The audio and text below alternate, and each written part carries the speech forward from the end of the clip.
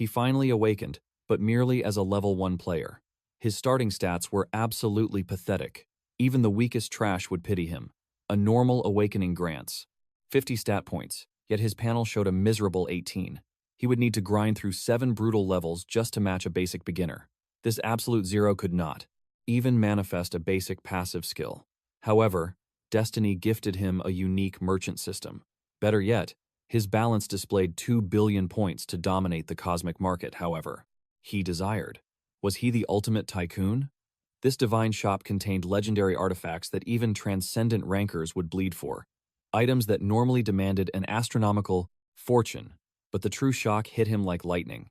A mythical-grade treasure rested in the shop, an existence completely unknown to the mortal realm. Before this moment, legendary rank was considered the absolute peak.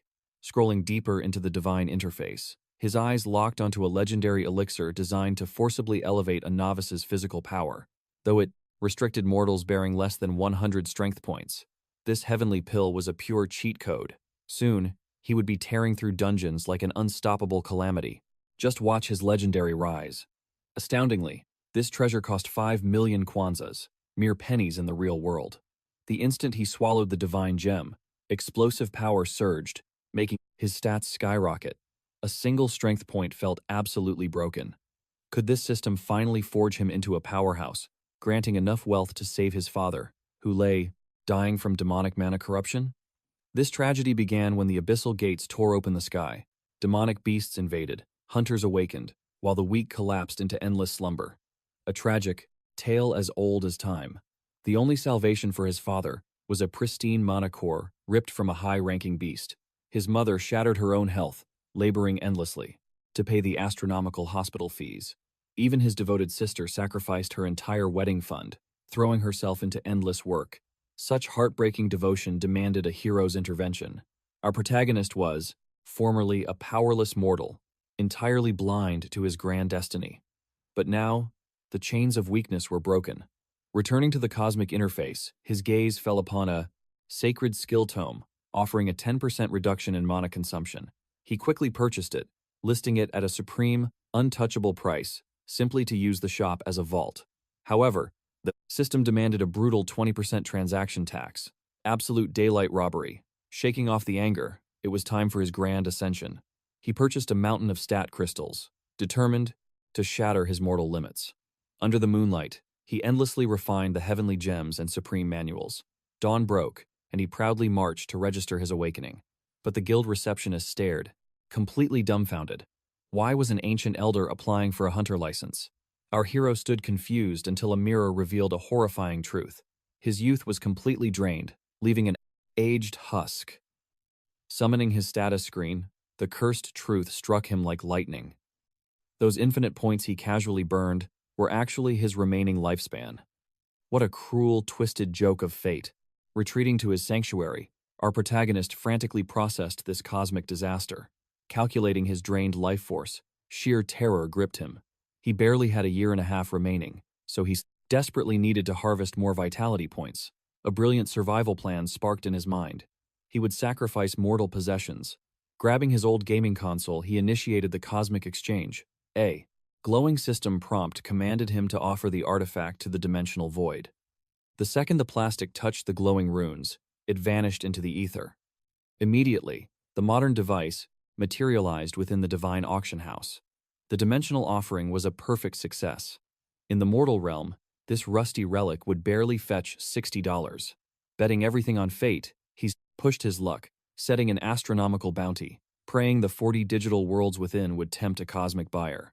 The relic registered with a golden flash. Now, our desperate hero debated stripping his entire home for survival.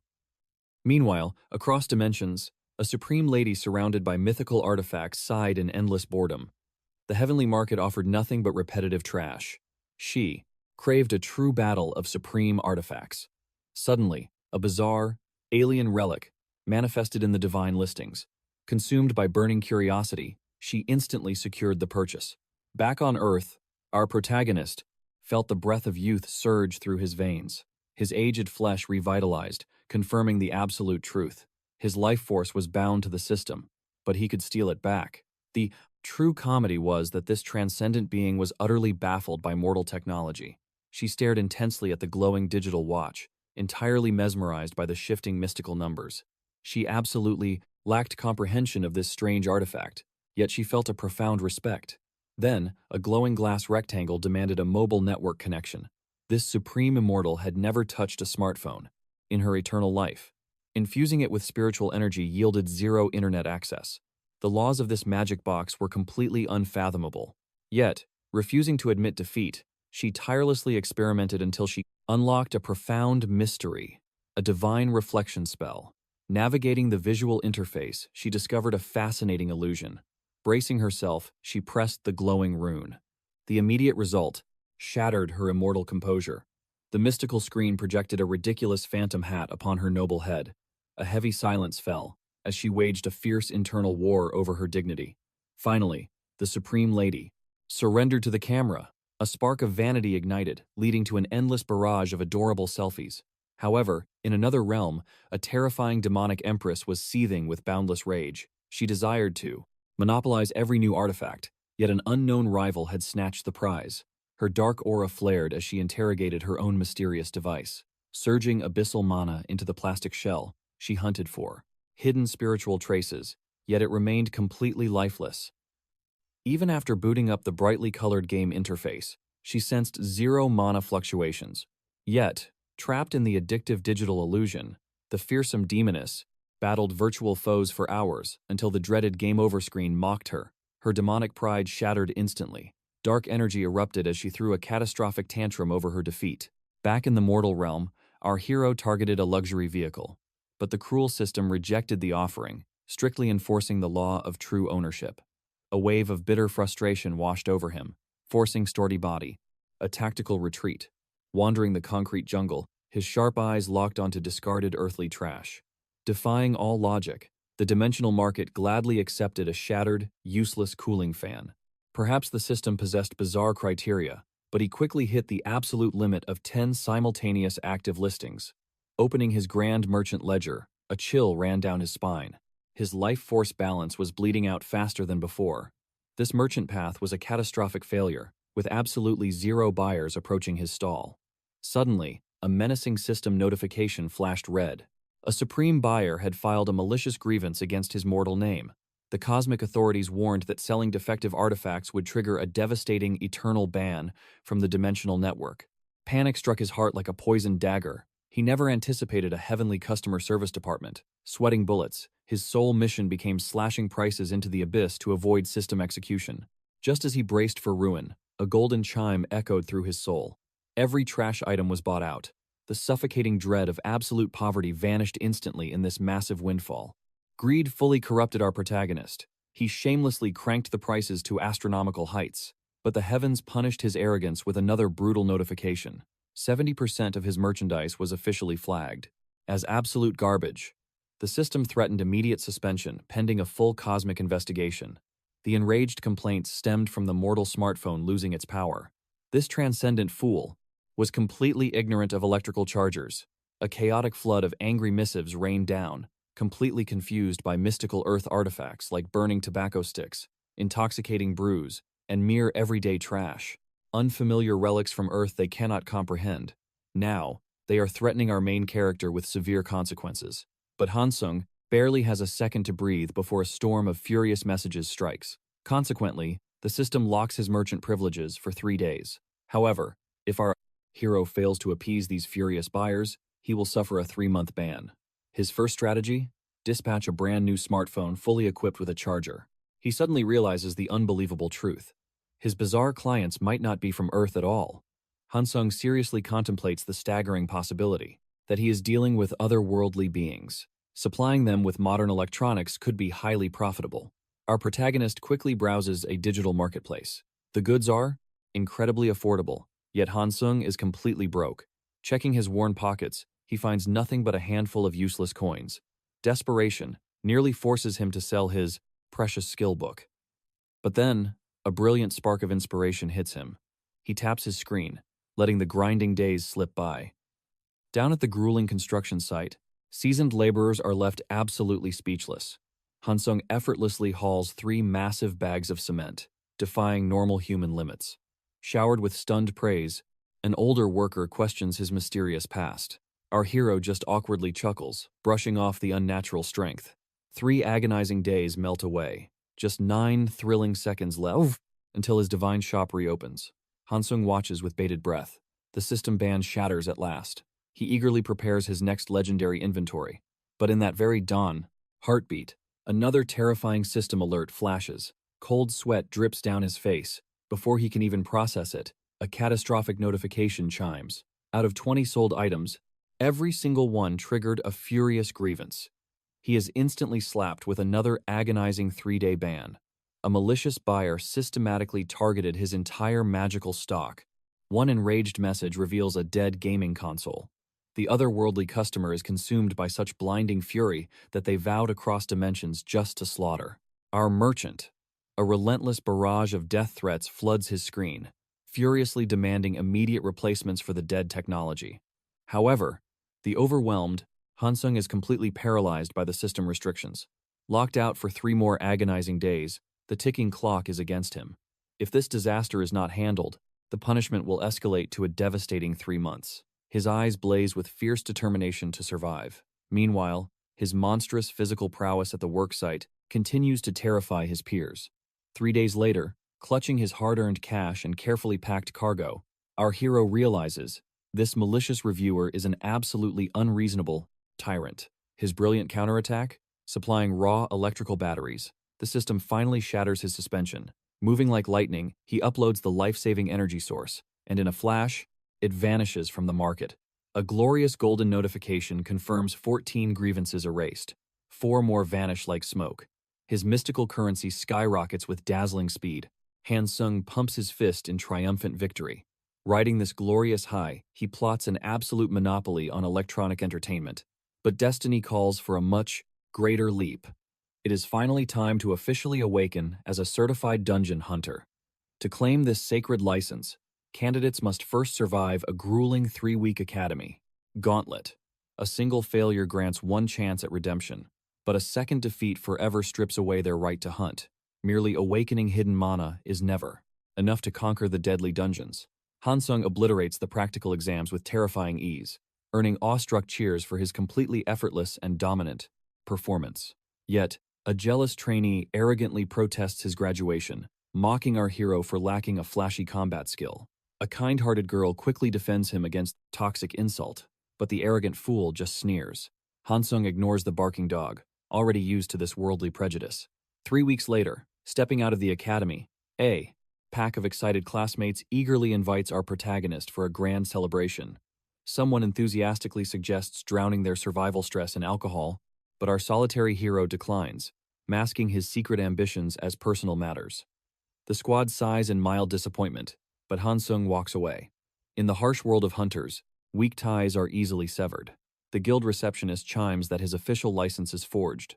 A triumphant smirk graces his face. He finally holds the sacred hunter. Pass. Freedom at last. He can auction his hidden grimoire, conquer the abyssal gates, and amass enough wealth to miraculously cure his bedridden father. At the mercenary outfitter, Hansung secures a massive arsenal, swiping his card for the costly gear. The grizzled merchant sternly warns of brutal penalty fees if the weapons are returned late, before offering a grim wish of survival. Tragically, a hunter's journey bleeds money. Simply renting low-tier beginner armor drains his fragile budget entirely, proving incredibly expensive. Without standard gear, the strict guild association violently bars any entry to the abyss. Furthermore, exorbitant portal toll fees bleed players dry. In the bustling guild square, desperate raid parties shout at the top of their lungs for fresh recruits. A flashy leader guarantees free entry and ultimate protection for vital support roles.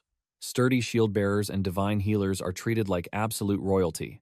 After all, even the lowest-ranking dungeon beasts can shred careless novices to bloody pieces. Checking his glowing system interface, his hidden physical stats have skyrocketed. His extraordinary unique ability is the multi-dimensional merchant system. With these god-tier attributes, elite guilds would practically worship him. But he walks a solitary path. His master plan? Slaughter the horned beasts alone, and disguise his purchased powers as a miraculous natural awakening.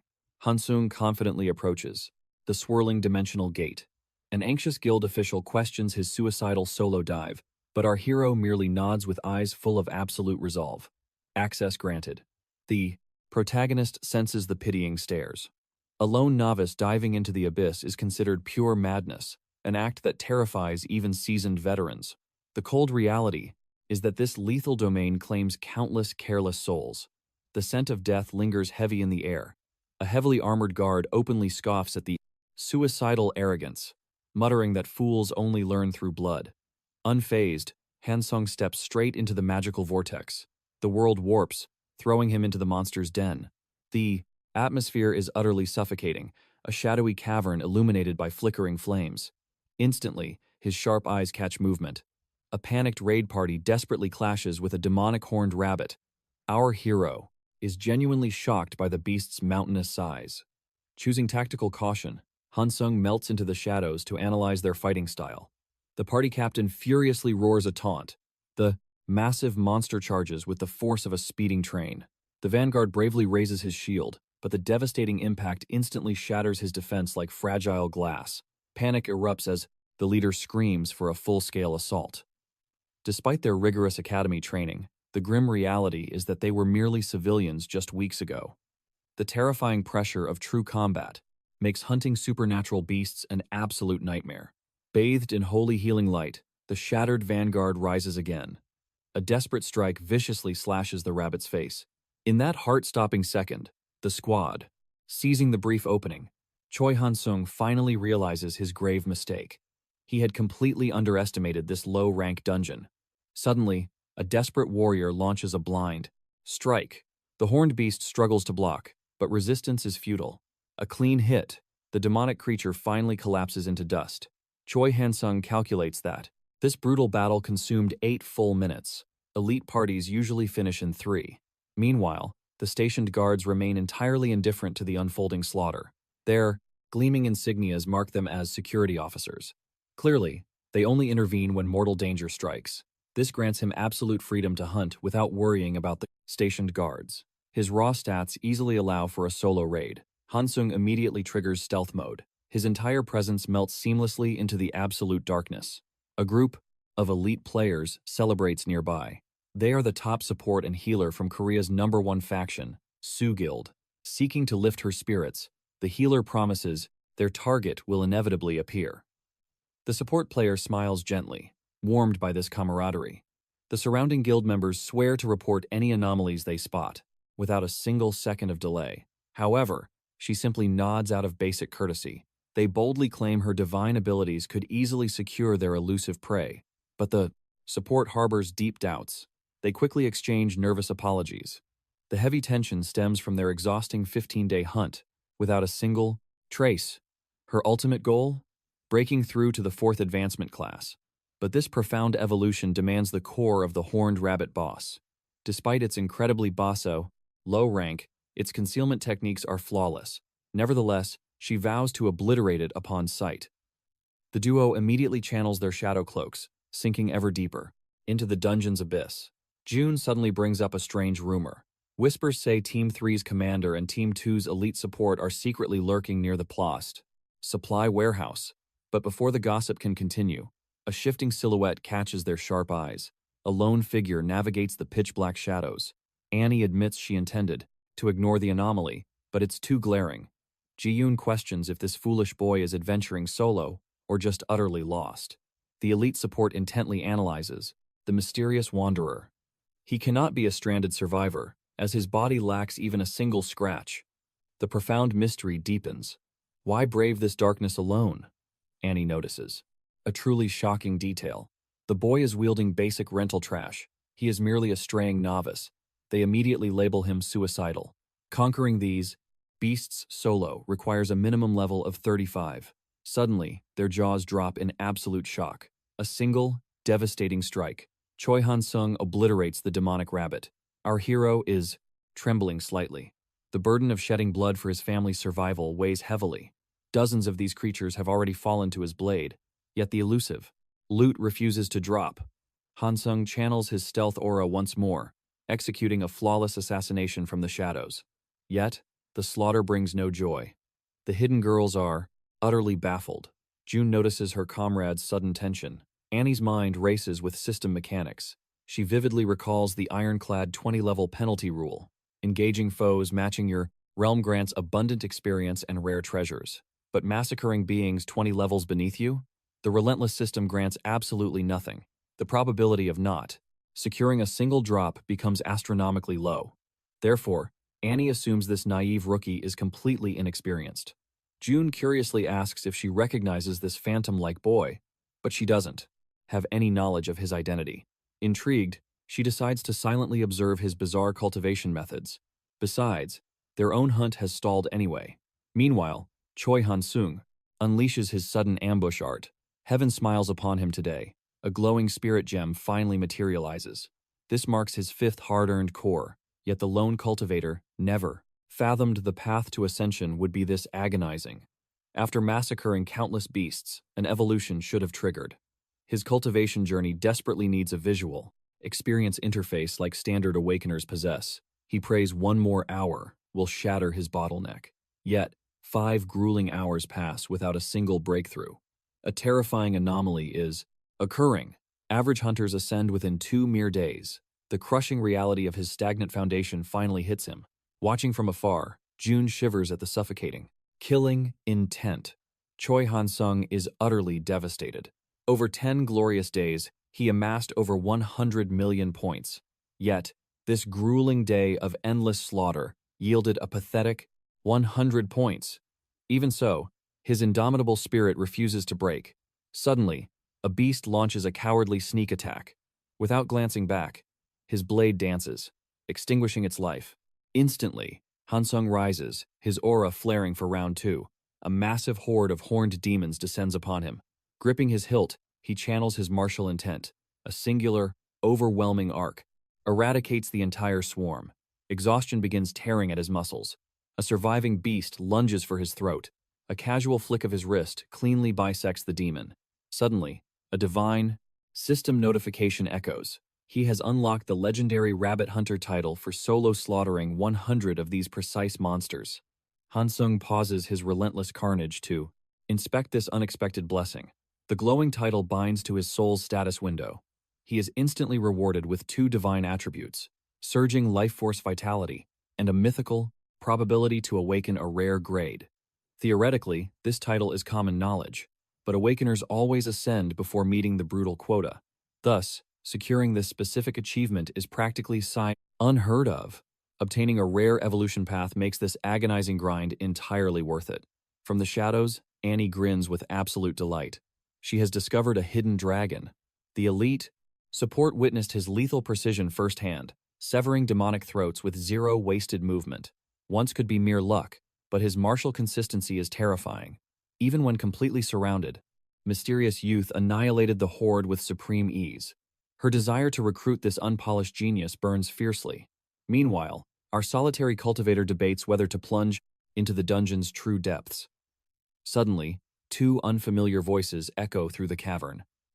Hansung turns, his eyes narrowing at their bespoke guild uniforms and high-tier artifact armor. June sweetly assures the wary hunter to relax his murderous intent. They claim to be security. He glares in pure suspicion. They bear no official insignias, and his sharp senses hadn't detected their auras at all. June smoothly explains their secret mandate to guard the portal's interior and their current extraction. She claims their complete lack of presence was due to advanced stealth arts. Yet, Hansung's instincts scream danger. He hadn't heard a single heartbeat, let alone footsteps. The elite girl smiles, admitting she approached because his godly swordsmanship is utterly wasted on slaughtering mere fodder. Hearing this, cold sweat drops. Because his foundation remains at level 1, our hero dreads being found. Out, Choi Hansung coldly asks if he must submit to an inspection. The support waves her hands. Pure curiosity drove her, revealing their mighty Sioux Guild identities. The lone cultivator flinches internally. They belong to Korea's absolute pinnacle faction. She offers him a golden ticket into their prestigious ranks, demanding only a glance at his system. Window. Panic sets in. A cursed heaven-defying penalty has completely locked his ascension. Hansung realizes that exposing a level 1 with such monstrous stats will inevitably be dangerous. Branded an anomaly, No matter the slaughter, his level remains stagnant. Our lone wolf outright rejects the guild's offer, coldly turning away. Annie blocks his path, desperate to recruit him. Her sheer persistence catches him off guard. She stares, baffled. Has he never heard of the legendary Siwa Guild? He knows their immense reputation perfectly well. Flabbergasted, she demands to know why he'd throw away such a golden opportunity. He simply states that he despises the chains of a guild. He walks the martial path alone. She presses, suspecting a rival faction, but our hero shuts it down. He relies on no one but himself. His absolute conviction silences the two girls. Choi Hansung offers a curt farewell. Unwilling to yield, Annie forces her contact card into his hand, hoping this stubborn rogue reconsiders his solitary fate. He pockets it and turns to depart. Desperate for a connection, she suggests escaping the abyss as a party. Sharing the burden guarantees survival, she claims. Yet, he mercilessly rejects their alliance. Annie scoffs at his sheer arrogance. Her companion mutters that this reckless pride will eventually be his doom. Tensions high. The girls finally retreat. Stepping back into the mortal realm, our hunter realizes the bitter truth. Absolute vigilance is required. Suddenly, a strange detail makes him pause. The dungeon's aura lingers. Hansung quickly waves down a taxi. Sliding into the back seat, the driver requests a destination. Our hero coldly orders him to just drive. Hansung scrolls through the system coordinates, finally setting his sights on the infamous Blood Fox dungeon. The chatty driver boasts about his endless experience ferrying awakened players. He claims to know every magical hotspot perfectly. Yet, our lone hunter completely tunes out the mortal's babble. His mind is consumed by the system. Will his cursed stats remain locked forever? Arriving at the new hunting ground, the scenery is entirely familiar. Swarms of weaklings beg for party members to carry them. The pathetic atmosphere hasn't changed at all. He strides straight toward the abyssal gate. The guard demands to see his raid squad. Choi Hansung smirks, declaring his party of one. Without hesitation, he crosses the dimensional rift, plunging into Talf, the darkness. A massive fangtooth fox appears. A full raid team struggles against a single beast. Hansung merely watches from the shadows, noticing the exact same flaw. As the last trial, the pathetic sentinels ignore the chaos. Seizing the moment, our hero cloaks his presence. Drifting like a phantom, he descends into the true depths. His blade slides from its sheath, humming with lethal intent. Absolute confidence blazes in his eyes. He launches himself at the demonic beasts. Instantly, the system reveals a staggering bounty of 180 points.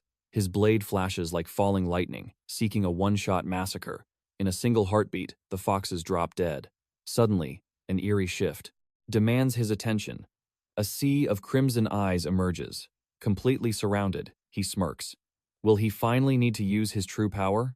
2 brutal hours later, he checks. The soaring kill count, 299. Slaying 13 elite foxes grants Choi Hansung a brand new achievement. This glorious system reward was exactly what he anticipated. He summons the holographic status screen. The curse level remains totally stagnant. However, a raw surge of power flows through him, strength +1. Every unique title unlocks a hidden path of cultivation. Another massive pack of demonic foxes closes in. Hansung grips his blade, eyes burning. Phase 2 of his bloody experiment begins. 7 grueling hours of placer of relentless combat later, the system chimes. A brilliant blue light reveals a rare title, Blood Fox Predator. A triumphant smile breaks through his exhaustion. He has successfully evolved his combat, mortal limits. Alongside another permanent boost to his physical might, the interface reveals a legendary secret. The mythical heroic rank exists. Panting heavily, Hansung takes a brief pause. Yet, his hunger for absolute power burns brightly. He packs the glowing monocores and turns back. Suddenly, an ancient aura stops him. A rare grimoire, the legendary iron body technique. A harsh system error flashes his martial foundation already possesses this art. Utterly frustrated by the redundant loot, he scoffs. Without hesitation, he throws it onto the auction house for a completely astronomical sum. Flipping the market, he quickly acquires a new arcane manual. Emerging from the abyss, he breathes the mortal air. The wide-eyed guild appraiser demands to inspect his spatial inventory. Our hero casually drops his heavy sack and the mystical tome. The appraiser begins the scan, but his jaw practically unhinges at the sheer, a mountain of high-grade magic crystals. Staring at the glowing rare grimoire, the man trembles in absolute disbelief. Hansung coldly asks if there's an issue. Back at the guild headquarters, the endless cores are tallied up. The immense wealth hits 39,001. The merchant promises to call once the auction concludes. Smirking at his expanding treasury, the lone hunter vanishes into the city. His mind races. He could easily farm 1,000,001 daily. The awakened life is pure profit. The very next dawn, our unstoppable protagonist fuels his body for war. Calculating the travel time, leasing a stronghold near the rift, seems perfectly logical. But right now, only one thing matters: forcing his title to evolve. Plunging into the cavernous depths, another demonic beast is completely decimated. With terrifying ease, he slaughters the entire pack. Suddenly, a radiant golden light explodes, unlocking an impossible heroic milestone for massacring 5,000 beasts solo. A server-wide notification shakes the world. He is the very first mortal to achieve a heroic title. The staggering revelation leaves him utterly stunned. Reaching this pinnacle feels almost like a system glitch, but he hungrily embraces the forbidden power. Ripping open his status screen, his raw stats completely explode, surging to an overwhelming 100 points. Every single attribute skyrockets by +20, but Hansung's eyes lock onto a divine secret. The path to the mythical legendary rank is wide open. Our monstrous hunter contemplates the grind, but his mana is totally depleted. He vows to conquer it tomorrow. 10 grueling days of endless slaughter later, lounging in his new penthouse suite, he devours a massive feast. Flashback to the abyss. His blade perfectly severs the final fox. The heavens tremble as a divine notification drops. The impossible legendary rank is finally his. Hansung collapses, totally drained. The system showers him with godlike strength, a catastrophic boost of 40 points to every attribute. He cannot contain his maniacal laughter echoing through the cavern. Checking the holy interface, reality hits. This is the absolute pinnacle of title evolution. His insatiable greed demands endless growth, but for now, Hansung sheathes his weapon to depart. Unbothered, he knows countless other dungeons hold similar secrets. Returning to the beginner rabbit zone, Choi Hansung confronts a massive horde of mutated monsters. A savage beast launches a lethal sneak attack. Without even looking, he violently thrusts his sword hilt backward. The sheer kinetic force sends the monster crashing devastatingly into the solid stone wall. His raw physical power has transcended mortality. He could crush these beings with his bare fists. Satisfied with the massacre, he retreats. Resting in his luxurious hotel, Hansung's smartwatch pings. The auction house confirms his legendary loot has sold, demanding his physical presence for the massive payout. Smirking, the overpowered protagonist immediately marches down to the Grand Merchant Guild. The terrified clerk carefully slides the official contract forward for his absolute verification. As his eyes scan the ink, a world-shattering realization violently strikes his core. The greedy auction guild demands a staggering 42% cut from every transaction. Such daylight robbery leaves our main character absolutely speechless, forcing him to immediately sever all business ties. He realizes his survival requires maximum efficiency. Having easily amassed 10,000,001 from mere mana crystals, reaching the legendary 1 billion mark feels entirely within his grasp, especially with his digital storefront absolutely booming. Maintaining this explosive momentum means acquiring that life-saving heavenly elixir far ahead of schedule. Strolling through the bustling city districts, Choi Hansung suddenly catches a glimpse of his own ragged reflection. Ever since his father fell gravely ill, purchasing new garments became an impossible luxury for his struggling household. However, this miserable poverty ends tonight. Elsewhere, exhausted laborers meticulously assemble industrial components. As the clock strikes 7 in the evening, the gruff foreman finally dismisses the drained crew. Several colleagues wave farewell to a weary woman departing by herself. Stepping from the shadows, Hansung gently calls out. Maternal joy instantly brightens her exhausted face. Embracing her, our main character feels her agonizingly frail frame. Puzzled, she questions this unexpected reunion. He casually claims he merely missed his beloved parent.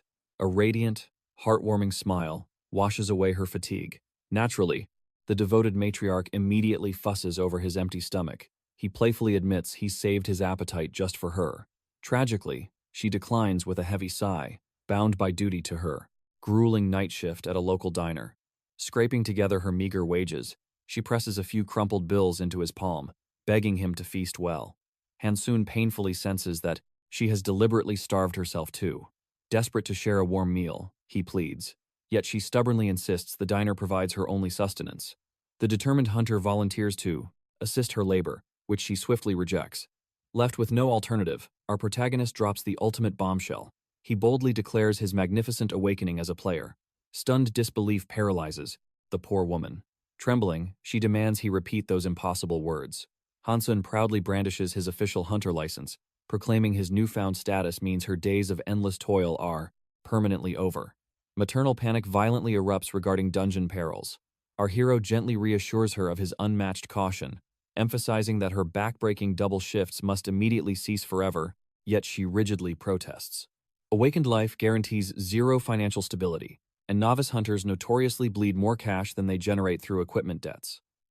Choi Han-soon calmly acknowledges her logical fears, countering with his digital bank statement. Her eyes widen drastically upon witnessing a staggering balance of 1 billion won. This astronomical fortune finally grants her the freedom to rest, obliterate those suffocating medical debts, and taste true comfort. Overwhelming sobs of relief shatter her composure. Han-soon gently wipes her tears, insisting that after their endless sacrifices to raise him, destiny demands he become their shield. Choked with emotion, she breathes a single, profound prayer of gratitude. That evening, proudly parading her heroic son before the kitchen crew, he rolls up his sleeves to conquer the mountain of dirty plates, accelerating their closing time with superhuman efficiency. As the starry night descends, they bid farewell and stroll homeward, side by side. His younger sister cheerfully greets their arrival, but gasps when Hansoon's booming voice echoes through the hallway. Utterly baffled by her brother's spontaneous manifestation out of thin air, she demands answers. He swears the heavens have finally smiled upon them. Gathering closely upon the worn tatami mats, our hero drops the awakening bombshell, adding the tantalizing detail of his explosive wealth generation. His sister's jaw hits the floor as she tracks his skyrocketing daily revenue, culminating in that mythical 1 billion mark. Utterly paralyzed by the impossible zeros, she trembles. Hansun vows upon his life that their era of brutal suffering is officially dead. Hot tears cascade down his sister's cheeks, confessing how agonizing their daily survival had become. For the first time in years, Hansun drifts into peaceful slumber, a triumphant grin illuminating his face. Come morning, he gears up, prompting his mother's anxious inquiry about his return. With a playful smirk, he threatens to stay away until she permanently resigns. She frets over his hopelessly civilian attire, but our legendary hunter smoothly assures her that the hunter market provides limitless tactical gear. Bidding a fond farewell, he marches toward destiny. Hours later, an icy panic grips his mother as dial tones redirect straight to a soulless voicemail. Praying to the heavens for his safety, her dread shatters when Hansun comes sprinting down the corridor. Gasping for air, he blames horrendous city gridlock for forcing his explosive sprint.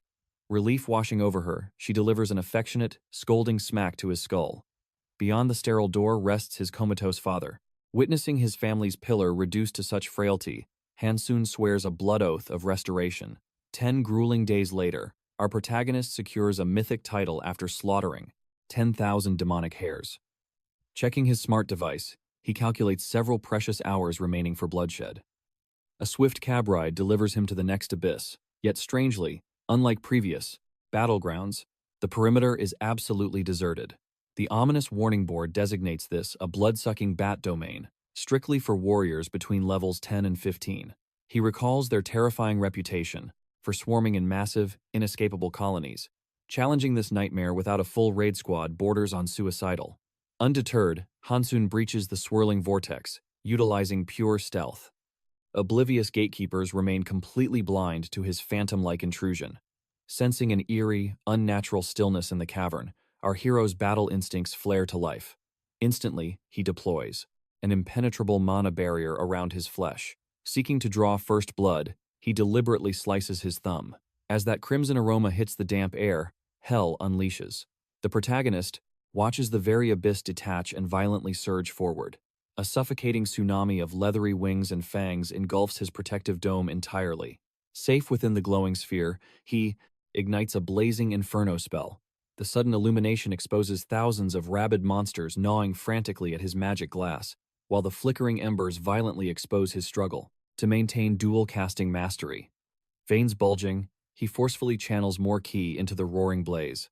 A labyrinth filled with such microscopic vermin proves surprisingly overwhelming. Pushed to his absolute limits, he unleashes the maximum potential of his elemental destruction. The condensed sunburst phases through his shield, detonating with apocalyptic fury against the cavern walls.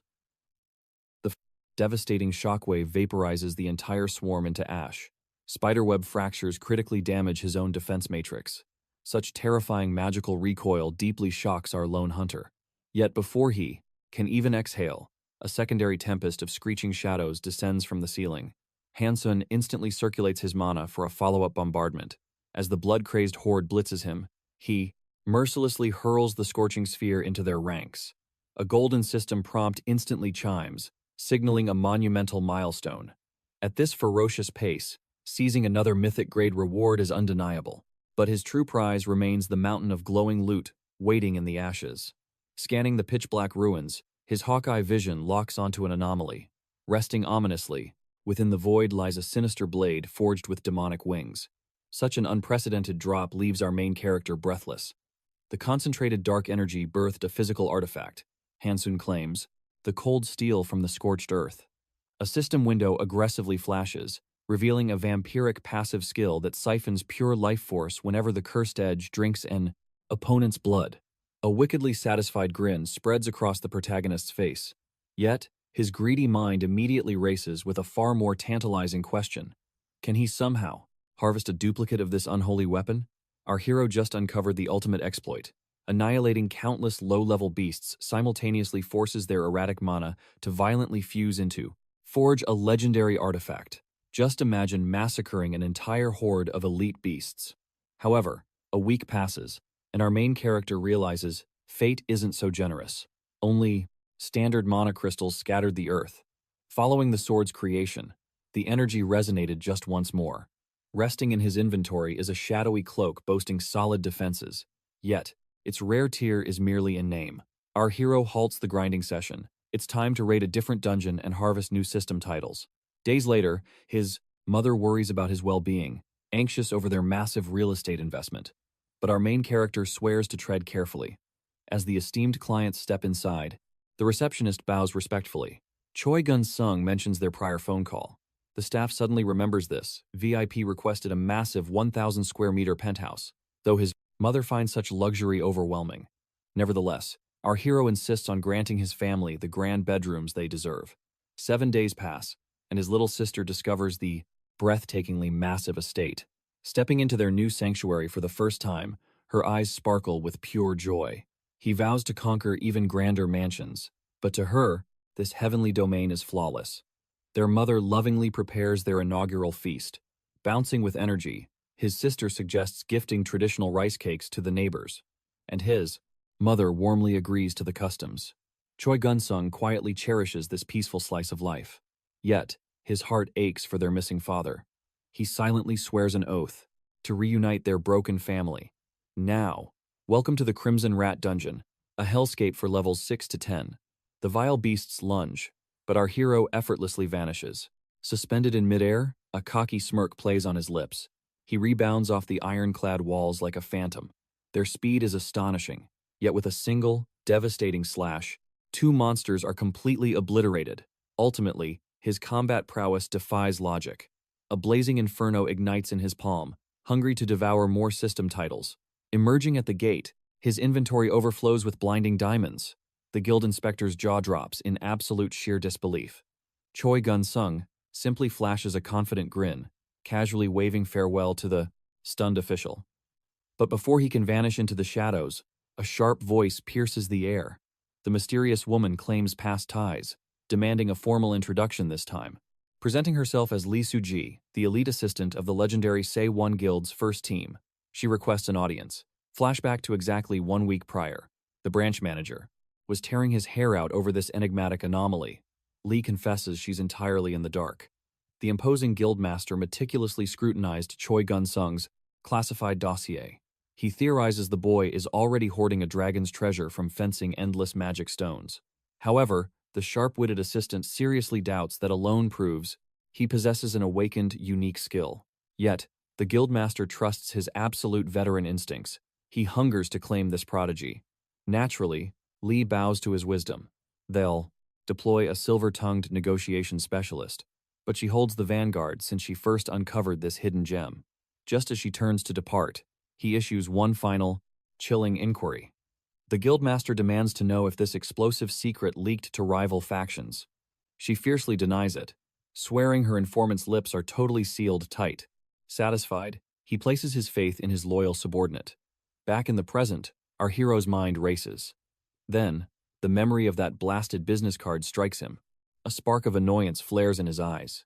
He instantly interrogates the persistent woman, demanding to know how they tracked his shadow and unearthed his true identity. Sensing the boys' rising hostility over their invasive background checks, the slick negotiation specialist smoothly intervenes. He bows formally, suggesting they relocate to a much more tranquil environment. But Choi Gun-sung coldly rejects the offer, turning his back on them. Pushed to his absolute limits, the desperate recruiter begs for a home visit instead. Those audacious words strike our hero like a sudden ambush. The man claims he lingered outside purely out of deep respect. He identifies himself as Go Jin's son, the elite scouting director of the Se-1 Guild. Choi Gun-sung glares, demanding their true intentions. Go chuckles, admitting his burning desire to recruit him. Our hero's response is absolute ice. He has zero interest in any rebellion. Pathetic guild. The recruiter expected this fierce independence. He humbly begs forgiveness for crossing the line, warning that rival guilds would employ far more ruthless, bloodthirsty, and heavily Midas villains, aggressive tactics to enslave an awakener. Yet, his silver tongue completely fails to pierce our main character's ironclad defenses. To make matters even worse, the corporate suit speaks far too rapidly. Choi Gun-sung ruthlessly cuts him off. Our protagonist cuts straight to the gold. What's the signing bonus? And what's the annual salary? Go deflects, claiming it entirely depends on the hunter's level and hidden attributes. A smirk creeps up our hero's face. They are finally showing their true hand. However, the desperate recruiter swears on his life that, at a minimum, he'll guarantee a 100 million signing bonus, and 10 million annually. Our main character is genuinely stunned. Even treating him as a mere rookie, that is an absolute fortune. Perhaps they intend to forge him into their ultimate champion. Yet, suspicion lingers. It's unheard of for any elite guild to casually hurl that much wealth at an unproven novice. The sole exception is the nation's divine buffer, Kim Ha-na, whose legendary talents had already shaken the entire world. A status that certainly doesn't apply to Choi Gun-sung. True, our hero possesses a godly, system-defying merchant ability, but there is absolutely no way they could know. Upon receiving his hunter license, he meticulously masked everything except his basic level. Suddenly, the truth strikes him like lightning. Gun-sung narrows his eyes. Is this massive bribe simply because of the magic? Stones?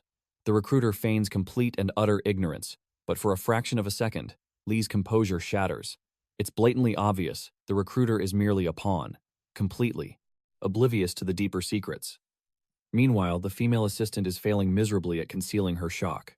Still, a Titangent-class guild wouldn't mobilize their absolute best just to hunt down a mere crystal merchant. They definitely suspect he's awakened a legendary hidden skill. The anxious recruiter begs to know his thoughts. After all, the young man has absolutely nothing to lose. Choi Gun-sung coldly declares that exposing his sacred status window grants him zero strategic advantage. Furthermore, Go's empty words are completely devoid of any concrete guarantees. The desperate scout swears he'll offer the heavens, only after verifying his status. Gun-sung fiercely counters. He demands the 100 million bonus up front. Only then will he reveal his secrets and pledge his loyalty. Stubbornly, the recruiter firmly refuses without seeing the system window first. Seeing the deadlock, our main character instantly severs the pointless negotiation. Choi Gun-sung had anticipated this exact clash of greed. Clearly, he must cloak his jewel-trading activities in absolute shadows from now on. His rapid rise has attracted far too many dangerous eyes. Suddenly, his phone vibrates with an unidentified caller ID. Unbelievably, it's the exact same relentless recruiter he just left in the dust. Choi Gun-sung violently rejects the call. His patience for these corporate hounds is completely exhausted. Later, inside his sanctuary, another pathetic text chimes in from Go, desperately begging for an alliance. Pushed beyond his absolute limits, our hero mercilessly blocks the number forever. With his mind fiercely set, Choi marches straight back into the bloody dungeon. Afterward, at At the dungeon's exit, an ambush awaits our main character. Yet, he strides past without a single glance. Inside another gate, blue-scaled lizards prowl, but this monstrous horde falls instantly. Fatigue weighs heavily on our main character's shoulders. Still, at this grinding pace, that life-saving elixir will soon be his. His next target? A domain of crimson-maned wolves, strictly for players level 15 to 20. Unlike the previous zone, hunters swarm this gate, though breathing room remains. Those massive beasts are already clashing with an adventuring party. Observing closely, our hero senses an aura far deadlier than the reptiles. Even so, he knows one devastating strike will shatter them completely. With his newly awakened stats, crushing level 50 beasts feels entirely possible. Today's objective? Claiming the coveted Wolf Hunter title. But lurking deep within, the abyss, a hunter's badge drips with fresh blood. Thrashing in the shadows, a man is devoured alive. His level 71 companion stares in absolute, soul-crushing horror. At the nightmare before him, a monstrous two-headed hound blocks the path. He lunges to save his comrade, but in a flash of fangs, his arm is severed. The beast's speed is terrifyingly unreadable. In a desperate scramble for survival, he turns to flee, but a single brutal swipe snuffs out his life. Meanwhile, our main character hardly steps inside before spotting a crowd. Choi Han-sung notes the swarm of hunters flocking to this popular raid. Yet, a dark foreboding settles over our hero's mind. These gates erupted 10 years ago. Even after clearing a heroic raid, endless portals spawn to match the hunter's awakening every year. Suddenly, a ferocious wolf lunges for the kill, but Choi Han-sung severs its head mid-flight. Before his boots touch the ground, an entire pack surrounds him. Without hesitation, raging flames ignite within his palm, incinerating them in a single blast. Instantly, fresh predators bare their fangs. Our hero hoists his shield, but fakes them out, driving a bone-crushing fist straight into the hound. He flows seamlessly into a devastating sword combo. Without missing a beat, he unleashes a barrage of magic missiles, instantly obliterating another beast into ashes. The remaining pack and our main character lock eyes in a deadly standoff. Smirking, he beckons them forward. Blinded by feral rage, they charge. As he vaults effortlessly overhead, in a flash of steel, Choi Han-sung ends the slaughter, unlocking his very first system title. The raw power of his blade's awakening feels incredibly satisfying. With the zone swept completely clean, Choi Han-sung pushes deeper into the shadows. Nearby, a struggling party clashes with beasts, but our hero walks right past their trivial skirmish. However, another noisy battle blocks his path. Annoyed by the crowded hunting grounds, he considers switching gates. But suddenly, a blood-curdling shriek shatters the air. Whipping around, our main character witnesses two hunters slaughtered in perfect synchronization. His gaze snaps upward, locking onto a massive, nightmare-inducing abomination. A terrified huntress scrambles for her life, only to be crushed like an insect. A gruesome remnant of her armor skitters to a halt right at our hero's boots. Bile rises in Choi Han-sung's throat at the sickening sight. A monstrous three-headed hellhound has utterly eradicated the raid party. Staring down this towering calamity, our hero's muscles coil with absolute tension. In a blur of motion, the beast slams down, but he narrowly evades the crushing blow. Suddenly, Choi Han-sung realizes his very existence hangs by a thread. He dives behind a boulder, yet the Shadow Panther strikes his exact blind spot. Choi Han-sung gasps, his perfect concealment completely shattered. He leaps desperately to avoid the lethal impact. The shockwave merely clips him, yet his armor disintegrates into dust. Stripped of protection, our main character stands. In just a torn shirt and cloak, the colossal panther lunges again. Vaulting upward, he smashes his shield dead center into its snout, dizzying the monstrous feline. Yet, this barely scratches its monstrous vitality.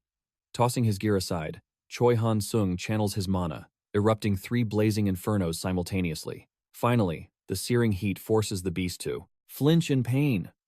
Snatching his bag, Choi Han-sung sprints for survival, realizing his flames barely dented its hide. The sheer durability of this apex predator is terrifying. This was supposed to be a level 20 raid. Whirling around, he blasts 2 more scorching spheres. Twin explosions engulf both heads, but this reckless casting means his mana will evaporate in seconds. Despite the fiery smokescreen, a blindside attack sends him flying. Miraculously, Choi Han-sung clings to life. His mysterious cloak's legendary durability far surpasses that cheap rented gear. The demonic hound unleashes furious strikes, hitting only empty air. Lungs burning. Our hero knows stamina is his greatest enemy. Urgently, he summons the system shop, securing a shimmering agility-boosting crystal. While dodging death, he forcefully swallows the celestial gem. 20 agonizing minutes of survival pass as the energy integrates. Finally, his combat stats explode past 849. Surging with newfound power, he hurls a devastating fireball. Half the beast's visage melts. He gracefully sidesteps its first strike. For the second, the monstrous feline blocks with a massive claw. Nevertheless, the inferno leaves a festering wound.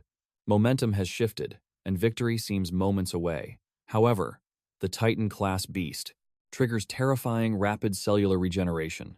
Basic fire spells are useless against this healing factor. The shadow of death looms over the battlefield once again. Our hero knows it's fatal. Weakness is flames, yet a deadlier inferno is required. Racing through the cavern, the colossal hellhound snaps at his heels. Scanning the system shop, a legendary skill catches his eye. The cost is astronomical, and the physical recoil could be fatal. But survival demands sacrifice. Choi Han-sung pivots, eyes burning with resolve. Mana surges as he invokes the ultimate. Art. The behemoth charges with world-ending fury. Choi Han-sung manifests a blazing spear of absolute destruction, praying for a critical hit. This new flame ability detonates, and the piercing comet explodes directly against the monstrosity's skull. Our hero cheers in absolute triumph. One demonic head is entirely vaporized into ash. Only 2 remain, yet his second strike misses entirely. Choi Han-sung doesn't lose focus. He challenges the beast, betting his soul on this death match.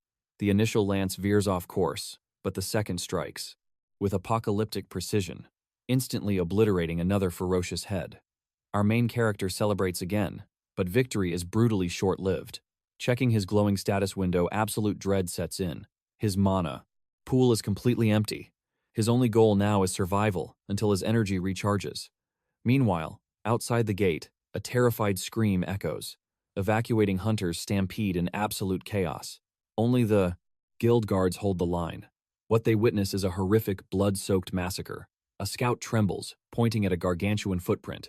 Judging by its massive scale, he assumes this creature is an unnatural calamity. The terrified girl questions if hunting this beast is a death sentence. Yet, a hot-headed player refuses to sit around like a coward, waiting for backup, especially when the vanguard remains agonizingly silent. The horrifying realization dawns. Those elite sentinels might have already been devoured. Despite the overwhelming aura of certain doom, the raid leader still wants to investigate. A cowardly member instantly rebels, refusing to step into the abyss. Risking his life for a paycheck is madness, but the commander's honorable duty drives him to save any trapped survivors. Yet, the selfish rogue spits on their honor, igniting a fiery clash of wills right outside the gate. The clash turns completely devastating. Players scramble to break up the overwhelming chaos. Someone shouts a desperate warning. Meanwhile, in the real battle, Hansung's pros, mana regeneration is painfully slow. The demonic beast refuses to fall. Worse yet, its severed heads are healing. Our main character must end this clash before it achieves full recovery. He summons one final spear. A single miss means absolute death. A chilling silence stretches between them. Then, Hansung makes a bold move and discards his weapon. Dragging out this duel is a death sentence. He grips his blazing spear. It is time for judgment. Our hero embraces the absolute madness of his plan. He inhales deeply, grounding his spirit for the final strike. The demonic hound lunges to crush him, but completely strikes empty air. In a flash, Hansung launches himself toward the beast's regenerating head. However, the monster evades his lethal thrust, sparking intense frustration in our warrior. Now, the Cerberus launches a vicious counterattack. Hansung narrowly evades death. The beast relentlessly targets his mid-air vulnerability. So, the San hero uses a boulder as a foothold. He propels forward with explosive momentum and unleashes a blinding slash. It seems like a complete miss, but landing, a smirk crosses his face. Even a grazing blow scarred the beast. Hansung charges fearlessly. The monster unleashes a desperate strike, but is effortlessly evaded. Seizing the opening, Our hero lands a devastating strike. The creature howls in pure agony. Blinded by wrath, the hellhound attempts to crush him. Hansung utilizes godlike speed. Scaling the monster's colossal back, he impales the back of its neck. Launching into the sky, he drives his blazing spear downward like a meteor. Still unsatisfied, he forces the divine weapon even deeper. With the monstrous head completely obliterated, our hero assumes the legendary battle is finally over. He thinks the Cerberus is slain, but fate is cruel. A massive paw strikes him. His shield proves completely useless against the devastating impact. The demon's horrific face is already regenerating, cornering our main character once more. This monstrous anomaly refuses to die. To make matters infinitely worse, his spiritual mana core is running dangerously empty. He steels himself for one final, desperate clash. He strikes the half-regenerated skull, just as a lethal claw descends upon him. But Hansung flawlessly counters the strike. He fiercely hurls his spear, obliterating the final neck. The colossal titan finally collapses lifelessly. Hansung, nursing a severely scorched hand and utterly exhausted spiritual energy, gazes at his fallen prey. Suddenly, a golden system notification illuminates the air. He has unlocked a legendary achievement for executing the mythical beast Gradun. He had no idea he faced an ancient entity. Then, another system alert rings out, catching our hero completely off guard. Our hero claims the title of Level Breaker for vanquishing a foe 100 levels above his own. A triumphant smile crosses his face. Despite the monumental, life-risking, suddenly, the Titan's corpse dissolves into pure golden mana, materializing into a legendary skill book. He steps forward and claims the divine treasure. This unique celestial skill grants absolute immortality, provided the user's head remains intact. All other bodily injuries will regenerate endlessly. As long as he protects his head, any wound will heal. Our hero has basically achieved immortality. Even if the base regeneration is slow, this divine skill can evolve. He has never witnessed an evolutionary rare skill on the market. Defense-class awakeners would wage war for this grimoire. Hansung securely packs his precious loot, preparing his grand departure. He realizes this heavenly power is truly one of a kind in this entire world. The system chimes again, asking if he wishes to awaken the Mani's power of absolute immortality. Hansung accepts without hesitation. A radiant blue aura erupts around his body. Upon activation, his torn flesh immediately begins knitting back together. However, this miraculous skill drains vitality. Luckily, our hero has plenty of it. Later, he inspects his newly acquired titles. The first permanently boosts all attributes by 5. The thrilling part? It is only a common rank, meaning he can vastly upgrade its power. Meanwhile, his second title grants him 3 extra signed vitality points. Hansung chuckles, dubbing Gradun a good boy. With his loot secured, he heads home. Meanwhile, an elite squad rushes in to hunt the Bradid. Mythical beast! They are the Hunter Association's extermination unit. A scout suddenly shouts, detecting the presence of active players. A female hunter steps forward, instantly, identifying herself with the prestigious association. The surrounding adventurers murmur in utter confusion. The fierce squad leader, Shin Yana, reveals dark rumors regarding an apex monster. She orders an immediate evacuation. A terrified rookie trembles, but Yana firmly confirms the deadly threat. Shin asks if anyone in the deadly vanguard has sensed the creature's aura. The scout claims he only detects low-level wolves, but suddenly, his expression shifts completely. He detects a lone player. Shin demands coordinates and numbers. The shocking answer? Just a single awakener. Our victorious hero strolls back happily, but his keen senses suddenly detect powerful auras approaching. His position. He halts his footsteps, highly cautious of these unknown variables. Their radiating mana confirms they are elites, draped in dazzling gear. The fierce leader questions if our lone hero is unharmed.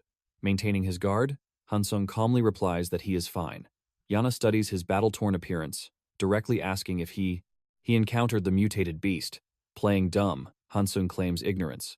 The sharp leader presses on, insisting he must have witnessed the apex predator. Our hero realizes the powerful association already tracks the dungeon's anomaly. He finally confesses to encountering the monstrous entity. Instantly, the elite huntress invades his personal space, eyes practically sparkling with desperate curiosity. Realizing her unprofessional breach of boundaries, Shin stammers a quick apology. Offering assistance, she presents a glowing magical vial to mend his injuries. Hansung immediately identifies it as an ultra-rare elixir. The system verifies its rapid regenerative properties. Yana instructs him to spray the liquid over his burns. Stunned by this generosity, our main character deflects by sharing intel about the beast. The elite commander urges him to speak. Hansung describes a colossal, shadow-furred, three-headed demonic jaguar. Yana gasps in shock, declaring that such a mythological nightmare is entirely undocumented. Neither her, veteran comrades have ever heard of it. Our hero casually adds that the house-sized behemoth vanished in a specific direction. Grateful for the crucial intel, Shin expresses her deep gratitude, and the squad vanishes like a lightning flash. Their phenomenal speed briefly startles our hero, yet he smiles, thankful he slaughtered the beast first. Otherwise, by the time the squad arrived, a massive bloodbath would have occurred. His legendary loot is a sweet bonus, leaving the elites to wander the dungeon searching for nothing. The elite team reaches the dungeon's end. A scout wonders if the apex beast escaped through the portal. The commander prays otherwise, because that would cause a catastrophe. That bloodthirsty beast would inevitably return to slaughter again. For now, all she could do was submit a formal report to the Player Association. Yet, a nagging doubt plagued her mind. How exactly did that lone survivor escape? For a man whose entire party was wiped out, he lacked any trace of despair. Captain Shin resolved to turn back and interrogate him, commanding her squad to halt. Her subordinate mage questioned her sudden pause. Shin admitted that solitary player troubled her deeply. The squad tank brushed off her worries, but her protective instincts demanded certainty. Reluctantly, the heavy warrior nodded in agreement. Ultimately, her elite unit held their position. With a single fluid motion, she melted into the dense shadows. Retracing her path toward the surface, an anomaly caught her sharp gaze. Sinister scorch marks scarred the dungeon walls. Narrowing her eyes at the ominous stains, she pressed forward to the exit gate. Unsurprisingly, the mysterious boy was already gone, leaving her to assume he had narrowly escaped death. Meanwhile, in his quiet apartment, the protagonist marveled at his newly awakened skill. Though his passive vitality recovery remained sluggish, layering it with low-tier healing magic wrought miracles. Drained of his aura, he collapsed onto the worn sofa.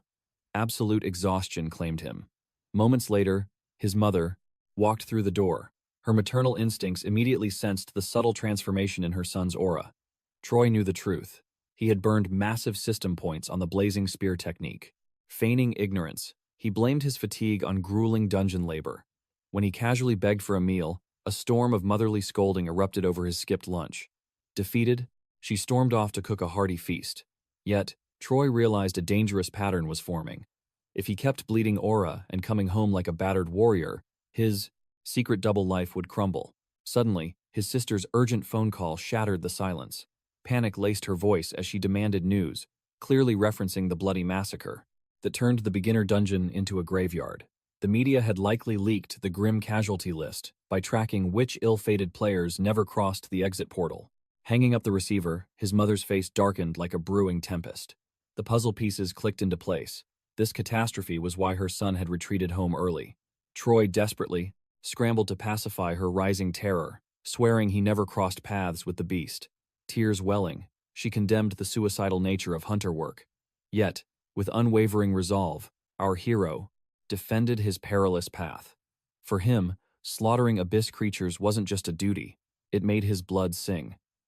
By daybreak, the association barricaded the Red Wolf dungeon, drawing a massive crowd of morbid spectators.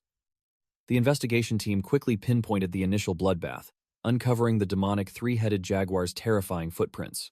However, the monstrous aura abruptly vanished, leaving no trace of its current lair, reported Kim Dong-gu, a veteran tracking specialist. Captain Shin frowned deeply, realizing it was illogical for the boss-tier beast to remain hidden after their exhaustive sweep of the caverns. Sweating profusely, Kim admitted his bewilderment but vowed to trace its lingering mana. Drawing her blade, Shin volunteered to guard his back. The tracker bowed in deep gratitude, relieved to have an elite ranker as his shield. Shin merely adjusted her grip, coldly stating it was her sworn duty. Channeling his sensory magic, Kim uncovered another brutal impact zone. Following the fractured monolines, the tracker suddenly gasped. The bloodthirsty jaguar had somehow let a mere mortal player escape with their life. Sprinting forward, Kim reconstructed the past through his clairvoyance. A titanic clash had erupted. His eyes widened in absolute shock. A solitary human had dueled the apex beast.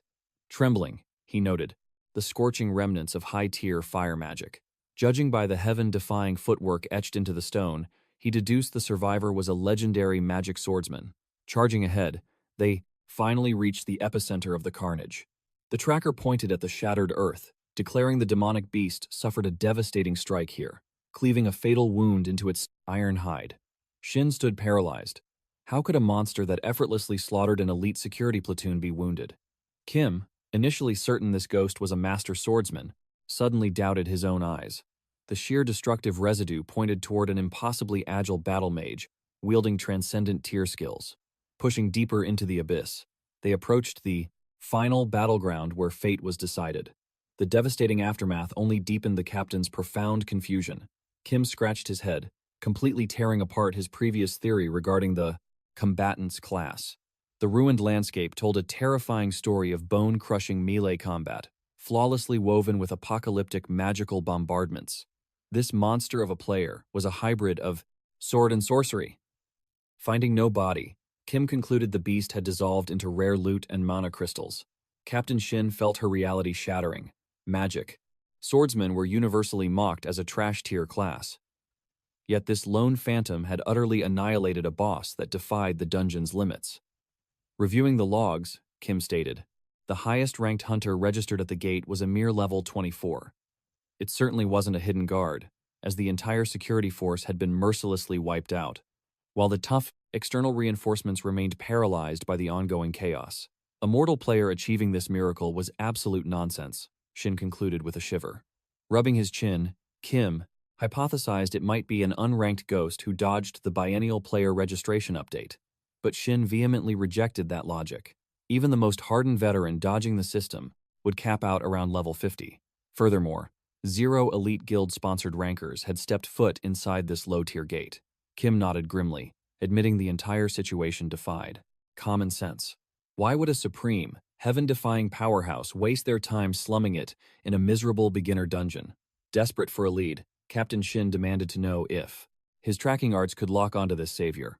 Though tailored for hunting demonic beasts, Kim swore to push his limits. Igniting his aura, the tracker scanned the void. He stated that the phantom's mana signature vanished the instant the death blow landed. Amidst this chaotic magical fallout, locking onto a human aura was like finding a needle in a hurricane. Frustrated, Shin questioned why beast tracking was effortless. Kim explained that abyssal creatures reeked of dark mana and left colossal, undeniable physical imprints. Conversely, if a human wasn't actively spilling blood or burning mana, they became veritable ghosts. Furthermore, this absolute monster of a player completely suppressed their aura post-battle. Had they leaked any magic, Kim could have locked onto their soul. Witnessing his desperate struggle, Shin realized she was demanding a miracle and quickly apologized. Bowing his head in shame, Kim countered that his mastery still had a mountain to climb. Shin mercifully ordered a retreat, and the exhausted tracker instantly complied. Ultimately, the association sealed the bloodstained dungeon. Drafting her final report, Shin fiercely demanded a ruthless background check on every soul that crossed the gate.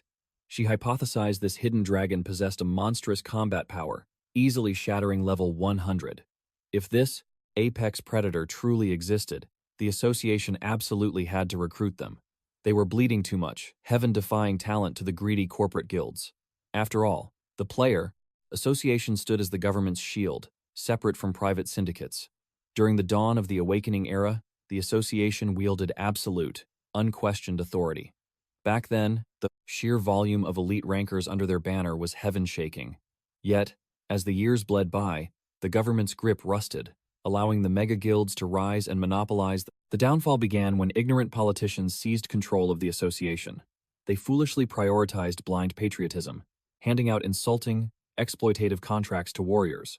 Meanwhile, corporate-backed guilds bathed in media wealth, luring top awakeners with mountains of gold and proper respect. Naturally, the crumbling association purged their corrupt politicians through a brutal internal probe. But the damage was done. With those greedy parasites eradicated, hardened players claimed the empty thrones. Forged under new leadership, they aggressively amplified their rewards, hunting down the realm's most promising talents. Because of this awakening, the association is shedding its tainted legacy, birthing a glorious new dawn. However, matching the overwhelming might of the Titan guilds, they remain frustratingly weak. Shim fiercely declares this rookie possesses limitless, heaven-defying potential. They absolutely cannot let this golden dragon slip away. Choi Hansung desperately desires to obliterate the Red Wolf dungeon, seeing as the lesser realms are already conquered, but fate denies him an open portal. Meanwhile, in a completely different city, our protagonist contemplates how to evolve his mysterious new ability, finding absolutely zero records online. Perhaps mastery simply requires raw instinct and deeper understanding. The dire issue is its passive nature, demanding he avoid any physical damage whatsoever. Resting at his hotel, Choi Hansung intensely strategizes a method to conceal his precious mana crystals. He absolutely refuses to trust those shadowy guards lurking by the dungeon gate. Our hero must completely evade the association's hawk-eyed inspectors. The checkpoint allegedly stops awakeners from smuggling lethal monster eggs or abyssal flora, but the absolute truth is painfully obvious to every single seasoned warrior. It brutally enforces taxes upon the players. The protagonist suspects a shady alliance blooming between the association and the elite guilds. Our fierce hero must quickly discover and escape. He suddenly recalls a legendary artifact listed in the system shop. This mystical ability forged an absolute void accessible only by its master. Naturally, the cost is astronomical, but it is a heaven-sent necessity for his survival. Purchasing it, the ancient tome materializes within his grasp. Without a second thought, he absorbs the knowledge. Choi Hansung feels the cosmic energy surging within. Eager to test this divine power, he activates his spatial domain. A swirling rift tears open, revealing a breathtaking success. The ethereal vault is unimaginably vast, completely dwarfing his miserable former studio apartment. Satisfied, he seals the dimensional tear, entirely prepared to slaughter beasts. Choi Hansung confidently approaches the gateway, praying his infiltration goes undetected. He desperately wishes to blend in like a perfectly ordinary shadow. But, inevitably, eagle-eyed sentinels never miss a beat. The stern inspector aggressively snatches his hunter badge, scanning it through the blazing magical interface. Right as authorization is granted, the guard abruptly commands him to halt. Tension peaks before the sentinel finally verifies our hero's identity. Deep inside the abyssal cavern, a flash of cold steel reduces the wolves to bloody ribbons. Instantly, a golden system notification explodes. Hansung unlocks an ultra-rare title for massacring 1,000 crimson wolves. Surprisingly, the infiltration was flawless, proving that earlier tension was merely a basic biometric scan. Breaching the dungeon floor felt remarkably effortless. Our triumphant warrior unleashes his spatial void, vacuuming up the glowing mana crystals, deliberately keeping a single gem to maintain his absolute cover. Hansung's heart pounds like a war drum, while his inventory undergoes rigorous inspection. Finally, the guard blindly approves his exit. He strides away with the effortless cool of a veteran hunter. Now, our glorious hero breathes freely. Having completely dodged the association's radar, 10 grueling days pass, and Hansung successfully slaughters 10,000 red wolves. The exhausted champion pauses his bloody crusade to review his massive loot. He uncovers a duplicate skill tome, tossing it carelessly aside for later analysis. His glowing eyes lock onto his true prize, regenerative winds, an ultra-rare, powerful passive, technique that massively accelerates bodily healing. Thrilled, he commands the system to absorb this divine energy. Suddenly, a jarring crimson alert blocks his path. Inexplicably, the system rejects the ability. Choi Hansung stands utterly paralyzed in shock. This phenomenon defies all known hunter logic. In reality, his supreme book of immortality greedily devours the lesser magic, forcibly evolving its own limitless power. Blind to this cosmic shift, our bewildered hero stares at his holographic status screen, noticing 0 visible upgrades. The healing winds clearly fused with his primary art, but the exact power spike remains totally mysterious. Testing his fate, he violently slashes his own forearm. Miraculously, the deep gash seals shut instantly, yet the overall aura feels entirely unchanged. Perhaps this heaven-defying skill demands a massive sacrifice of additional primes, magical tomes. The crushing reality is that mere fodder skills cost 30 million gold, yielding pathetically low efficiency. Resigning himself, he finally abandons the abyssal dungeon, strolling through the neon-lit streets while checking his device. Suddenly, a mysterious caller ID flashes. Our fearless protagonist accepts the connection. The shadowy voice on the line immediately addresses Choi Hansung by name. It is the elite 2nd Support Division's commander. Pure anxiety spikes within him. Our hero coldly states he merely awaited confirmation that his outrageous demands were fully accepted. The executive distinctly recalls that monstrous 100 billion won contract. Recognizing his absolute value, they submit to his terms, urgently requesting an in-person summit to finalize the pact. Hansung's instincts scream that this smells like a deadly trap, but the commander vehemently swears total sincerity, emphasizing the astronomical stakes involved demand absolute professional respect. For a brief second, our protagonist is completely stunned. Feigning absolute indifference, he claims exhaustion prevents any immediate 19-20-20 meetings, demanding to inspect the digital contract beforehand. Naturally, the desperate executive immediately transmits the file. Harboring deep suspicions, Hansung promises to reconnect only after heavily scrutinizing every single clause. He violently cuts the call as the legendary document hits his inbox. Our hero's peaceful days are officially dead. Hours later, Hansung fiercely invades an elite legal firm. The sharp-eyed attorney scans the glowing parchment, initially declaring it flawlessly structured. However, the legal master soon uncovers a labyrinth of venomous loopholes designed to mercilessly trap our hero if the guild ever turns hostile. Hansung fiercely demands to expose every toxic detail. The first poison dagger reveals that any action remotely tarnishing the almighty guild's prestige triggers immediate termination. Terrifyingly, the shadowy executives hold absolute judgment over this. Another demonic clause states that if his combat growth fails to satisfy their greedy expectations, they can completely sever ties, unleashing a financially catastrophic breach penalty. Under these ruthless conditions, if a single misstep occurs, our heroic protagonist must vomit back 10 times his signing bonus. Blazing fury ignites within him as his patience crumbles. Guided by his brilliant attorney, he decides to arrange a brutal negotiation to annihilate these toxic traps and establish a fixed, fair penalty, not some ruinous tenfold multiplier. Boiling with anticipation, our hero dials the manipulative guild representative. He desperately forces his raging aura into calm submission, though the internal struggle is monumental. Thus, the intense corporate battle, the same manager returns with a desperate offer of a 50 million bonus. Choi Hansung smirks, demanding his original price of 100. The sweating negotiator knows full well that this astronomical figure is heavy, even for a massive guild. Truthfully, the desperate manager practically begged on his knees just to secure that 50 billion approval. Playing hard to get, Hansung casually promises to consider it, leaving the suit completely stunned before sending over the final contract. Hansung scans the paperwork. At first glance, only the bonus amount has changed. His personal attorney steps in to verify the details, and our foreman's main character hands over the revised document for a deeper look. The lawyer happily complies, but returns with a deeply troubled expression. The legal expert senses a completely different author behind these new clauses. Hansung raises an eyebrow, questioning this sharp deduction. The lawyer explains that, while the basic format remains identical, the hidden traps have vanished, the toxic clauses are gone, and the brutal penalty fee has plummeted to a mere 5 times. The proposed bonus. The main character smirks, wondering why one guild would send conflicting offers. The answer is obvious. A vicious internal power struggle is tearing the guild apart. This chaotic rift is the perfect leverage. Seizing the ultimate advantage, Hansung orders his lawyer to draft a master contract using the original foundation, completely stripping away the toxic traps. Back at his hotel room, Hansung scrolls through the web, uncovering a brutal faction war between the guildmaster and the vice president. A wicked smile crosses his face. It is time to play them against each other. He directly dials Seo, the support team's second in command.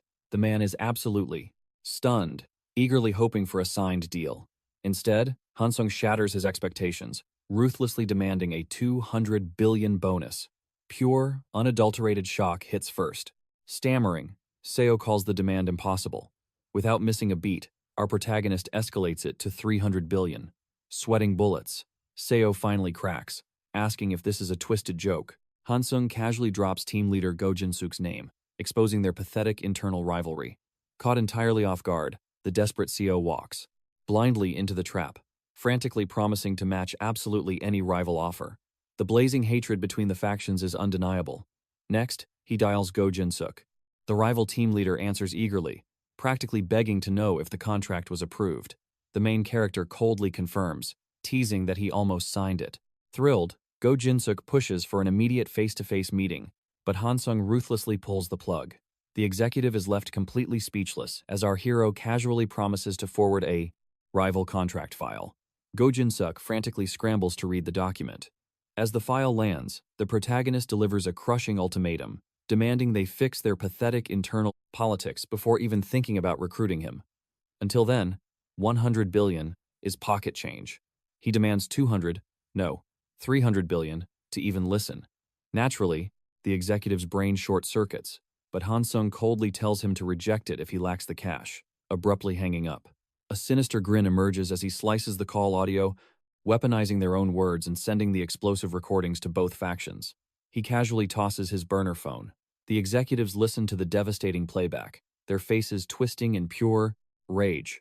One agonizing month passes. The furious vice leader demands to know Hansung's whereabouts. Trembling, So reports that the anomaly hasn't entered a single guild-managed dungeon. His private trackers found absolutely nothing. The tyrannical boss erupts, screaming at his incompetence. He demands the boy be dragged back at any cost. Thanks to the catastrophic chaos ignited by Hansung, the once mighty guild has been fractured in half. Amidst the bloody civil war between the leaders, Seo desperately bypassed security to scan the Hunter Association database.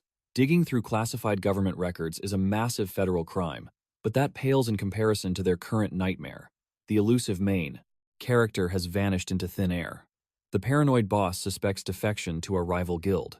Seo weakly denies the possibility, but before he can even finish his sentence, the vice president's killing intent explodes, violently banishing the subordinate from his office. A teacup shatters against the closing door. Sweating coldly, Sao sneaks down the fighter corridors like a ghost. The leaked audio files had completely destroyed his reputation, causing his own team to mass defect to the enemy faction. Finding the elusive rookie is his only shot at survival. Meanwhile, our hero is swimming in boundless wealth from endless hunting points. He's casually raking in 600,000 daily. Step by step, the ultimate system is elevating his power. His cosmic marketplace sales are booming, putting his ultimate cultivation goal within striking distance. Yet, the Supreme Hunter has one complaint. The system's agonizingly small trade window forces him to register endless loot manually. A mass upload feature would be a godsend, especially since using modern technology is impossible in this ancient realm. Hansung demands a system upgrade to shatter these limitations. High-tier alchemists can bypass this restriction entirely. To unlock this divine privilege, he needs a staggering 10 billion points, and his demonic grinding has already secured half. Mid-complaint, a bloodthirsty beast lunges from the shadowy abyss, thrusting a lethal spear. Without looking, Hansung delivers a bone-crushing roundhouse kick to its skull. Mana surges into his fingertips, unleashing a devastating magic missile that obliterates the creature into bloody mist. But the dungeon's true terror awakens. A vicious swarm of mutated beasts emerges, dripping highly corrosive acid from their maws. The horde lunges for the kill in perfect unison. Smiling coldly, Hansung ignites a roaring fireball, incinerating the vanguard into the cavern ceiling. Yet, these mindless demons charge through the flames. The main character's patience officially snaps, and his legendary steel clears its scabbard. Shifting to offensive mastery, he becomes a blur of lethal motion. The monster is cleanly sliced before it can blink. Hansung is moving at godlike speeds, severing two fiends simultaneously, while his cursed blade drinks their blood. None of this phases our protagonist. Every creature here is nothing but fodder, dying in a single, devastating strike. Meanwhile, the system chimes with a successful battery sale, instantly followed by another toxic buyer complaint. Hansung scowls, his irritation spiking at this absurd marketplace drama. The relentless buyer aggressively spams his inbox, demanding a massive 50% discount across all messages. Rolling his eyes, our hero casually inspects the troll's digital profile. The merchant clearly moves an empire of luxury goods, yet exclusively drains the protagonist's stock of cheap, alkaline batteries. Supplying high-tier magical electronics would be one thing, but hoarding disposable earthly energy cells? It makes absolutely no sense. And to add insult to injury, this arrogant hoarder is commanding a ridiculous price cut. Hansung scoffs at the absolute audacity of this digital beggar. Ignoring the spam, he rapidly registers a new batch of items. The very moment the cells vanish from the shop, a fresh wave of whining messages floods the system.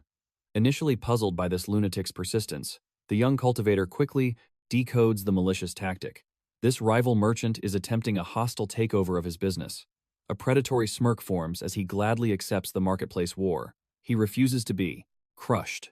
Rowe once started as a mere novice with the merchant system. That divine commerce art forged his overwhelming power, crowning him the absolute sovereign of his world. However, that path was paved with thorns. System points were infinitely scarce, no matter his desperate hoarding. The interface was intuitive, yet harvesting that precious currency remained a brutal struggle. Grow understood the orthodox cultivation method: slaughter beasts for currency, then purchase martial skills to ascend. Yet once in an era, an anomaly descends. A dimensional merchant peddling otherworldly artifacts. Even if they hold a monopoly, in Grow's arrogant eyes, they are mere couriers. He ruthlessly purchases absolutely everything. The target's inventory, immediately filing malicious system reports, triggering a devastating 3-month suspension. He endlessly cycles this tyrannical tactic. Regardless of the opponent's background, this absolute suppression never fails. The ruined merchants become his puppets, selling purely on Grow's whims. He violently seizes the monopoly, locking them into eternal system bans. Yet, the heavenly net has a tear. His target's battery stock is completely empty. Our protagonist's entire inventory has instantly vanished. The young master strolls through the Somme, mortal marketplace, casually hauling a cart overflowing with earthly treasures. Hansung clearly senses a shadow attempting to strangle his merchant path, but his stock is totally cleared out. Regardless, he refuses to bow to this unseen oppressor. The second heavenly clash ignites. A bloodless war of commerce and hoarding explodes, while countless hidden cultivators are desperately bidding. Despite doubling his artifact prices, the cosmic demand rages on. Tragically, Grow's massive wealth threatens to overwhelm him. Since a lethal confrontation is totally inevitable, our hero ruthlessly triples the cost. Instantly, his cosmic wealth shatters the 10 billion mark. He violently breaks through to the rare realm, unlocking an expanded 100-slot dimensional inventory. Initially, this malicious interference infuriated him. Yet ironically, this Grow tyrant became his greatest stepping stone. Despite the terrifying risks, the flood of system strikes almost eclipsed his entire stock. Hansung decisively shifts his dimensional offerings. He waits in the shadows to observe his enemy's counterattack. Grow arrogantly sneers, assuming the rookie finally surrendered. The fool must be gathering resources. But Grow's own foundation suffered massive damage. The 4-fold price hike was a devastating system blow. Blazing fury consumes him against our hero. Yet, his merchant pride forbids retreat. Grow smugly believes he drained the boy's absolute limits. Suddenly, a bizarre anomaly warps the trading realm. In utter shock, a heavy-duty camping battery materializes. Grow's heart stops at this horrifying revelation. He cannot fathom that Hansung concealed such an overpowered mortal artifact. To make matters infinitely worse, over 70 units flood the market, demanding a staggering 2.1 billion. A terrifying reality sets in. This bottomless void of stock might truly be infinite. Grow must sacrifice his entire fortune to continue. With absolute certainty, he would have instantly swallowed the market. The true terror lies in his opponent's unfathomable depths. Ultimately, Grow painfully swallows a humiliating defeat. A flawless transaction concludes without a single system strike, proving the tyrant's retreat, while the camping artifacts are eagerly devoured by his campaigning dollars. Loyal dimensional clientele. Immediately, Grow pathetically relists his hoarded stock for resale, making Hansung roar with triumphant laughter at such sheer desperation. Ironically, thanks to that clown, our hero amassed wealth far beyond his wildest calculations. Returning to his sanctuary, a sudden revelation urges him to immediately evolve his system storefront. An earthly inspiration struck. Across the dimensional veil, a demonic maiden spots a legendary arcade cabinet and an entertainment bundle manifesting in the shop. Since she already owns a mortal console, hesitation clouds her demonic mind. Hansung's treasury has undeniably exploded. He commands 14 billion points, yet to shatter the heroic barrier, he must conquer the astronomical trillion realm. The heaven-defying difficulty of this tribulation is absolutely suffocating. Our hero acknowledges this supreme cultivation path will require endless patience. However, once he achieves heroic status, he can acquire the divine elixir to save his father's life, unlocking supreme system authorities beyond mere inventory expansion. Shaking off his deep meditation, our protagonist inspects his dimensional feedback. A user named Barakut leaves the first spiritual imprint, praising the console's enchanting illusions, while other, lesser cultivators, bitterly, condemn it as mortal trash. This exact provocateur brutally trashes the razor artifact, claiming it only serves bearded beasts, drawing miserable agreement from the ignorant masses. Barakut's spiritual signature poisons every corner, flooding the heavenly market with relentless critiques. Regarding the upgraded power core, the masses erupt in blind fury, enraged that this transcendent artifact was hidden until they drained their wealth on inferior goods. The sheep are finally awakening. Hansung understands that artifacts infused with boundless magic stone energy exist, yet their astronomical production costs make trading them a foolish endeavor. Fortunately, the arcade monument gathers glorious reverence. The system, sovereign, shifts his gaze to the heavenly auction house. A mythical dragon egg radiates supreme aura, yet its price is heaven-defying.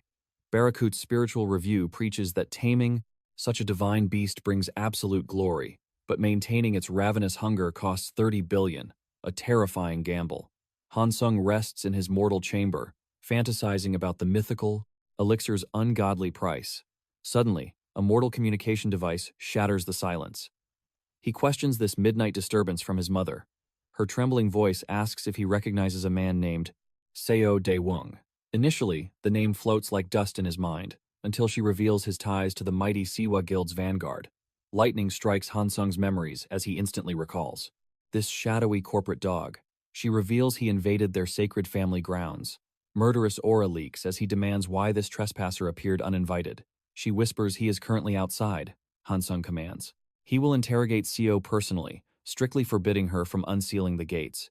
Fear clearly grips her mortal heart, but he swears to illuminate this dark conspiracy soon. Before severing the connection, she begs for his absolute safety. The young master guarantees his ultimate victory. Instantly, Hansung channels his aura into a call with Seo. The serpent sickeningly rejoices that they finally established a spiritual link. Cutting through the pleasantries with chilling, killing intent, our hero interrogates his presence at the family sanctuary. The rat claims it is merely a friendly greeting devoid of malicious schemes. He arrogantly implies the matriarch must review the blood contract, as it dictates the patriarch's salvation. However, our fierce sovereign declares he holds absolute authority over this blood oath. Seo immediately counters, preaching that such monumental destiny requires clan consensus. Naturally, Hansung vehemently rejects this pathetic manipulation.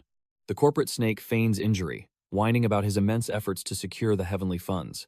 Yet Hansung sees right through the venomous clauses hidden within their twisted parchment.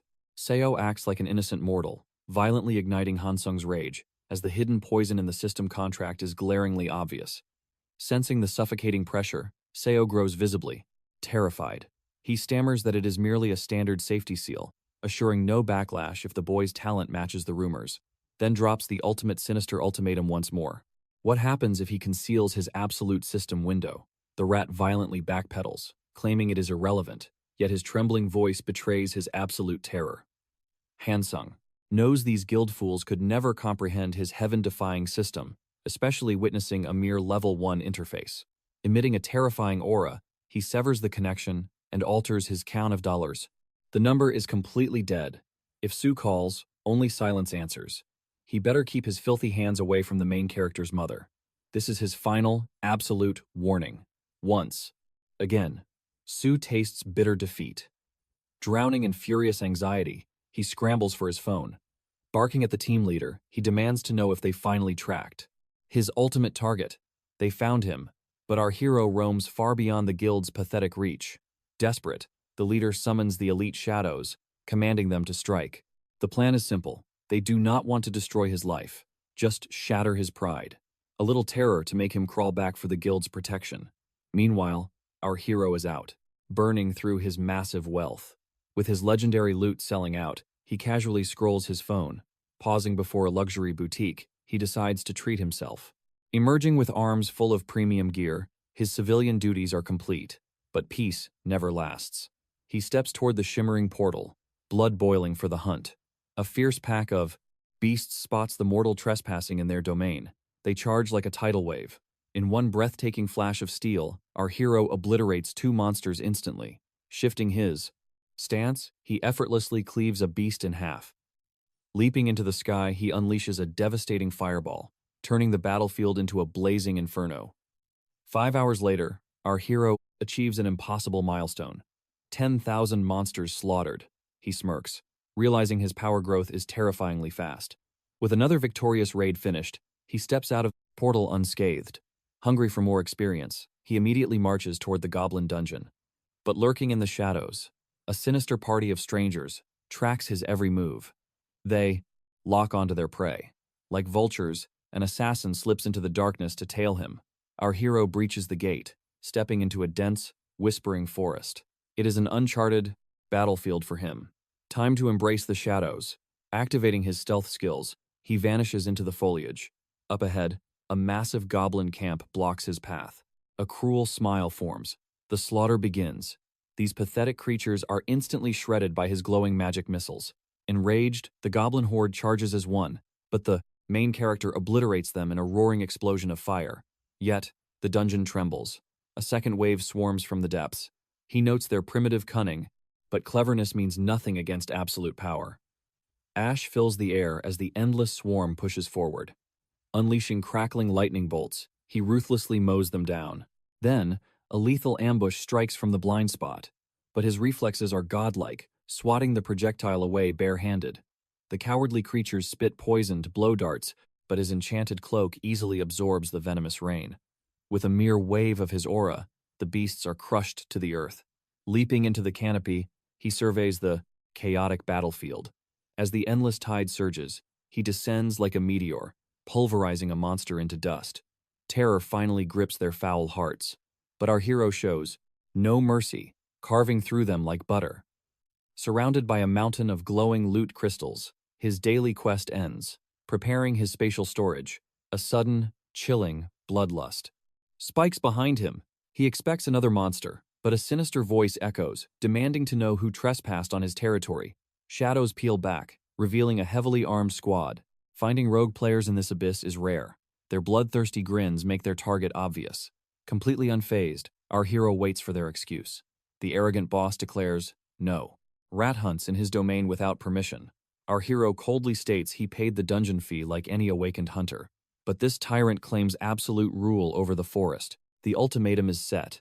Surrender the hard-earned magic stones and strip off every piece of high-rank gear as tribute. Our hero scoffs, never expecting to encounter such pathetic lowlifes. The infamous player killers he only read about online were standing right here. His eyes narrow, warning them of their fatal mistake. The arrogant leader simply laughs, explaining the cruel laws of the abyss. Beyond the portal, the modern world's laws turn to dust. Here, only the strong survive, and the weak are silenced. A dead body is just another tragic monster accident. Their murderous intent is suffocating. They are ruthless scavengers who kill for loot. Yet, our hero stands baffled by one absurd fact. How dare they threaten him after witnessing the massacre he just unleashed? Losing patience, the bandit boss commands the execution. But to the main character, their movements are agonizingly slow. A lethal spear thrust whistles past him, burying itself harmlessly in the dirt. That strike was meant to cripple.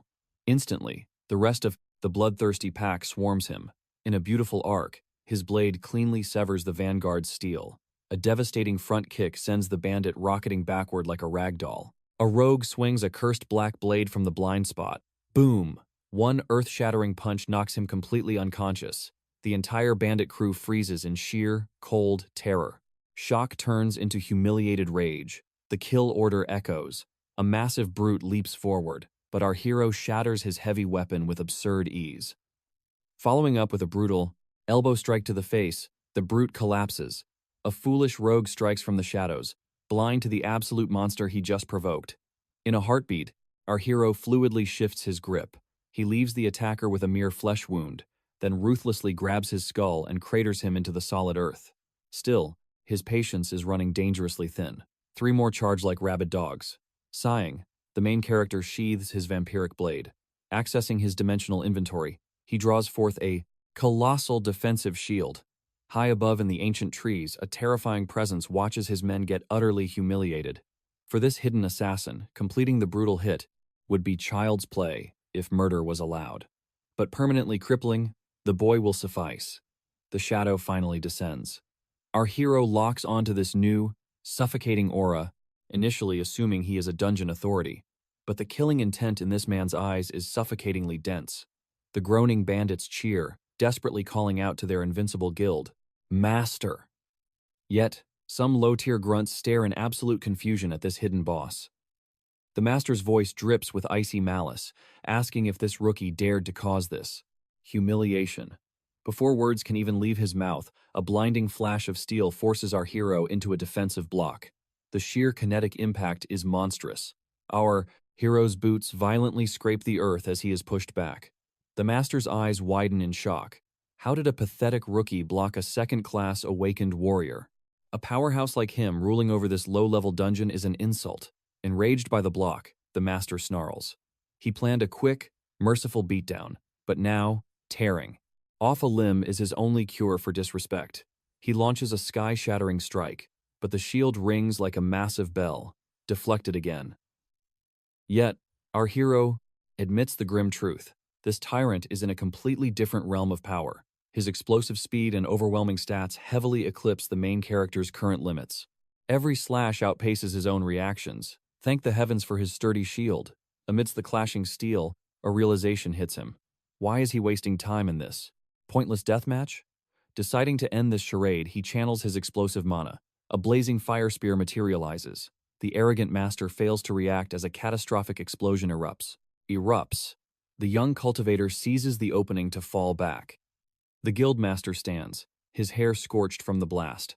Hanung marvels that a mortal survived such a devastating blow. Blinded by rage, the swordsman erupts with killing intent, closing the gap in a heartbeat.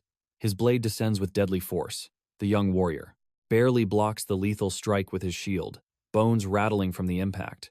Rolling across the earth, he conjures his flaming spear once more. The veteran leaps backward. Their gazes lock in a deadly standoff, but Hanung holds a hidden trump card. He smashes the spear into the earth, erupting a massive smokescreen. Briefly, the master looks disoriented, but blindly swings, his blade crashing against the shield. A wicked grin spreads across the veteran's face. He unleashes another furious slash, but the boy swiftly evades. Hanung suddenly realizes this tyrant isn't striking to kill. Securing the shield behind him, Hanung manifests another flaming javelin, triggering a massive shockwave. Between the two, thick, choking ash swallows the battlefield once more, blinding the enemy's senses. Hanung seizes this fraction of a second to summon the system shop interface.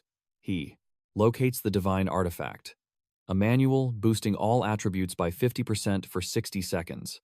The price? 20 billion system points. He confirms the purchase, and the sacred text materializes in his grasp. Without hesitation, he consumes the knowledge. A terrifying surge of power floods his meridians. Suddenly, the guildmaster bursts through the smoke, convinced his prey has finally surrendered. To despair, the young cultivator only has 60 seconds of divine strength. Every heartbeat matters. The brutal veteran lunges with overwhelming killing intent. He prepares a lethal, single-strike finishing art. But a mysterious shadow intercepts. It is Li Shui. Initially, Hanung fails to recognize her aura. The arrogant guildmaster remains completely unaware that his beloved blade was cleanly severed by a single godly flash of her weapon. Before the man can even blink, she strikes again. Hanung stands paralyzed by her overwhelming might. The fearsome veteran collapses unconscious into the dust. Hanung's mind struggles to process the blur of speed. Li, however, immediately acknowledges the young cultivator. She respectfully apologizes for her arrogant behavior during their previous encounter. The young warrior searches his memories. A sudden flashback hits Hanung. She is the mysterious noble who gifted him that legendary divine elixir. The realization dawns on him like a rising sun. The main character quickly bows his head in profound gratitude. Yet, the powerful senior apologizes again, confessing she observed the entire battle from the shadows. This revelation sends a shockwave through Hanung's mind. The warrior maiden reveals she tracked the brutal ambush from its very inception. With each sentence, Hanung's confusion spirals deeper. Flashing a confident smirk, Li declares that these fallen men are vile outlaws. Hanung assumes she hid her presence merely to gather solid evidence. But he is wrong. She simply desired to measure the true depths of his martial foundation. Once more, Hanung feels utterly lost. Realizing his bewilderment, she starts from the prologue. She reveals her true identity as Li Shui, the formidable security commander of the hero faction.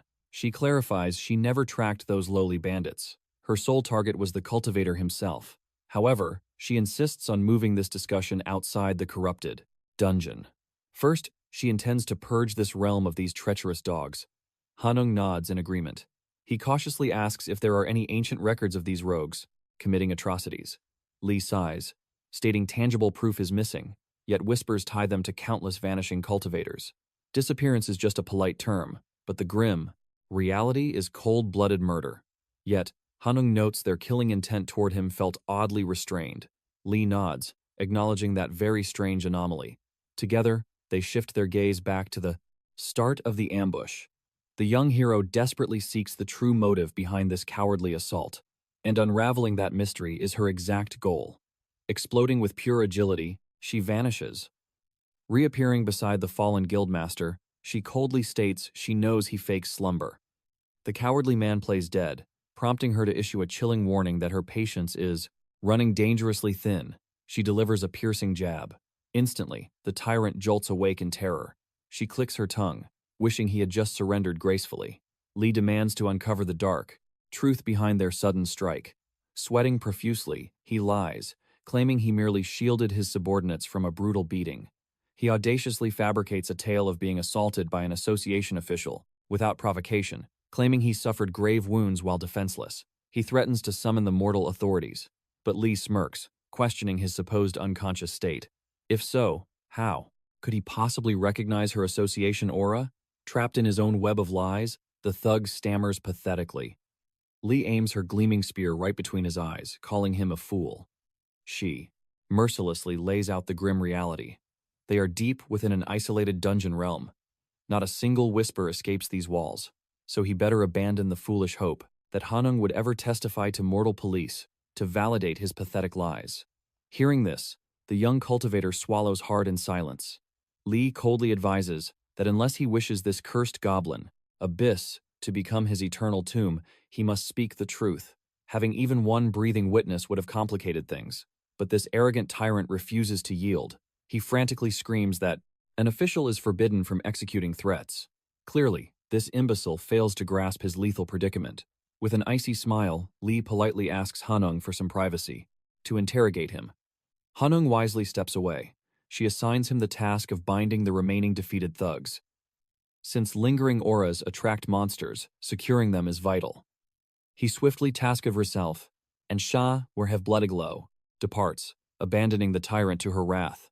Instantly, the arrogant master breaks down, weeping for his miserable life. Soon, only his blood-curdling screams echo through the caverns. Without delay, Hanung executes his duty, sealing the crippled bandits within an energy perimeter. The young warrior agonizes over their true motives. He had never exposed his divine system powers to anyone. Perhaps, this karmic backlash stems from Su and the slaughter of that three-headed demonic beast. Uncertainty clouds his path forward. Perhaps this vile guild truly orchestrated the entire tragedy. Hanung hesitates, entirely unsure how to respond when Li eventually questions his victory over the demon. He resolves to push his cultivation beyond its limits. The sinister guild won't simply vanish. And judging by his recent betrayals, trusting an association elite feels like stepping on thin ice. He truly believed awakening as a player would bring peace. Suddenly, Li emerges from the shadows, apologizing for the delay. She drops a massive revelation. These mercenaries were secretly funded by Su. Their sinister directive was to break the cultivator's spirit.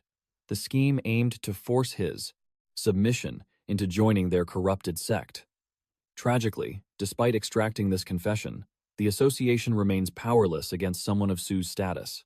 Hanung's expression darkens with deep frustration, yet he comprehends the cruel reality of power. Li gestures for their immediate departure. Association enforcers swiftly banish the captive rogues into a heavily armored transport vehicle. Hanung observes in silence.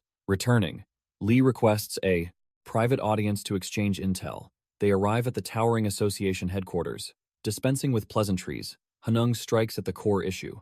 He demands to know her true motive for stalking his shadow. Lee's gaze sharpens, tying her actions to the slain three-headed demonic beast.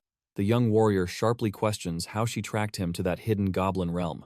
Calmly, she admits to accessing the first sacred dungeon logs. Hanung frowns, suspecting a severe violation of laws. However, Lee reveals the association holds supreme jurisdiction over such matters. For 30 minutes, she details the complex bureaucracy of her classified shadow investigation. Her original mission was merely to analyze his mysterious system powers, but fate spiraled completely out of control, and so her destiny became intertwined. Guildmaster Lee finally apologizes for observing from the shadows. She simply had to witness his absolute limits. The breathtaking battle against the Guildmaster proved that Hansung single-handedly slaughtered the giant panther. Now our hero wonders if a penalty awaits him for concealing his monstrous victory. She shakes her head. The association hasn't hunted him down for punishment. Instead, she wants to offer a massive reward. Hansung certainly never expected this twist. Adding to the shock, she presents a golden offer. He already senses her recruitment trap, sharply declaring he holds zero interest in joining any faction. Lee anticipated this stubbornness, but before he walks away, she lays out the heavenly terms. First, a mind-blowing 100 billion signing bonus. Beyond that, elite association privileges, total tax exemptions, and top-tier free equipment. Cautious, our protagonist assumes he must expose his sacred status window. But Lee waves it off. He only needs to pass a test. Hansung narrows his eyes, questioning this trial. He merely must sit across from her chosen examiner and answer every question with absolute truth. Our hero grimaces, sensing a ruthless interrogation. Certain awakened players possess a terrifying skill known as the contract of truth. Speak honestly, and you remain safe. Speak deceitfully, and glowing crimson light exposes the lie. Hansung demands to know why they are pushing this hard. Wouldn't recruiting an established high-level ranker be easier? But Lee smirks, claiming true value depends entirely on the player. A genuinely invincible master is nearly impossible to chain down. Meanwhile, someone with merely inflated stats is utterly worthless. Our hero sharply asks if this ties back to the legendary level 20 law. She doesn't deny it. Hansung coldly claims he has no clue how to shatter that boundary. If his denial proves true, would the massive association still desire him? Lee nods firmly. Achieving such monstrous strength in a mere 3 months is more than enough reason to gamble everything on him. Our hero calculates the looming threat. Beyond the failed Sumoon faction and the association, other hungry guilds are surely hunting his shadow. In his current state, he remains terrifyingly weaker than his hidden enemies. Therefore, Hansung bravely accepts the trial. Lee beams with triumphant satisfaction. A mysterious woman steps into the silent room. Exactly as our hero predicted, she prepares to cast the formidable contract of truth. She formally requests his consent. Hansung nods stoically.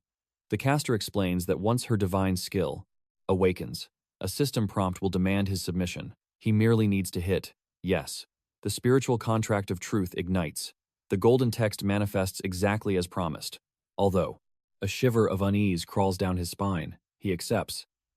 A surge of mystical energy binds our hero's soul, then vanishes like smoke. Suddenly, the strange caster completely abandons the testing chamber. Now, only Hansung and Lee face each other. She softly urges him to breathe easy. It is merely a brief questionnaire. Our hero draws a steadying breath, bracing for the storm. Striking first, she demands to know if his awakening truly happened just 3 months ago. Next, she asks if he holds the secret to shattering the level 20 limit. He firmly answers no. Leaning closer, she estimates his true power at level 140, demanding why a titan like him grinds inside low-level dungeons. This piercing inquiry makes our hero's mind race. Until now, her probing felt harmless. Lee then strikes the core. Does he possess a transcendent unique skill? He remains absolutely silent. She gently reminds him. The contract demands his voice. The leader stares intently, asking if his miraculous growth stems from that power. Hansung confesses, yes. She presses further, asking if this divine blessing can be cast upon another soul. The protagonist hesitates, calculating his words, before stating he cannot. The final, earth-shattering question drops. Did he use his Legendary unique ability to break the cursed level 20 law? Hansung measures his fate carefully, then boldly admits the truth. Yes. Smiling, Lee announces the mystical contract's energy has fully dissipated. Our hero asks if a second round awaits, but she happily declines. His honest confessions were absolute perfection. She had harbored deep suspicions for quite a go. But now the truth is undeniable. The protagonist wields a world-shaking unique skill. Hansung sharply deduces that she harbors one too. The leader grins, admitting she cannot expose its nature, but confirms her own transcendent ability. A flash of disappointment crosses our hero's eyes. He isn't the sole anomaly. Living up to its legendary name, the leader explains. Such power binds exclusively to one master. Not a single soul on earth shares the exact trait. Moreover, every awakened holding such gifts has conquered society's peak. The staggering realization strikes the protagonist like lightning. The smiling woman before him is one of those supreme beings. Lee elaborates that strict barriers block sensitive intelligence from reaching mere ordinary. Merely boasting a massive level never grants you access to another's deepest secrets. Ironclad laws shield elite hunters, ensuring their game-changing deeple. Unique skills remain shrouded in darkness. The protagonist wonders if he is even authorized to hear these classified truths. Naturally, he is. Technically, exposing her own hidden sign. Special ability broke protocol, but since their destinies are now intertwined, she let it slide. However, our protagonist fires back, reminding her he never actually swore loyalty. Tragically for him, the very second his unique skill came to light, his escape routes burned to ash. Our hero freezes, speechless. Chuckling, Lee promises he has nothing to fear, because the greedy association isn't claiming him. It is her family's private syndicate. The leader dramatically slides a pristine document across the table. A terrifying player contract. Apparently, he is bound to be drafted on a national scale anyway. Miraculously, the contract contains 0 oppressive restrictions, and if his body shatters in battle, the astronomical compensation is downright legendary. Furthermore, he retains absolute sovereign control over every single magic stone and artifact he loots. Capitalizing on his stunned silence, Lee smoothly presents him with a luxurious capitalizing, signing pen. She gracefully taps the dotted line, sealing his fate. Truthfully, the protagonist is being handed the ultimate golden spoon. Yet, one sinister little clause is viciously clawing at his sanity. It demands lifelong servitude. To our hero, it reeks of high-class slavery. Hansung narrows his gaze, questioning if other elites are chained down by such ruthless, eternal pacts. She laughs. Absolutely not. Their entire treasury would instantly collapse into ruin.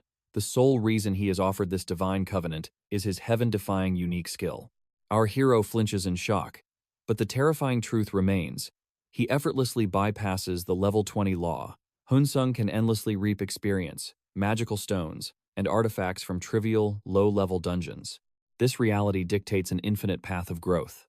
For her, securing a prodigy destined to become the universe's most absolute sovereign is an unparalleled miracle. Therefore, it is entirely worth burning through their colossal wealth. Our hero silently thinks her assumptions are dead wrong, but this misunderstanding plays right into his hands. The protagonist smirks, asking if he could tweak the soul-binding duration just a fraction. The Supreme Leader blinks, utterly caught off guard. She never imagined that clause would trigger his defense. Lee leans in, asking if he comprehends exactly how many unique skill holders truly exist across the globe. While undocumented, the shadowy estimate hovers around merely 80 souls. And before Hansung awakened his power, she reigned as the absolute solitary exception in all of Korea. A unique celestial skill is boundlessly rare. She knows the life-binding contract seems extreme, but heaven forbid they lose such a peerless, heaven-defying talent to rival nations or greedy mortal sects, hence the eternal binding. Yet, they remain open to mortal negotiations. Choi Kang's absolute will demands to shatter this contract down to 1 mere year. She declares such defiance impossible. The cost of freedom? Forfeiting the massive heavenly bounty, slashing it to 10 billion instead of 100. Yet, his unyielding gaze never wavers. He counters with 2 years. Leader Lee counters, offering the full treasure to chain him longer. A heavy silence descends. Our immortal cultivator stands firm on 2 years for 20 billion gold. Naturally, possessing supreme foresight, If this mortal association proves worthy of his heavenly path, they'll surely renew their blood oath. If she rejects, he walks the lonely path. Eyes narrowed, she questions if he seeks sanctuary in foreign empires. Choi Kang reveals our hero simply demands to test the sect's honor before pledging his soul. They preach of boundless celestial rewards, but our immortal cultivator determines his own destiny for himself. She tempts him with mountains of wealth, yet our hero refuses to become a chained dog for mortal coin. His true desire? A formidable shield to protect. His vulnerable ascension phase. If this realm proves peaceful, he will cultivate here, but only after assessing the spiritual veins. Our hero vows that, if this sect pleases him in 2 years, he will forge an eternal blood pact. Choi Kang views this grand trial as a mere mortal internship, a flawlessly balanced gamble. Lee realizes, containing this dragon will be wildly complicated. Her authority falls short against his aura. The sect leader seeks counsel from the Grand Elder, begging for a mere fraction of time. Satisfied, our immortal hero permits it. Time flows as Choi Kang waits, casually observing his mortal artifact. Lee finally descends, declaring their absolute surrender, but with one heaven-binding condition. Our hero's sharp gaze narrows at her audacious demand. She commands that should any rival sect or dark guild present a temptation, our legendary protagonist must report it instantly. Furthermore, should the celestial bounties match, Choi Kang must swear his loyalty to them once more. Without a flicker of hesitation, our hero accepts. She reveals the newly forged Soul Scroll. Lee prays their destinies align perfectly during this perilous epoch. Their auras clash, then harmonize in a handshake, sealing this fleeting but legendary pact. Now that his fate is bound, Lee pushes him toward the heavenly armory to abandon his rented trash.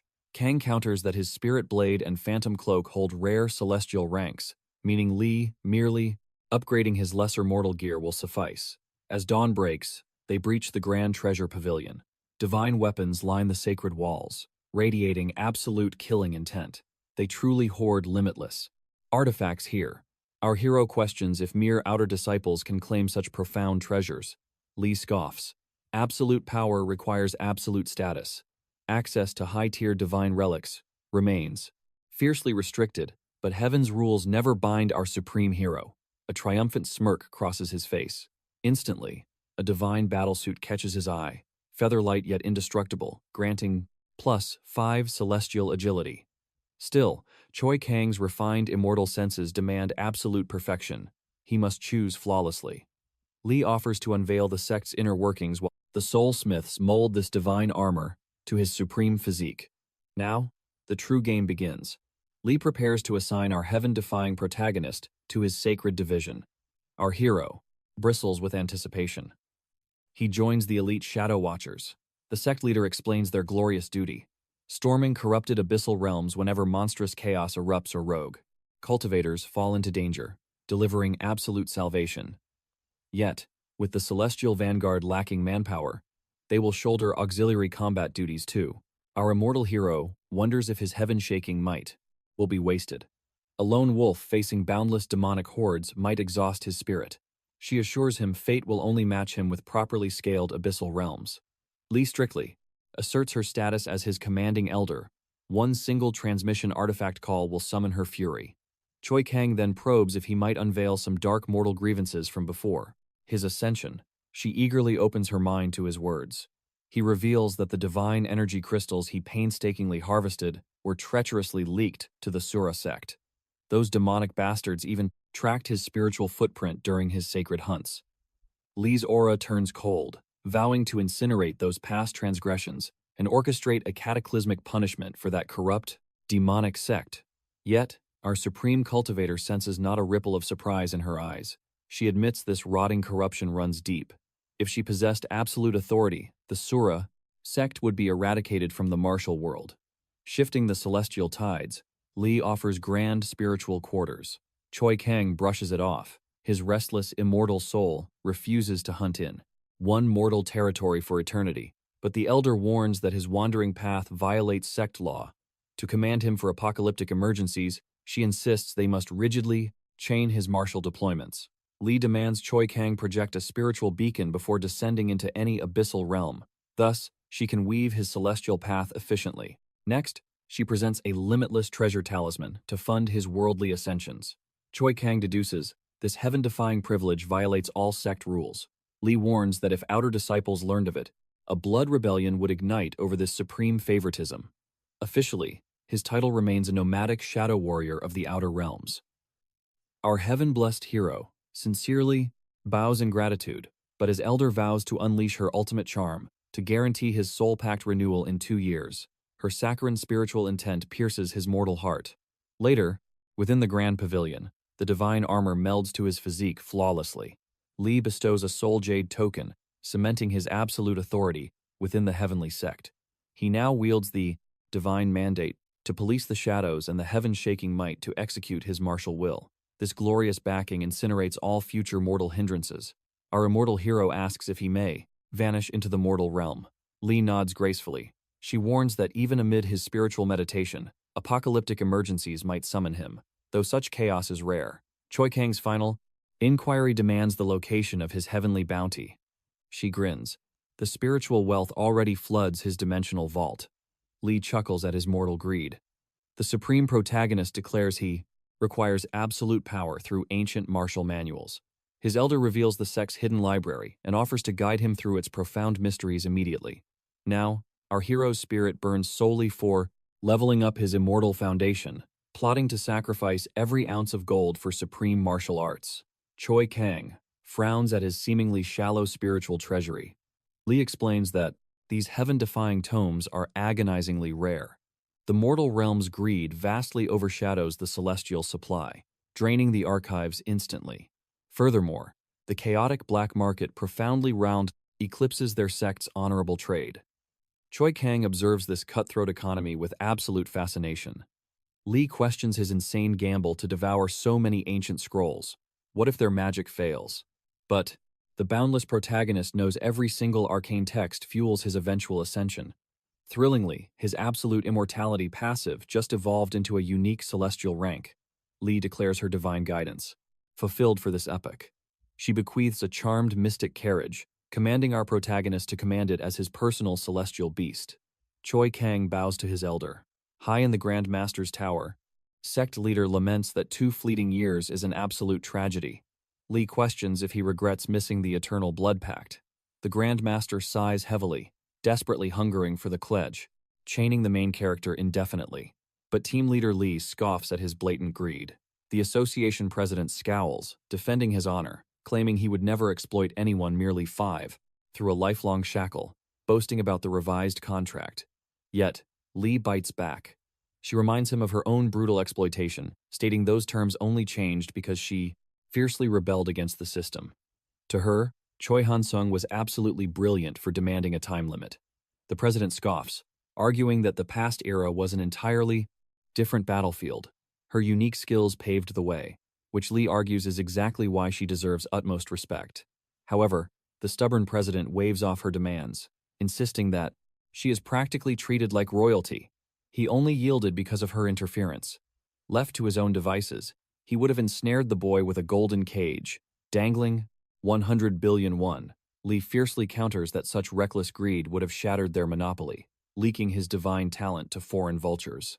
The president snarls back, stating she orchestrated that very threat, weaponizing foreign player factions against her own country. The cunning team leader smirks, clarifying she merely mentioned the rising probabilities of defection. Playing a psychological game the man clearly distrusts. With an icy glare, she dares him to read her mind, since he claims to understand her so perfectly. Exasperated, he admits utter defeat. Striking while the iron is hot, Lee demands a mere 2-year contract for herself. Naturally, her request is instantly denied. Truthfully, the greedy executive would have sacrificed anything to shackle Choi Hansung in perpetual servitude without her meddling. Lee mockingly brands him a tyrant. The president fiercely deflects the accusation, swearing he only acts as the nation's absolute shield. Retaining ultimate firepower forever is simply patriotic duty. But Lee coldly cuts through his delusions, stating that any sane awakening player would despise such absolute tyranny. He bitterly mutters, wondering what catastrophic karma Cindy accumulated to suffer under Lee's command. Unfazed, the Ice Queen abruptly demands immediate contract termination. Met with a resounding rejection, she gracefully spins on her heel, leaving the oppressive office. Dumbfounded, the president demands her destination. Without looking back, the fierce leader declares she is marching back to the battlefield. Meanwhile, Hansung wires 1 billion won to his mother's account, securing his family's survival and his father's medical bills for an entire decade. Not wanting to raise any suspicious flags, the main character cautiously purchases a single tome for every healing archetype. His ultimate ambition? Forging his immortality into a divine realm. Accessing the dimensional marketplace, his eyes lock onto a treasure, a tome boosting intrinsic vitality. This artifact radiates a rare tier aura, perfectly matching the foundation of his deathless bloodline. Even if his core rejects the assimilation, it remains a flawless investment. The systemic laws dictate that passive traits perpetually anchor onto active abilities, and while active powers might rot in stagnation, passive auras never betray their host. Our Trailblazer exclusively targets rare tier treasures or above. Hansung smirks, calculating his perfectly balanced resource expenditure. The time has arrived to manifest his hoarded cosmic points. Today's interdimensional merchant run was a legendary triumph. His modern technology and digital consoles sparked massive frenzy, alongside enchanted fragrances and luxury chronometers. Yet, his tactical mind already predicted the ultimate truth. The infinite power banks dominated the market. Seeking resupply, our conqueror strides into a dusty, specialized tech emporium. Recognizing their golden goose, the entire staff drops into deep bows. Hansung immediately demands the heavy-duty energy cells. The eager merchants confirm every core is bursting with power. Our sovereign nods approvingly, but presents a crucial ultimatum. Can they guarantee this exact volume of fully supercharged energy cores for his next dimensional raid? The trembling head. Merchant swears upon his life they can. Furthermore, his monumental spending unlocks a legendary VIP discount tier. Hansung offers a sharp nod before fading into the night. Under the moonlight, he gazes deeply into the system interface. Remembering the sheer terror of his previous bloodbath, he resolves to shatter his limits. Hansung prepares to incinerate 3 billion points. Divine elixirs demand astronomical prices, while rare spiritual herbs drain 10 million per stock. To push his mortal limits toward the 200 threshold, 5 billion points must be sacrificed.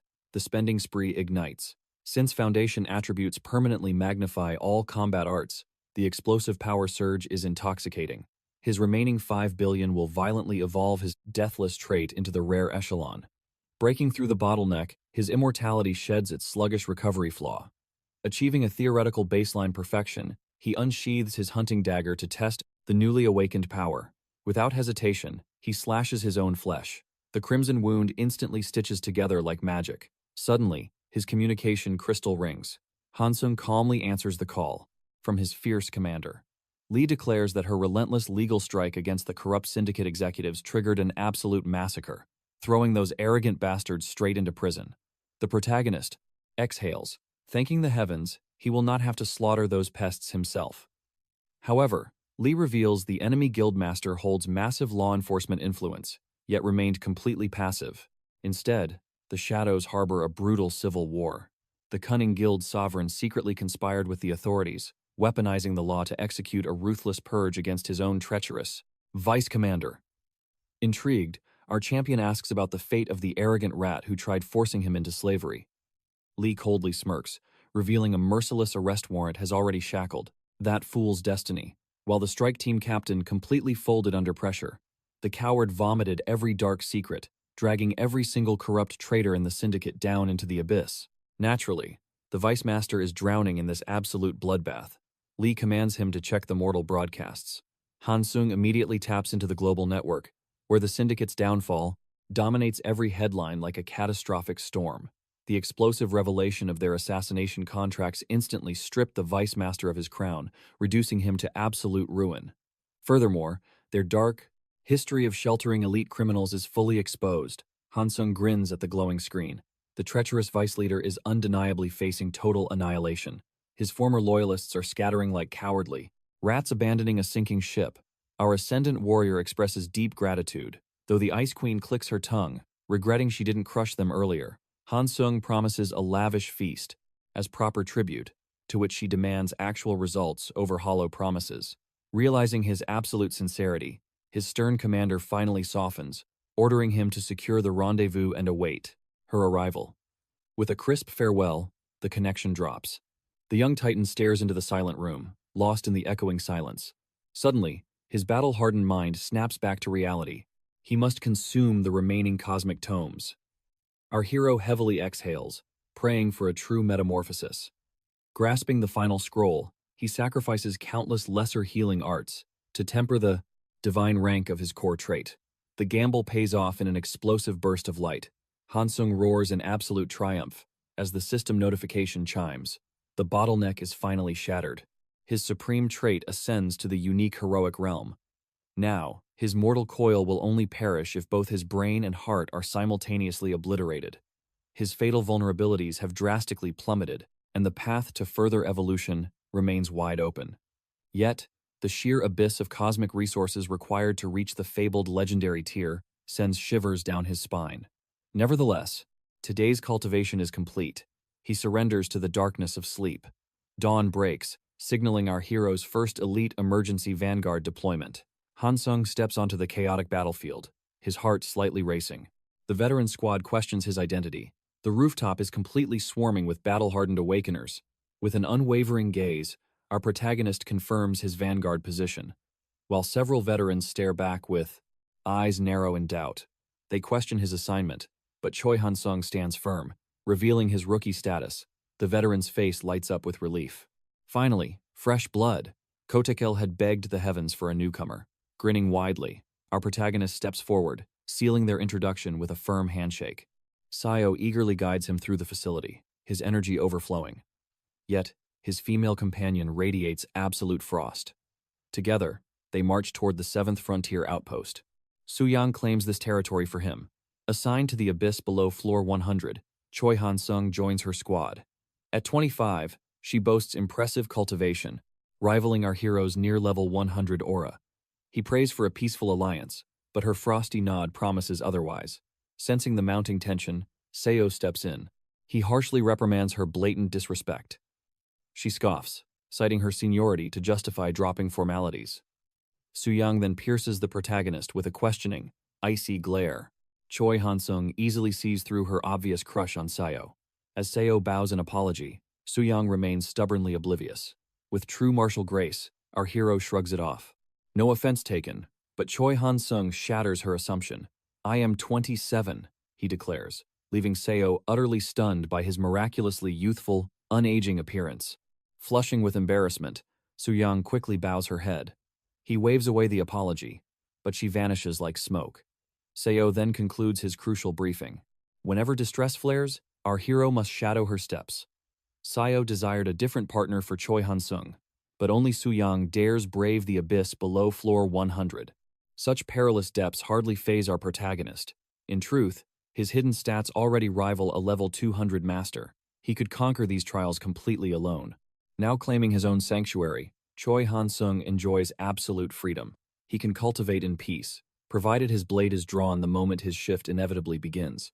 Dawn breaks, and our hero finally stirs. He had luxuriously slumbered 4 hours past his prime. Earning a wage for doing absolutely nothing feels like heaven itself.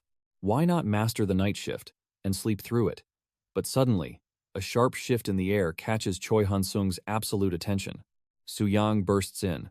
The distress beacon has ignited. Fortunately, his battle spirit is already primed. She reports an anomaly, a beast defying the realm's natural laws. A creature far surpassing the dungeon's limits. Choi Hansung questions their two-man vanguard. Confident, she brushes off his worry. It is merely a level 70 lycanthrope, trespassing in a level 60 zone. Miraculously, no blood has been spilled yet. A mere 10-level gap kept a massacre at bay. Suyang tightens her grip. Noting her usual deployments are for far weaker domains, Hansung deduces the guild's severe manpower drought forced their hands. Nodding grimly, the girl confirms his sharp instinct. Breaking past level 50 grants an awakening.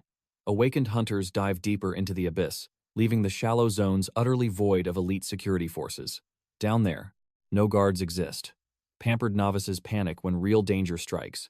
Without true combat experience, their terror only breeds absolute catastrophe. Sensing her blazing aura, Choi Hansung realizes the thrill of battle excites her. Suyang smirks. mentioning the lucrative hazard pay for dungeon diving, since they are vanguard units. Filling their coffers is a divine blessing. Yet Choi Hansung senses a perilous hunt ahead.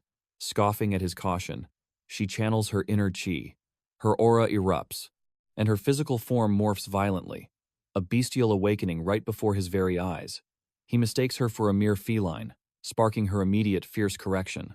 I am a majestic snow leopard, technically still a cat, but our hero wisely swallows his pride and bows, dodging her lethal wrath, embracing her feral instincts. She sniffs out the foul demonic scent. Keep up, or eat my dust, Suyang growls. Like a fired arrow, she blitzes forward, leaving a trail of pure speed. Her agility leaves Choi Hansung absolutely amazed. In seconds, the monstrous lichen is cornered. He likens her to a divine hound, provoking another offended hiss from her. My senses transcend mortal beasts. Sensing their bloodlust, the lichen unleashes a deafening roar. But Suyang descends like lightning, obliterating the beast with one devastating strike. Choi Hansung shivers at her terrifying might. He praises her seamlessly adaptive armor. A fortune was spent on this divine gear, she boasts. Mission accomplished. They pivot homeward. But the shadow of death lingers. Suyang's feral ears twitch. A foul stench invades her senses. Before its absolute demise, that scout had summoned the horde. An entire army of bloodthirsty lichens is descending upon them. The earth trembles beneath their massive paws. Choi Hansung tightens his grip, questioning this abnormal phenomenon. Is this a common calamity? She growls. Rarely. But if this demonic surge continues, the very core of this dungeon will mutate and evolve. A heavy silence falls over our hero. We survive first, report later, she commands, charging into the fray. His eyes flash coldly as his blood-drinking blade materializes. The beast horde lunges as one. Suyang shatters skulls with lethal precision. Choi Hansung reaps souls effortlessly. But suddenly, a chilling howl pierces the cavern, shifting the tides. The pack parts for a terrifying new presence. An alpha beast, eclipsing the others with its sheer mountainous mass, a true monstrosity. Suyang instantly claims this apex predator. The Lichen King is mine. Scanning its level 100 aura, Hansung trusts her unmatched prowess. But instantly, his martial instincts scream of impending doom. Twin shadows ambush him. His blade dances, turning both beasts into mere ash. Their desperate attempts to suppress him crumble before his absolute power. Victory seems certain. The slaughter accelerates. An endless tide of fur meets his devastating magical lightning. The lesser beasts are vaporized instantly, their souls extinguished before they can even blink. With his battlefield cleared, he checks on the Alpha Clash. Their titanic duel still rages. Deciding to end this charade, our hero surges forward like a raging tempest. The beast roars a demonic challenge. A sinister illusion array activates. The Lichen King simply melts into the shadows, reappearing instantly. It unleashes its ultimate devastating strike. A fatal blow connects. Suyang's armor fails as wicked claws carve deep. The tyrant's fangs clamp ruthlessly around her throat. Panicking, Choi Hansung hurls a blazing inferno spell. The flames completely miss their mark. Her life force flickers as consciousness fades. Charging for a backstab, Choi Hansung is abruptly staggered as her limp body is hurled toward him. Catching his fallen comrade, dread pools in his gut. He channels pure restoration magic into her dying veins. A divine elixir from his inventory suddenly comes to mind. Suddenly, a lethal shadow strikes his blind spot. He deflects the wicked slash just in time. A cunning beast, he sneers, acknowledging the monster's terrifying human-like intellect. It had been toying with her from the start, waiting patiently for our hero to expose his back. The minion horde was merely a calculated, sacrificial distraction. A demonic laugh confirms his theory. The tyrant lunges, striking empty air. Choi Hansung retaliates fiercely. A blinding symphony of clashing steel and savage claws erupts. The devastating blow sends the beast flying, but it leaps, vanishing into thin air. Choi Hansung already senses its dark aura. The bloodthirsty lycanthropy monster attempts to Daya. Ambush the fainted girl! Yet before its claws can strike, a brutal kick crushes its snout, sending it crashing. Hansung intervenes perfectly. The furious alpha roars, attempting to call upon its dark pack. Suddenly, our main character is completely encircled. A dire crisis? Not quite. This perfectly aligns with our hunter's grand design. He's Silmus. No longer needs to suppress his terrifying aura. Arcane missiles, blazing infernos, and frost magic ignite. The beasts stampede forward. Meanwhile, Choi Hansung manifests a Stoctor. Blazing spear woven from pure mana. Overwhelming energy converges into a single, devastating core. He coldly bids them farewell. An explosive shockwave erupts, launching everything. A glorious tempest of divine energy cascades from the heavens. The demonic beasts are ruthlessly skewered. Absolute destruction rains down from every single angle. As the spell finally clears, observing the carnage, our protagonist realizes he can conserve his precious stats. Gathering his breath, Hansung channels overwhelming ki straight into his weapon. He triggers yet another catastrophic shower of arcane fury upon the horde. Terrified, the Lycan monarch desperately scrambles to escape. Our hunter smirks. The beast possesses impressive agility, but let us see if it survives a legendary rank. Technique. A massive glacial barricade suddenly materializes, completely blocking its path. Absolute despair finally washes over the monstrous alpha. From Hansung's perspective, the creature's pathetic movements appear incredibly sluggish. His magical artillery reloads, primed to annihilate the target. The Wolf King is completely trapped. Lethal spells streak through the air. Checkmate. A relentless torrent of destruction descends to claim its soul. The alpha is violently erased from existence. With a flick of his wrist, Hansung opens his inventory and harvests every item. The beast left behind. Among the loot, a pulsing demonic heart catches his eye. Our main character immediately inspects its hidden stats. The glowing system window reveals it grants lycanthropy for 60 minutes, amplifying all stats by 30%. However, the curse inflicts a permanent 10% attribute penalty afterward. Hansung's eyes widen at this double-edged artifact, but that permanent sacrifice is absolute garbage. Shaking his head, his priority shifts to safely escaping the dungeon. Sometime later, our hunter rests peacefully beside Su Young as the backup squad finally appears. Their leader urgently checks her vitals. Hansung confirms her flesh wounds have completely closed, but strictly advises immediate medical attention. The captain bows deeply, declaring that without Hansung's divine intervention, a total massacre was inevitable. Shrugging off the massive praise, our protagonist simply claims he was fulfilling his mission accomplished. He prepares to vanish. Sometime later, Su Young steps up to offer her heartfelt gratitude, completely catching him off guard. Looking a little flustered, he repeats his humble excuse. However, his sharp gaze notices the exact same guild members from yesterday's intense raid. The captain explains that after successfully suppressing the T-Plakes, gate breakout, the exhausted squad retreated to headquarters for recovery. Coincidentally matching our hero's own flawless routine, Hansung casually mentions he favors the guild barracks because sleeping there actually earns him hourly wages. The captain laughs, confessing he initially mistook our main character for an arrogant, silver spoon noble, especially while flaunting such absurdly expensive, top-tier artifacts. Smiling bitterly, the protagonist reveals his gritty past as a struggling construction worker prior to his sudden awakening. Life was an absolute nightmare. Our hero shares the crushing burden of his father's critical illness, forcing his entire family into desperate survival mode. Moved by this truth, the captain confesses he was secretly given an off-the-books mission to protect the rookie, naturally assuming Hansung was some wealthy VIP's sheltered son. Our protagonist bursts into laughter, highly amused by this dramatic misunderstanding of his supposed royal bloodline. With a sharp grin, Hansung correctly guesses that Guildmaster Lee orchestrated this secret escort, entirely startling his stunned comrade. With his sharp intuition, he reveals she personally dragged him into the Hunter Association. This massive revelation makes the captain realize the guild holds monumental expectations for the being rookie, considering the Supreme Commander scouted him directly. As midnight shadows descend, our hero prepares to rest his weary bones, but Su Young suddenly seizes the perfect opportunity to nervously confront him. Taking a deep breath, she sincerely bows an apology, leaving our protagonist utterly confused. She admits her blind prejudice caused her to treat a loyal comrade with completely unprovoked hostility.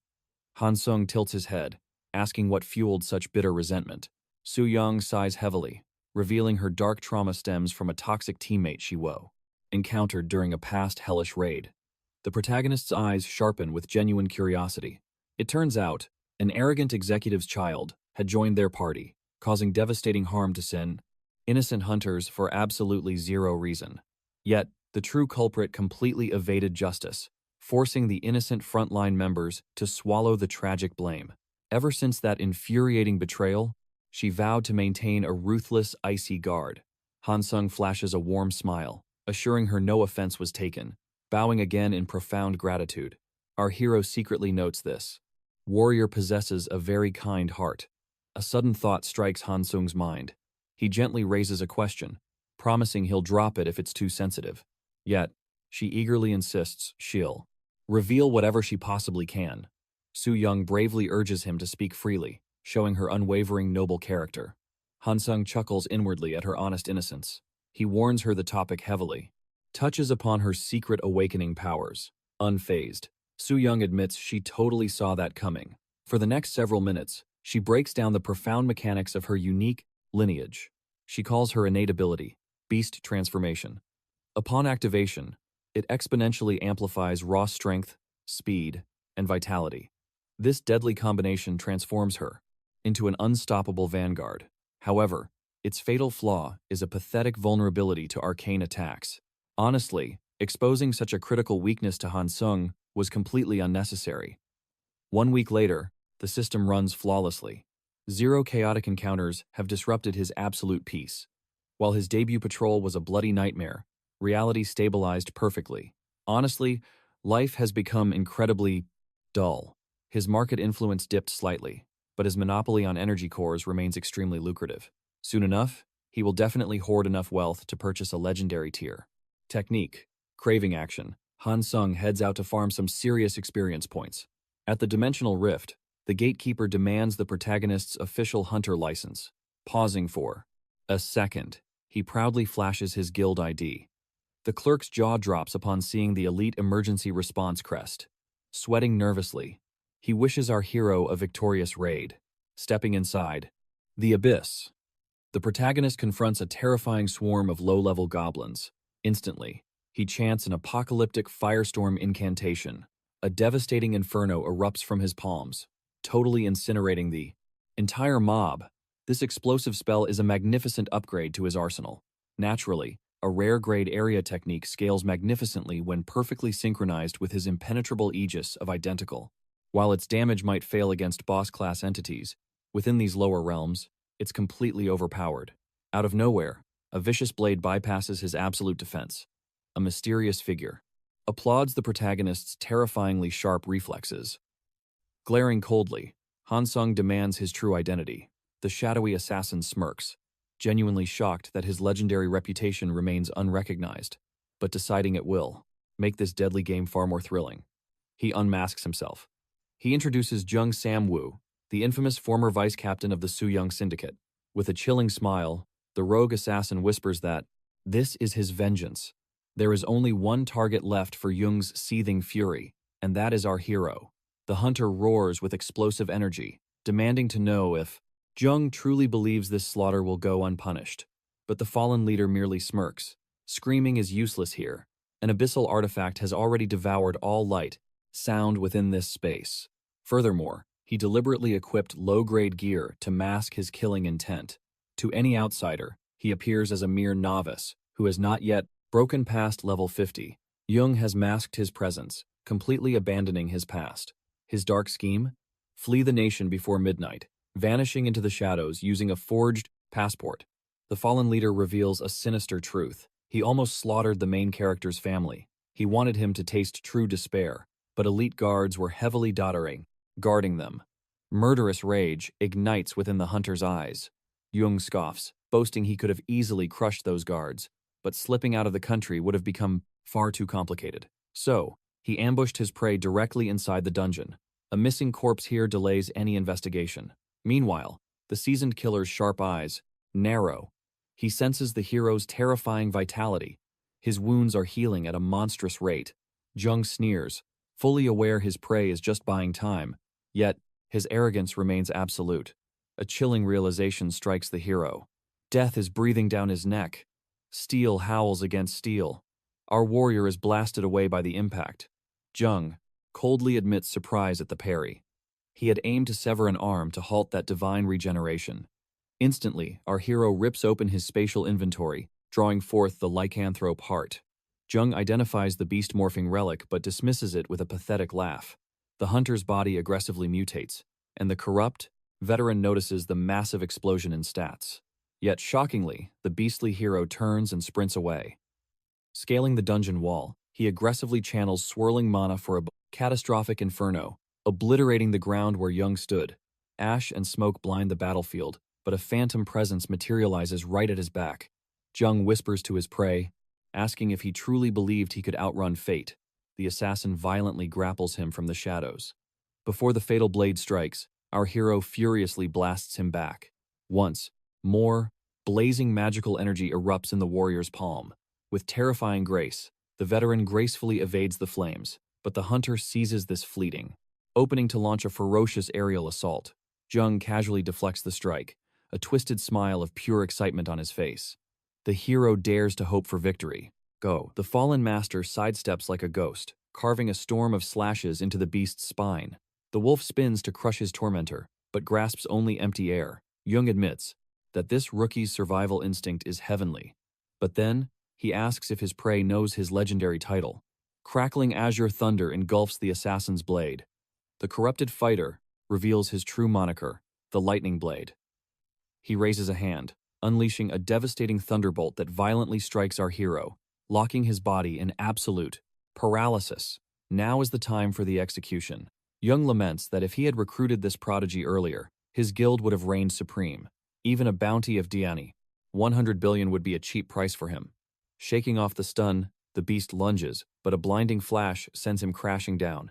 His heels are brutally severed. Standing over him, the tyrant demands to know how this novice shattered the level 20 barrier and gained such godlike power. The hero screams at him to shut up, but the rogue master promises survival in exchange for his divine secrets. Naturally, our warrior sees right through the venomous lie. So, the sadistic killer promises to grant a mercifully quick death if he complies. Jung mercilessly begins slicing into the hero's flesh again. Apparently, his monstrous system regeneration is failing under these brutal conditions. In fact, it is severely faltering. He might be trapped in this agonizing cycle forever against such an elite master. Agony courses through our hero's veins. He even starts to consider surrendering his system's secrets just to escape the pain. The lightning slashes never cease. But suddenly, Jung senses a terrifying aura. This boy was not just being stubborn. Our hero roars in defiance, demanding the final blow because his lips are sealed forever. Jung coldly nods. It seems extracting the cultivation secret out of him is impossible. Needing time to dispose of the corpse, he reaches a grim conclusion. He will grant the swift execution requested. With merciless precision, Jung delivers the final, decapitating blow. The deed is seemingly done, but then an absolute impossibility occurs. A blood-soaked fist violently ruptures through his chest. Confusion shatters his mind. Jung collapses into a pool of blood. The headless hunter casually retrieves his severed head and fuses it back onto his neck. Jung clings to his final breath, absolutely shocked by this immortal defiance. His fading consciousness witnesses the decapitated hero standing tall, shivers at the phantom sensation of fighting completely headless. Staring at the assassin's corpse, a dark thought crosses his mind. Absolute secrecy is paramount here. Not even the player association can uncover this bloody duel. If the world learned of this miracle, greedy guilds would hunt him. A blazing sphere ignites. The shadows must keep their secrets. He unleashes the inferno, reducing the fallen master's corpse to ashes. But suddenly, a violent storm of mana starts to gather. Slaying a player triggers the system loot drop. A glowing skill tome materializes from the swirling aura. Our hero steps forward, claiming his spoils. The divine technique is called Lightning Breath. It grants overwhelming passives, paralyzing foes, and forging a domain of crackling thunder. Its greatest heavenly blessing? 0 cooldown restrictions. After absorbing the profound knowledge, our hero instantly ignites his core to test its might. His very cells surge with explosive vitality. Channeling this new aura, he summons a magic missile and vaporizes a massive boulder. His magic has transcended to a terrifying new realm. His level has completely mutated. His golden status screen declares all stats increased by 127. He unlocks an epic title for slaughtering a foe 100 levels higher, then an achievement for beating a 200-level gap, and a mythical notification praises his victory over a 300-level difference. Our hero smirks, realizing he could now easily crush the lightning blade. He wants to become even stronger. He must momentarily abandon long-range arts while the Thunder Domain is active. Meanwhile, in the online store, outraged hunters launch a massive boycott against the steep exploitation of energy core prices. 1 month passes in a flash. Our hero sits in his dimensional shop, meticulously analyzing his next divine upgrade. He is torn between two heavenly manuals. The first is an absolute sensory art, detecting life forces and killing intent from miles away. The alternative is a forbidden technique that converts all his mana into vampiric aura, mercilessly devouring his enemy's life force. His current wealth limits him to a single choice. Tragically, acquiring both requires over 60 billion. Our hero decides to cultivate his patience and delay this monumental decision. Kicking back, he grabs the television remote, settling in to enjoy a rare, peaceful day off away from the abyss. Apparently, he is. Watching a hunter broadcast, Choi Hansung enjoys a rare moment of peace. The screen flashes with the 20th anniversary of the Cactus 4 incident. The memories flood back. Back then, the entire world held its breath, fearing another outbreak. But like the 10th anniversary, the day passed quietly. Despite trash reporters claiming dungeons were vanishing, sparking endless online flame wars. On screen, a tearful romance plays out as the heroine confesses to the Guildmaster. But Hansung's mind wanders to the system shop. Which divine skill should he purchase? Suddenly, the earth violently quakes. He freezes, senses tingling. A blood-curdling scream shatters the silence. Space tears open right in the city center. Hideous orcs flood the asphalt. Civilians scatter. In pure terror, Hansung shatters his bedroom window, diving straight into the chaos. A beast lunges at a helpless girl, but a flash of steel intercepts it. Hansung erupts with blazing aura, carving through the demonic horde like butter.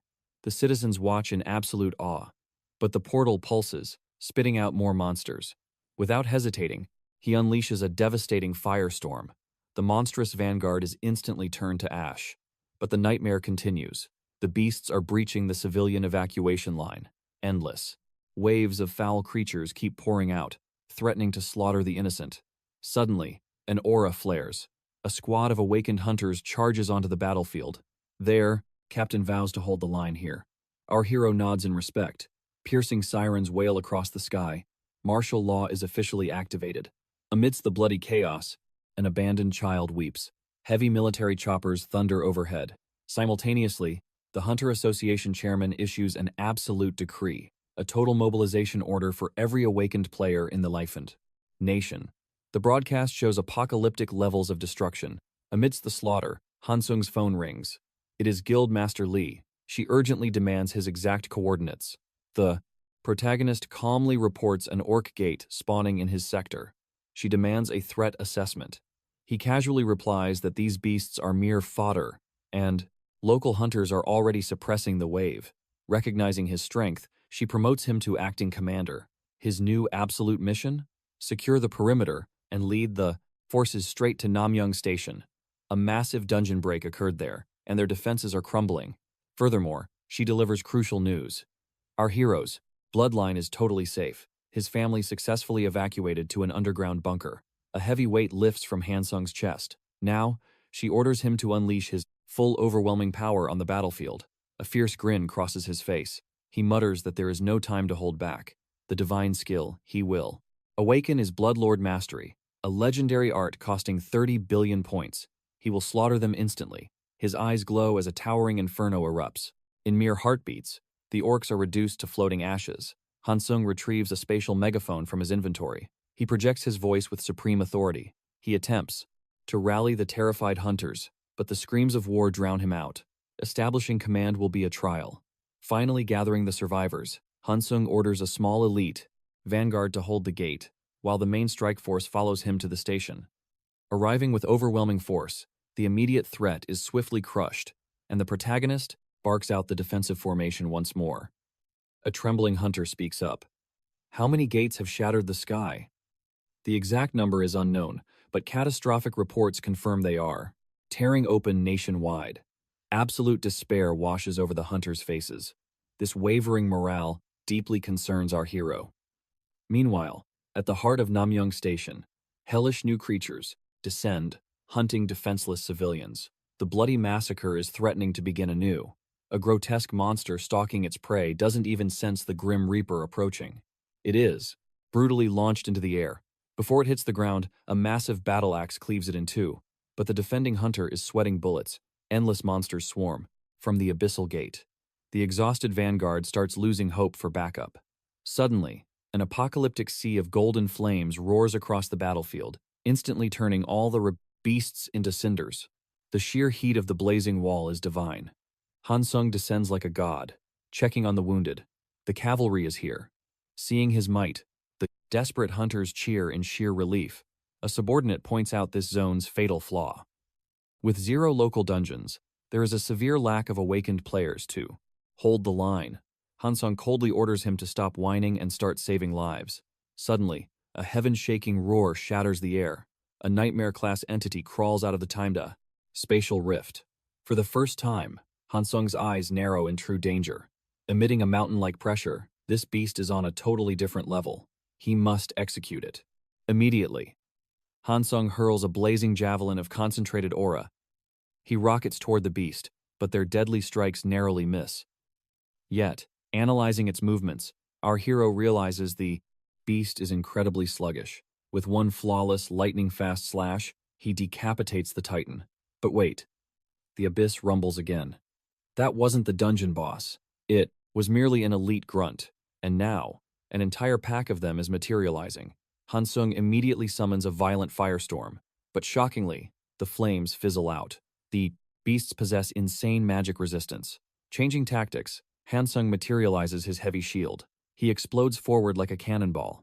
He engages in brutal close-quarters combat, mercilessly carving the monsters to pieces with pure martial arts. Suddenly, a phantom spear illusion fractures his focus. A beast violently clamps its jaws onto his arm, dragging down his stance and immobilizing him. The phantom spear detonates right in his face with a deafening blast. Hansung survives, but a cursed frost encases his body. The true mastermind in Jexo, the Shadows, is an absolute titan, radiating terrifying magical power. Recognizing the Lizardman King, Hansung discards his heavy shield, gripping his blade with both hands. Only his sword path remains. The king conjures a volley of absolute 0 ice lances. The deadly magic rains down, forcing Hansung into extreme evasion. Simultaneously, the elite guards swarm him. He flawlessly dissects the closest enemy, but a hidden ice lance shoots through the falling corpse. Hansung instantly manifests a blazing ward to deflect death. Using the recoil, he leaps directly at the boss. But the king unleashes a devastating close-range frost breath. The pure destructive energy is catastrophic. Realizing holding back means death, Hansung stops conserving mana. He triggers the divine lightning breath. Shrouded in electricity, he vanishes in a thunderclap. Yet, the king's monstrous reflexes block the fatal strike. Instantly, the royal guards swarm to protect their sovereign. Hansung grits his teeth. He must hold the line. Any ordinary hunter would be instantly obliterated by this raid boss. If he falls, absolute genocide awaits the civilians. The monstrous elite fiercely encircle him, moving in for the kill. Still, drawing all their aggro is exactly what he wanted. A fierce smile appears. Hansung unleashes a catastrophic lightning wave, electrocuting every single beast in the vanguard. Caught in total paralysis, he mercilessly reaps their lives. Every strike is an instant execution. Just 1 hour. Later, the hunters watch in awe. Only the king remains standing. Time to end this. The titan charges. Hansung rockets forward to meet his fate. A desperate strike draws blood. The boss materializes at his blind spot. Hansung pivots, carving a lethal arc across the beast's face. The titan crumbles, completely devoid of life. Hansung's aura is drained dry. The carcass scatters into shimmering mana dust. His only remaining desire is a heaven-defying system reward. The energy condenses into a glowing tome, a rare tier treasure. It grants the legendary frost breath technique, and our hero absorbs it instantly. Soon, awakened players guide the civilian evacuation. Hansung's spiritual energy slowly stabilizes within his core, yet absolute fatigue crushes his bones. A sharp noise pierces the silence. A shadow ambushes a fallen survivor. Military forces rapidly purge the perimeter, locking down the transit zone. A lone straggler was lurking, but the threat is finally eliminated. Today's grueling quest is cleared. 72 hours later, the second great calamity strikes, and global society shatters. Essential survival resources vanish entirely. South Korea constructs massive defensive barriers around megacities, abandoning the outer rural settlements completely. Consequently, the national supply chain collapses, violently halting all mortal industrial production. Every single grinding resource, our main character, placed in the system auction house has vanished. His economy is utterly paralyzed. Cultivating higher realms just became agonizingly difficult. Humanity must endure this apocalyptic disaster to restore the merchant guilds. Above the ruined metropolis, a military chopper slices the wind. The pilot confirms their drop zone. Vanguard forces encircle the absolute borders, planning to tighten the kill box. Elite combatants brace for the aerial drop.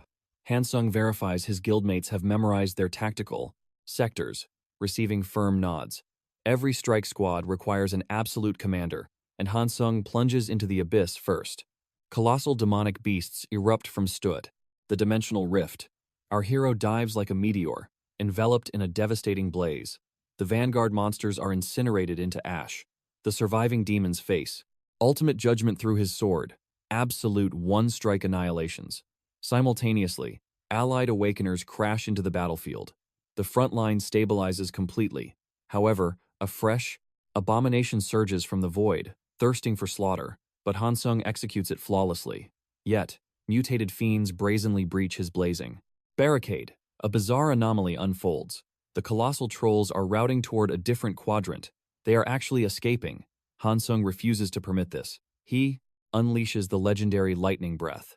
Next, a devastating flame spear manifests.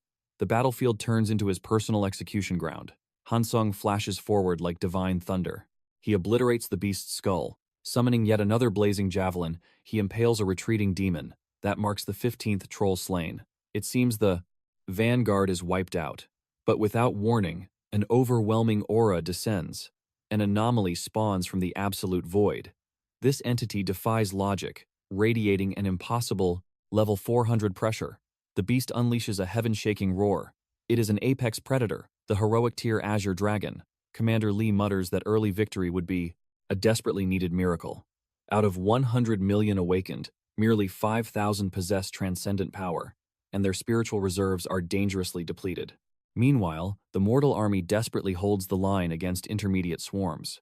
However, the apocalyptic wave shifts, unleashing an unprecedented flood of apex predators that will naturally manifest. Masters capable of suppressing them are critically rare. A red alert transmission breaches comms. Intel confirms a catastrophic dimensional rift tearing through the royal capital. Lee demands the enemy's classification. Radar detects a massive swarm of wyverns. Absolute heroic tier calamities, Lee frantically requests.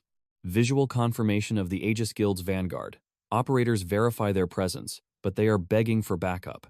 Their entire faction heavily relies upon physical shield bearers and martial artists, rendering them helpless against aerial dominators. Lee desperately seeks proximal divine tier support. Radar pings a squad of arcane sorcerers, deployed nearby. Command overrides their mission, ordering immediate reinforcement. Catastrophe cascades as new rifts rupture the sky. Demonic hordes blitz the western sectors, while mutant ogres trample the fallen orc vanguard. Another apocalyptic alert blares. The Azure Dragon descends on Sector 7. Lee freezes, recalling Hansung's solitary deployment in that deadly zone. Operators confirm his critical SOS transmission. Without hesitation, Lee commands a total emergency retreat for all personnel. The tactical division scrambles to broadcast the directive. Hansung demands backup coordinates, only to receive an absolute withdrawal mandate.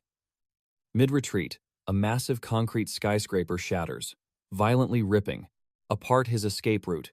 Comms scream the retreat code, abandon the sector immediately, but Hansung's martial pride refuses to flee this slaughter. Suddenly, the ruined tower crashes directly upon his shoulders. The sovereign dragon merely observes, intrigued by an ant. Hansung slips through the debris, but a devastating shockwave blasts him instantly. The monstrous claw obliterates the earth. By a hair's breadth, our protagonist vanishes into a ruined sanctuary. Hansung grits his teeth. Why is the calamity hunting him exclusively? As he peers through the dust, absolute terror strikes. The dragon's gargantuan eye locks onto his soul. The beast lunges, erupting with world-ending force. The entire block is effortlessly launched skyward, scattered like mere dust. The apex predator is merely playing a cruel game. Hansung retaliates, unleashing a roaring inferno tornado. Refusing to yield, he doubles down, detonating his aura directly against the beast's skull. Hansung leverages the smoke to fall back, but the titan pierces the blast, surging forward with killing intent. Desperately, he channels a spell, forging an absolute frost aegis. Our hero slides beneath the frozen shield, narrowly evading the devastating strike. Yet, he instantly doubts how long this pathetic defense will endure. Hansung accepts this life-or-death duel. He ignites his lightning breath technique. The main character gambles his life on one move. Blinding the beast, Hansung teleports through the shadows. He cleaves the dragon's armor, but his blade bounces off harmlessly. The calamity retaliates with a crushing strike, scattering his conscious thought. Relentlessly, a second impact crashes down. Hansung parries with his astral blade, but the kinetic force sends him flying. These draconic scales are practically invincible, yet a fatal weakness must exist. Pushing his mortal limits, our protagonist blitzes forward. Locking onto a critical vulnerability, he unleashes a heaven-severing slash at the beast's underbelly. Absolute failure. The attack is completely nullified. A millisecond later, he narrowly escapes being pulverized. The Leviathan remains entirely unblemished. Enraged by the insect's defiance, the beast strikes to obliterate him. But our hero outpaces death. Suddenly, a terrifying phenomenon strikes. His lightning aura is violently suddened by the dragon. Every drop of his absolute energy is forcefully devoured. The soul-crushing drain inflicts immense internal damage. Hansung plummets from the heavens like a broken meteor. Our protagonist crashes into the ruined earth, critically wounded. Gazing upward, the abyssal maw descends to consume his existence. Instantly, absolute darkness swallows the world. Our hero awakens within the beast's suffocating belly. Barely conscious, desperately pondering. With his family's survival resting on his shoulders, Choi Hansung grips his shattered blade. Pushed to the absolute brink of death, the main character plunges his broken weapon deep into the beast's searing flesh. Suddenly, a miracle occurs.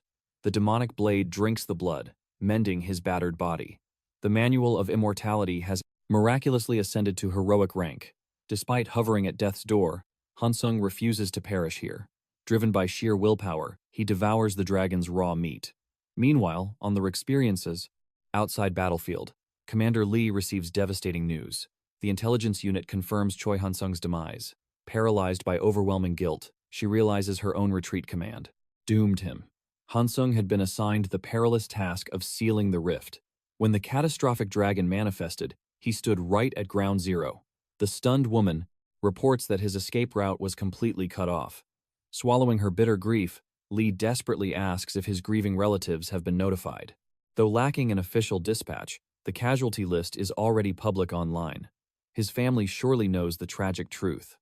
Back inside the abyssal stomach, the bruised warrior plummets from the fleshy cavern. After a brief blackout, Hansung awakens, relieved to feel his life force fully restored.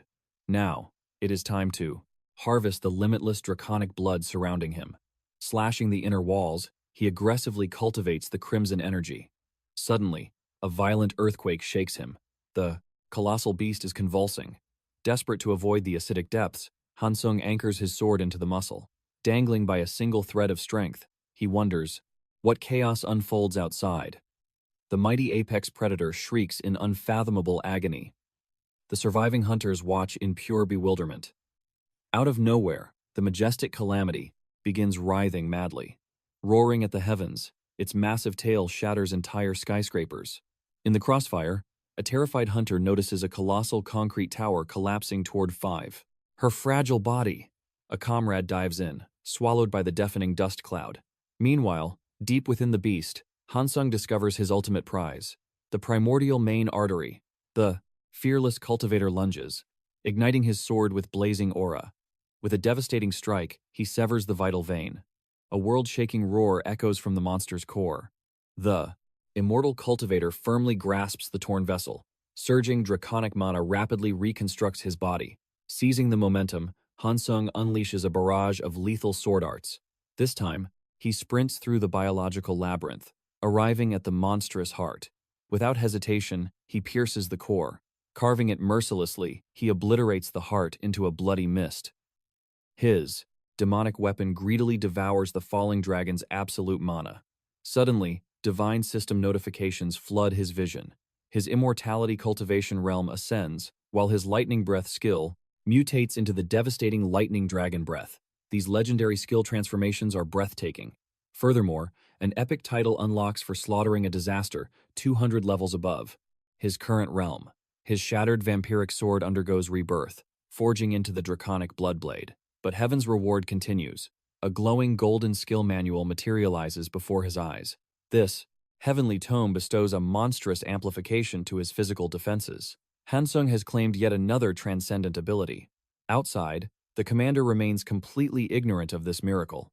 Like a falling mountain, the azure dragon crashes down. After a chaotic frenzy of death throes, the supreme calamity finally goes utterly still.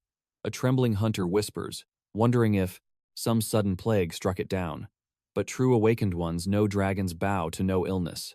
Suddenly, a mysterious figure emerges from the beast's remains. Above, an assault helicopter speeds toward the crash site. Exhausted hunters inside pray for a peaceful rest after this nightmare. Yet, seated in the shadows, one commander remains completely silent. She simply cannot process the devastating loss. Lee's blood boils, learning the cowardly association demands a contract breach penalty from the dead. A greedy suit urges her to relax. He argues that amid this global apocalypse, minimizing financial losses takes priority over a fallen rookie. Disgusted, Lee glares at these heartless bureaucrats, questioning if they are even human. Her seething fury explodes. Suffocating aura fills the cabin, crushing the executives under immense pressure. She silently wonders if her own death would be treated this cheaply. The terrified bureaucrat begs for mercy, instantly dropping the penalty claim. Retreating into her hollow thoughts, the commander is suddenly jolted by an urgent transmission. She commands the officer to report. The intelligence officer stammers that the Azure Dizak is officially dead. A stunned hunter asks if an elite raid guild intervened. But humanity possesses absolutely no force capable of such a miracle. The scout reveals shocking news. The devoured rookie is still alive. He annihilated the dragon from within. Heart pounding, Lee violently demands the survivor's true identity. The officer confirms. It is Choi Hansung. A radiant wave of pure joy washes over her face. Meanwhile, the exhausted Hansung drains a water bottle, relieved. His fractured core is fully mended. A passing hunter offers him temporary gear. Suddenly, a vital memory strikes Hansung's mind. He desperately requests a communication device. The young cultivator needs to reach his beloved family. The same female hunter kindly lends her smartphone, dialing the numbers with trembling hands. A cautious voice picks up the line. The immortal softly tells his mother that her son has returned. A heavy, breathless silence hangs in the air.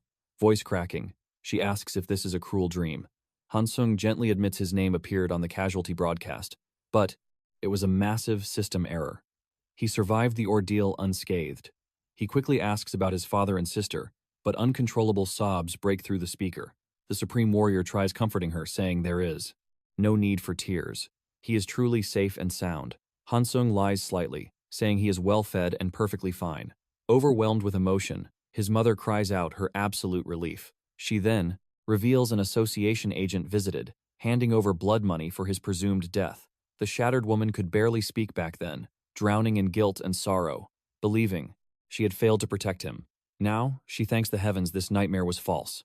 Her pure maternal joy echoes through the phone. Hansung chokes up, rendered completely speechless. When the heartbreaking call disconnects, he wipes away rogue tears. The observing hunter gently offers him a tissue. The fierce dragon slayer accepts it with a humble nod. Exhausted, the legend rests on the shattered pavement. Summoning his transformed blade, he examines its new divine specs. The weapon now boasts a massive mana amplification, but one hidden trait catches his eye. It possesses a soul-linked evolution path. By feasting on true draconic lifeblood, this demonic sword will continually ascend. With this heaven-defying artifact, Hansung will not need any lesser weapons for a very long time. He then reviews the electric dragon breath, a skill pulsating with catastrophic lightning tribulation energy. Evolving this mortal art was a monumental victory. This time, the system grants a 30-point surge to all base stats, alongside a massive mystical power buff. However, his only pressing mission now is acquiring some decent modern garments. Hansung simply wishes to return home. Suddenly, a terrifying pressure descends from the clouds, crashing like a meteor strike. The immortal cultivator instantly recognizes the overwhelming aura of his, quote, guild commander. Landing flawlessly, Lee recklessly pulls him into a desperate embrace. Tears of absolute relief stream down her face. Hansung warmly smiles, but the emotional commander suddenly realizes he lacks a shirt. Even the invincible dragon slayer blushes furiously. He awkwardly explains the beast's stomach acid dissolved his armor. Finally equipped with fresh tactical gear, the legendary survivor watches as Lee remains slightly watches. Flustered, she freezes. A guildmate approaches, smirking about their touching reunion before admitting his absolute shock. Eyes narrowing, she demands, shocked about what? The player chuckles, never expecting her taste ran to younger rookies. A secret boyfriend? Unbelievable. Lee glares, ordering him to drop the nonsense immediately. Yielding, he promises he will obey. The guildmaster demands answers. She canceled this raid, so why are they lurking? A mage steps up, admitting that epic display left, her dying for a closer look. The spellcaster shamelessly eyes our hero, declaring him her exact type. Leaning in, she boldly asks if he is taken. Lee swiftly swats her hand away, demanding they kill the jokes. Hansung just survived absolute hell, yet the brazen mage insists she is dead serious. She playfully questions the guildmaster's fiery jealousy. Lee snaps back, insisting Hansung desperately needs to recover his stamina.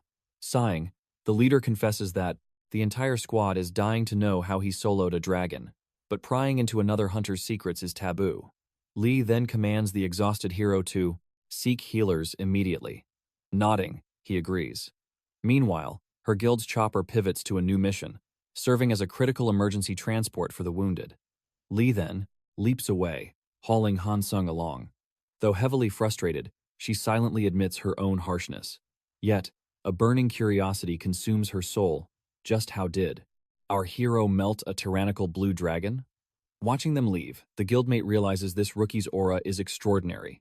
He resolves to interrogate his leader about this anomaly later. Meanwhile, hunter forums are exploding. Desperate players violently demand his exclusive items, mercilessly flaming the fool who originally sparked the boycott. The community's rage reaches a boiling point, petitioning to permaban the troll. After all, our low-profile main character will not even bother checking their pathetic pleas. Days pass. Korea took massive damage from the outbreak, yet hunters managed to contain the apocalyptic wave with miraculously low casualties. Reconstruction of the shattered cities begins immediately. Scholars dive into researching the newly dropped monastones. Though the surviving public remains heavily shaken, daily life slowly resumes. Hansung sharply inspects his spatial inventory's battery stock. Luckily, the energy market survived the disaster. The moment the local supplier reopens, stockpiling power cells becomes his ultimate quest. Hansung declares he will purchase their entire stock. Without hesitation, our hero lists the charged batteries on the system exchange. Testing the waters, he violently hikes the prices. Incredibly, desperate buyers devour the stock instantly. Astounded, he cranks the cost to astronomical heights. Days later, Hansung visits the physical shop again, only to find empty shelves. The stressed merchant promises shipments are coming, as the mana-powered factories have restarted. Supply chain nightmares should be over soon. But right now, absolutely zero stock can be magically summoned. Hansung nods, turning to leave the mundane shop. The clerk offers to ring him upon restock, but our lone wolf casually promises to return later. Walking home, a brilliant strategy forms. What if he bypassed middlemen entirely? Hansung had actually approached the massive manufacturers before the aside cataclysm, but corporate elites rejected mere individual buyers. Even when our protagonist flexed his wealth, demanding massive bulk orders, the arrogant executives blatantly declined. Frustrated, he contemplates simply buying an entire corporation and warehouse, or perhaps launching his own tech empire. Days pass, and Hansung casually strolls into his retail front. Despite the weekday, eager customers swarm the aisles. His sister waves enthusiastically. Hansung proudly praises her flawless management skills. Smiling, she vows to pour her soul into their growing empire. She reports the latest battery haul has hit the secure warehouse. Nodding, the boss decides to inspect the loot himself. She questions if supply requests should be amplified, but market flows are unpredictable. Shifting gears, his sister warmly demands he attend a family feast. Tonight, they feast like absolute royalty. However, system sales are plateauing. The explosive buying frenzy has essentially frozen. Still, the weekly profit margins were truly astronomical. It is finally time to burn those hard-earned system points. Opening the cosmic store, he strategizes his next evolution. Currently wielding 5 heroic tier traits, Dragon Breath remains his sole offensive spell. Analyzing his build, he lacks heavy defensive utility. Hansung strokes his chin, debating if he absolutely must purchase another devastating combat art, or perhaps a supreme teleportation skill to evade fatal strikes. With his immense wealth, he could devour both. Active spells cost less than passive awakenings. Yet, analyzing the market, Hansung frowns. Spatial bending magic is absurdly overpriced. He recalls his dimensional storage mastery was utterly wallet-draining too. Furthermore, only heroic rank spatial arts can transport living entities safely. Despite annoying system restrictions, the detailed grimoire descriptions are invaluable. Scanning the abyss, he targets the ultimate movement skill, a staggering 40 billion points. Without blinking, he purchases the god-tier ability. Power surging, Hansung warps to the empty warehouse. Thirsting to test this newfound dimensional power, he locks onto a distant shadow. Before the word teleport escapes his lips, his body instantly materializes there. Flawless execution, a terrifyingly absolute trump card. Next, he pushes the boundary with a maximum range spatial jump. Satisfied, he hunts for his second awakening. Scrolling past mundane elemental magic, nothing sparks his warrior spirit. Suddenly, a forbidden dark grimoire appears, a devastating death ray fueled by draining sheer vitality and pure mana. Miraculously, the system price is an absolute steal. A dire warning flashes.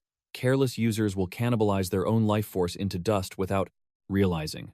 Perfect. That apocalyptic power is exactly what he craves. Shockingly, Dragon Breath devours the dark magic, evolving into a unique heroic authority.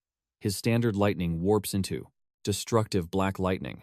Even his defensive thunder barrier evolves, granting absolute telekinetic control. Blood boiling for battle, he immediately invades a high-level dungeon. Hansung descends into the abyss. A horde of bloodthirsty beasts charges wildly. Letting them close the gap, he unleashes the midnight beam. Absolute annihilation, only glowing mana cores remain. Smiling, he realizes this. Dark Sovereign attack is god tier. Bankrupting his points was incredibly worth it. 5 hours and 5,000 slaughtered monsters later, Hansung collapses, his mana core completely drained. The hunt ends here. Retreating from the slaughter, our hero returns to his storefront. Surprisingly, he discovers his sister still working the late shift. Looking up, she explains, the energy cells are securely locked in the vault for inspection. Hansung steps into the shadows to verify the loot. 30 minutes pass. Emerging, he finds his sibling waiting patiently. He suggests they finally head home, but her expression turns heavily serious. She lingered behind specifically for a private conversation. Taking a breath, she brings up the nightmare when the world believed Hansung was dead. Voice trembling, she reveals their mother completely shattered upon seeing the casualty notification. And even after discovering his miraculous safe, her tears flowed endlessly. But the true nightmare awoke soon after. The greedy association slapped them with crushing equipment fines, mercilessly shredding their entire contract. Choi Jian-sung feels his blood boil hearing this.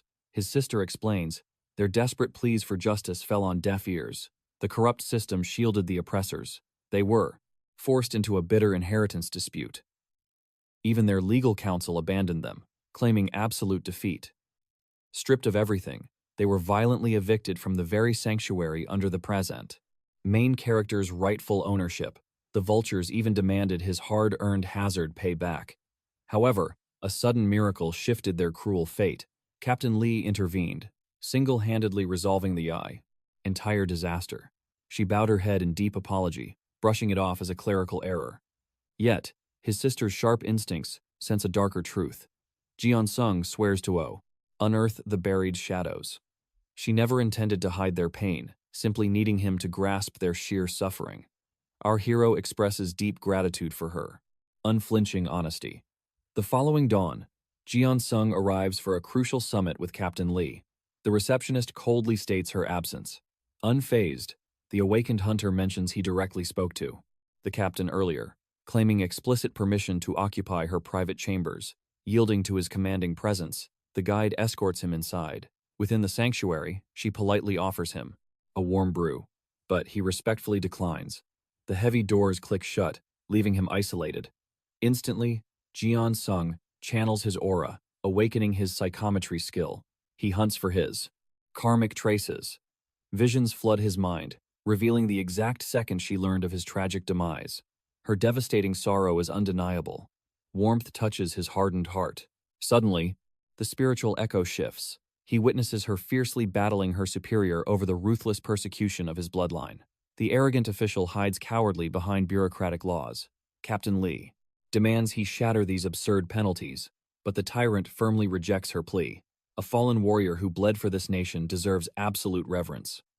Yet, the heartless voice spits out robotic excuses of protocol. Blazing with conviction, Lee threatens to sever her ties with the guild entirely if justice isn't served. The corrupt elite casually claims that such defiance breaks her binding oath, but the fierce captain counters her anomalous contract defies human laws anyway. Scoffing, the arrogant bureaucrat doubts she possesses the sheer courage to go against the supreme national authority. Dismissing her righteous fury as mere emotion, he severs the connection. The puppet master was the minister himself. Jeon-sung bows his head, sincerely, expressing immense gratitude. His true enemy is finally unmasked. The Minister of Dimensional Affairs has courted death. Suddenly, Lee enters the sanctuary, asking if time dragged on heavily, though he deliberately arrived before dawn. She admits intense curiosity over this abrupt summoning. Meeting her gaze, Jeon-sung drops a bombshell, declaring he must sever his binding contract. Lee freezes in absolute shock, but the cultivator reveals he has witnessed the minister's treacherous plot. She lowers her head in shame, yet Jeon-sung warmly insists it's completely unnecessary. He knows she single-handedly rebuilt his shattered world. Thus, the hero offers his purest gratitude. Desperate, Lee pleads with him to reconsider abandoning their grand path. Her soul still burns to crush those corrupted regulations. Our protagonist firmly agrees this rot must be cleansed. A sly smile emerges, offering one strict condition for loyalty. Jeon-sung demands an exclusive, face-to-face audience to extract a direct apology from the minister. The captain stands completely paralyzed. Meanwhile, deep within his fortress, the targeted minister paces nervously, branding the awakened youth as insolent trash. He scoffs, believing this brat's unique awakening has bred unbearable arrogance. The blinded official genuinely denies committing any sins against the hero. 1.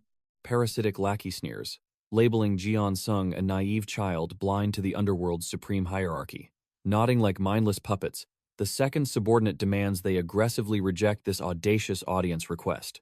The minister proudly boasts his ruthless actions were perfectly harmonious with absolute law. To apologize to an insect is unthinkable. In his heavily distorted reality, he stands entirely blameless and pure. His loyal servants flatter him endlessly. They paint his cruelty as profound generosity, mocking the hero's righteous fury as a mere tantrum. Thus, they scheme to physically discipline this disrespectful upstart. The wicked old man briefly entertains this dark thought, yet hesitates, pondering the execution, especially since the world's watchful eyes are already tracking this brewing storm. His foolish subordinates choke on their empty bravado. Enraged by their incompetence, he ruthlessly berates their hollow advice. Pivoting his strategy, the elderly snake commands the hunter to crawl to his throne room. If the brat thirsts for an apology, he must bow before authority. The trembling lapdogs scurry to deliver the royal summons. The minister vows he would never lower himself to visit a citizen. Jeon-sung chuckles darkly at the audacity of this arrogant summons, noting the hypocritical elder is actually arriving late. The hero unleashes his sensory domain, uncovering a disgusting nexus where rotten bureaucrats collude with elite guilds and dungeon overlords. Fortunately, the surrounding background lackeys possess absolutely no mana, making them utterly harmless mortals. For a lone cultivator preparing for war, this stage is flawless. The guide announces the supreme official demands his immediate presence. The awakened warrior stands ready to face the abyss. Stepping inside, his immense aura instantly shocks the frail politician. The corrupt leader mutters, "This terrifying force shares an age with his own grandson." The minister launches a patronizing lecture on youthful ignorance, but Jian Sung ruthlessly slices through his words. He demands the promised repentance. Simultaneously, his spiritual energy pierces the elder's mind. He merely obeyed the sacred bureaucratic texts, feigning utter helplessness. Yet, the psychometric scan reveals a labyrinth of shadows.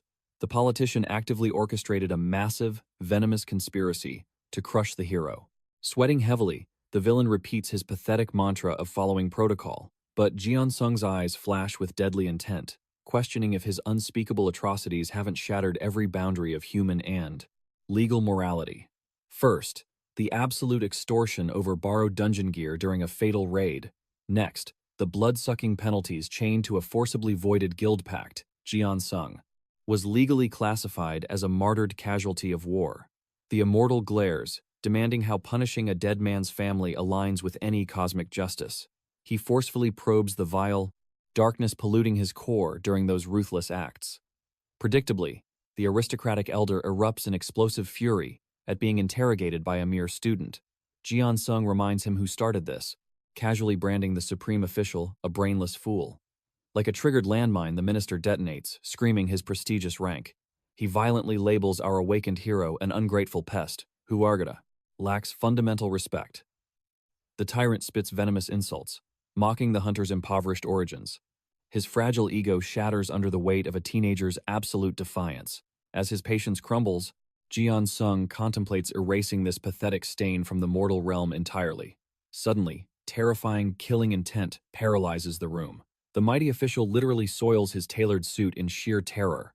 Jian Sung coldly advises the trembling coward to engage his brain before vomiting empty threats. The observing lackeys transform into breathless stone statues. Stepping closer, the protagonist violently reminds the withered man his skull isn't merely a decorative ornament. A digital recorder clicks loudly, securing every single arrogant confession. Jian Sung promises devastating legal warfare, pressing maximum charges for criminal defamation. The hunter will await his ruined enemy at the tribunal. As our hero vanishes, a pathetic, soul-crushing wail echoes from the office. Smirking, Jian Sung realizes this psychological combat art is infinitely more devastating than mere physical blades. The enraged skill brilliantly weaponizes an enemy's inner fury, stripping away all rational self-control. Several suns pass, and the minister's foul corruption scandal finally erupted. What began as an uprising of ordinary players soon dragged elite guilds into the bloody fray. Troy Hansen rests in his sanctuary, inspecting his newfound psychometry skill. This divine art grants him the power to read an object's deepest memories. While pondering how this ability will carve his path to immortality, his guildmaster calls. Startled by her sudden summons, he eagerly answers the device. She demands an immediate audience, and Troy Hansung calmly accepts her request. Seeking his coordinates, she awaits his response. Troy requests a brief moment, scanning his surroundings until his gaze lands on a nearby tavern. The main character suggests this humble establishment. Lee agrees instantly, declaring her journey has already begun. The formidable woman promises to arrive in exactly 30 minutes. Wasting no breath, Lee pierces him with a question. Did he mastermind the minister's glorious downfall? In her eyes, no other cultivator possesses such terrifying cunning. The commander warns that the mortal government is trembling over this massive upheaval. Lee firmly states that the paranoid officials will undoubtedly target the main character, urging him to tread lightly. Troy Hansung calmly questions the worst outcome. His master warns of imprisonment for his brazen trespassing and shadowy theft. The main character probes deeper, wary of the draconian laws binding awakened players. Lee declares that if heaven's wrath falls, he must wield the mortal public's favor as his shield. Troy accepts this profound wisdom, yet remains utterly fearless. Since his path is righteous, he harbors no dread. Still, Lee desperately pleads for his absolute vigilance. Corrupt elders despise players wielding such divine authority. For now, they lurk in the shadows like venomous snakes, but this victory will undoubtedly birth countless, powerful adversaries. Naturally, their piercing gaze will lock onto Troy Hansung. The main character coldly denies any involvement in the bloody affair, yet he wisely resolves to conceal his aura and lay low. Lee chuckles, praising his tactical retreat. Fading into the background is their greatest defense against looming suspicion. Suddenly, a massive missile pierces the heavens, striking Pyongyang in North Korea. Mortal soldiers pray for absolute annihilation, but a demonic voice shatters their desperate hopes. Without warning, the beast unleashes a heaven-shaking roar, spewing corrosive venom. Within mere breaths, elite soldiers melt into screaming skeletons. This catastrophic power surges outward, mercilessly consuming every soul in its chaotic wake. Even roaring fighter jets dissolve into ash. The entire city is instantly erased from existence. Back at the tavern, Lee abruptly ends their meeting. Yet she isn't the only warrior receiving the grim omen. Troy Hansung rises to follow. An urgent, bloody decree has been broadcasted to all supreme rankers. Lee reveals a catastrophic code has been triggered, forcing her to contact the Central Command. Troy notes, the mortal network is already ablaze with terror. North Korea has completely fallen, and the apocalyptic beast responsible marches furiously toward their borders. The impending doom surpasses his darkest nightmares. A frantic official publicly confirms the apocalyptic disaster. According to the Bleeding Intelligence, the northern lands are utterly obliterated. Every legendary cultivator there perished trying to seal the demonic Imugi. Worse still, endless tides of demonic beasts continuously erupt from shattered dimensions. Millions of desperate refugees swarm the borders as the monstrous horde closes in. The Grand Master of the Association seizes command. This time, he unveils the chilling truth. This is why only peak stage masters were called to arms. Their holy mandate is to repel the savage Imugi and slaughter the advancing beast waves holding the bloody vanguard. That final detail stirs a dark foreboding within the main character. 10 days later in Paju, a ferocious orc vanguard begins. Its brutal siege, but steadfast awakened warriors hold the line. A peerless swordsman cleaves through demonic flesh like mere paper. Wiping his blade, he grumbles over how long he must babysit such pathetic trash. Even the main character suppresses a yawn at the dreadful monotony. A savage werewolf lunges, only to be effortlessly bisected. Fellow cultivators share this grim duty, anchoring the defensive perimeter. Yet Troy questions the endless waiting. Thanks to his devoted sister, his spiritual provisions arrive without fail. Nevertheless, the rugged battlefield remains a miserable domain. Meanwhile, in China, a monstrous legion storms a massive bridge. The mortal army unleashes a storm of artillery. Suddenly, a colossal crimson dragon surges from the river depths. A thundering explosion shatters its scales. Elite cultivators blockade its path. A second explosive strike violently pierces its chest, igniting the beast's absolute fury. Yet, a master beautifully slices it with terrifying ease. The bloody skirmish ends instantly. A breathless soldier delivers urgent martial intelligence. The apocalyptic Imugi is charging their exact position. A sinister grin stretches across the man's face. The catastrophic abomination that wiped out North Korea approaches. A system notification chimes with grim tidings. Even the heavens cannot calculate the beast's exact level, but the sages have unveiled its terrifying rank, and it is a true legendary calamity. The Chinese military unleashes their ultimate destructive arsenal. The heaven-defying goal is simple. Whoever slays the demonic Imugi claims the glorious first kill achievement. Such a divine feat guarantees a massive explosion in spiritual attributes. He hungers to devour this fateful opportunity. Gathered at the defensive line stand over 181 supreme guilds and 3,000 peak stage rankers. The legendary Imugi descends at last. Bloodlust boils within the eager swordsman. Every cultivator erupts into battle. A holy monk chants, showering allies in golden buffs. Destructive spells rain like meteorites, but the mythical beast refuses to be suppressed. A catastrophic fear, aura erupts, paralyzing their souls for 10 agonizing seconds. The frozen cultivators become helpless prey. One by one, they are brutally devoured. Its massive tail shatters bones, launching bodies like ragdolls. Many remain paralyzed by sheer, soul-crushing terror. The Imugi exhales a devastating lightning breath, erasing an entire battalion to ash. Troy Hansung witnesses this massacre on his mortal device. The news anchors weep over the Chinese border's annihilation, mourning thousands of slaughtered supreme rankers. The main character heavily debates, absorbing the wild instinct skill, but fate pivots his choice toward absolute metal resistance. His eyes burn with ambition to claim the Monster Hunter title. In the end, he unlocks a heroic spiritual art with 2 divine laws, shielding the mind and magnifying sheer willpower. Sacrificing 29 billion system points, he accepts her teachings. Initially, his internal aura remains still, prompting him to violently test this newly forged boundary.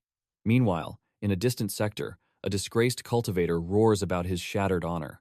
Fellow rankers gather to witness this pathetic display. Storming off, the furious man suddenly feels the crushing weight of public scrutiny. Elite players pierce him with cold, judging glares and silent mockery. Utterly defeated, he clears his throat and retreats in profound shame. Troy observes the ocean of hopeful recruits, understanding their burning greed. They all hunger for the legendary first kill achievement. While some harbor darker hidden motives, passing the grueling selection trial proves near impossible. Soon, Troy is summoned by a stern official. She ruthlessly verifies his spiritual identity before unsealing the heavy doors. The main character steps into a shadowy chamber straight out of a mortal interrogation film. An unseen elder coldly questions his absolute resolve. As he signals his readiness, the trial ignites, and the entire world plunges into dead silence. A system window suddenly flashes. A mind-bending hex attempts to cloud his sanity for 10 seconds. But immediately, his honest, passive skill awakens. The mental corruption shatters instantly. Trial complete. He emerges victorious, leaving the examiner on. The other side utterly speechless at his monstrous potential. Next candidate. Several days pass. Near the demilitarized zone, the Korean military forces launch their northern expedition.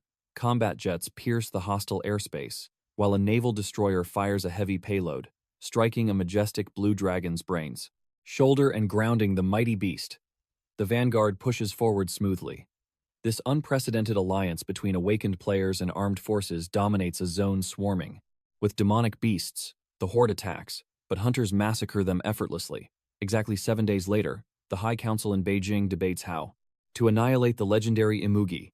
A mountain suddenly erupts into blazing hellfire. One official demands deploying the capital's supreme rankers, but another calls it a reckless gamble. What if a second mythical disaster descends? Another elder scoffs, completely baffled that their elite vanguard failed to slaughter a single beast.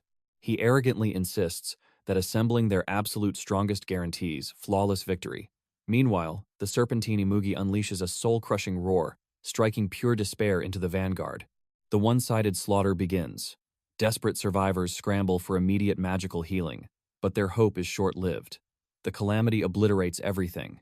As a stalwart, Tanker desperately shields his fallen comrades. Remaining hunters unleash a synchronized barrage, but the beast's deafening shockwave manifests an impenetrable wind barrier, violently repelling. Their subjugation mission utterly failed.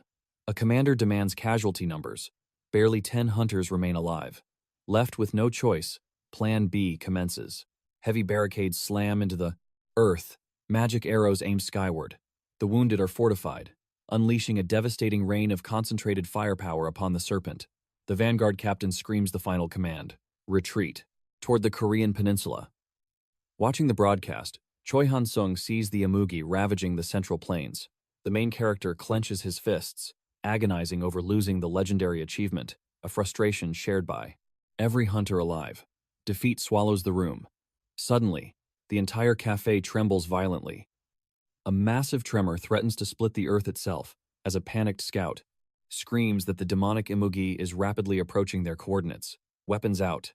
The sudden death sentence throws most hunters into absolute panic, but a few insane rankers grin with bloodlust, a golden opportunity to slay a myth. Nobody's blood boils hotter than Choi Han-sung's. He hungers for that divine title, but the informant shatters their delusion there is nothing to celebrate.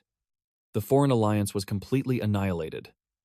Those fleeing survivors are intentionally dragging the catastrophe straight into Korean territory. It was a treacherous survival tactic. Hearing this, one Korean ranker erupts in blazing fury. Dragging a boss across borders is a war crime.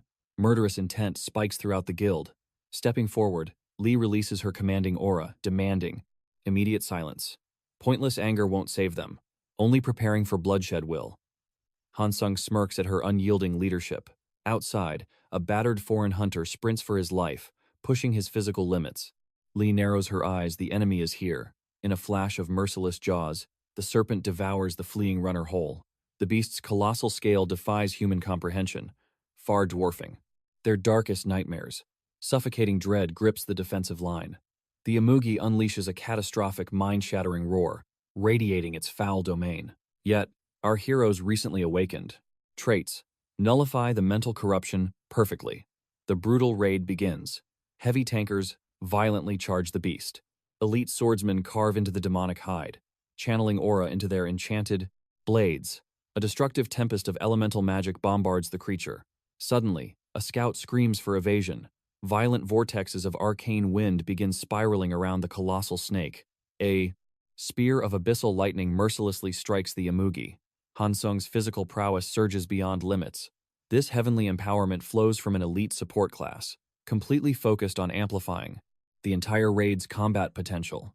A fresh assault squad rotates in, but mundane steel and basic aura fail against the legendary defenses. Meanwhile, the main character takes his designated position. Among the artillery mages, blood is drawn as the vanguard suffers its first critical casualties. Healers scramble desperately. Our protagonist silently calculates his terrifying trump card, consuming the battlefield's spilled life force. But a stunning sight breaks his concentration. He witnesses his comrade dominating the front line. Lee moves like a phantom, her blinding speed completely escaping the naked eye. Astonishingly, she becomes the very first human to shatter the Imugi's impenetrable scales. A spark of competitive envy ignites within Hansung. His path to supremacy requires devouring new legendary skills. His ultimate ambition is amassing. 1 trillion system points to ascend to godhood. 30 grueling minutes pass in an ocean of blood. Strangely, Hansung notices the mythical raid feels suspiciously underwhelming. Then, a chilling detail catches his eye. Caustic venom drips off the serpent's fangs. The Grand Wizard instantly detects the deadly mana flare, screaming a desperate warning. The monster unleashes a devastating breath of corrosive acid. Frontline fighters barely evade the lethal splash, but the toxic tsunami surges toward the vulnerable artillery. Casters frantically weave magical shields. Yet one defensive layer instantly disintegrates. The Guildmaster roars to pour every ounce of mana into the ward. Mages desperately burn their life force. Heavy defenders charge the front line, unleashing everything to interrupt the four. Boss's catastrophic channeling. The distraction succeeds. Instantly, a torrential barrage of destructive spells detonates against the beast. Breathing heavily, the protagonist assumes victory is finally within grasp. But the Imugi's fury reaches its boiling point. The calamity activates its berserk state. A terrifying aura ignites, sacrificing defensive scales for apocalyptic destruction. The vanguard recklessly dives back to Mani. Strike, but a mysterious force suddenly binds a top-tier defender. A chilling system prompt materializes before him. Instantly, every hunter witnesses the same horrific error message, a grim notification stating the protective buffs were forcibly nullified. A Blade Master attempts a quick draw, only to feel a bone-chilling premonition. The mana flow twisted. A desperate scream commands evasion. The colossal Kresialo. Abomination flattens an entire squad. Tragedy strikes as the fragile spellcasters are mercilessly slaughtered. Sharp-eyed rankers freeze in terror. The beast strategically assassinates their backline. The Imugi relentlessly hunts the defenseless mages. Hansung violently pushes his agility to escape. Desperately seeking cover, he attempts to activate his spatial teleportation. But suddenly, a cursed window declares his mana pathways sealed for 10 agonizing seconds. All active skills forcibly aborted. The mythical beast unleashes an eardrum-shattering bellow. With godlike momentum, it violently swings. Its tail directly at Choi Hansung. He evades by a hair's breadth. The boss's speed defies all logic. Nearby, paralyzing dread freezes the remaining spellcasters, leaving them completely obliterated by the saliva. Titan. The protagonist desperately rips open a dimensional tear. The Imugi lunges to crush him again. He evades just in time, but the relentless predator refuses to miss, using Fortia. Its colossal mass, it shatters his defensive barrier, launching him like a meteor into the stony cliffs. Groaning, he regains consciousness. His injuries are minor, but death was mere inches away. He never expected the boss to possess a secondary mind control hex. Total anarchy consumes the battlefield. Yet amidst the destruction, he makes a chilling realization. His weapon vanished. Recovering the sword is absolute priority. Suddenly, a golden system glow flashes. The draconic bloodblade achieves spontaneous evolution. A twist of fate, leaving even our hero believes it.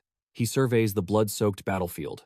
Hansung narrows his piercing gaze, finally spotting his legendary blade lodged deep within the serpent's massive tail. He cannot summon it back. Yet, the brutal war flows in their favor. The sweet scent of victory hangs in the chaotic air. Suddenly, a glowing system notification regarding his divine blade's evolution chimes. Perhaps the weapon is feasting upon the legendary beast's immortal blood. Two awakened warriors vault into the sky, striking the creature's monstrous visage, and they inflict devastating damage. With every relentless strike, dark crimson rains from the heavens. Endless weapons shred its thick scales. The beast is falling, but the mighty Imugi refuses to perish. It unleashes a devastating torrent of boiling acid. Several warriors narrowly dodge the lethal spray. Without hesitation, they counterattack. Lee charges like lightning, violently shattering one of its massive horns. The strikes are absolutely relentless.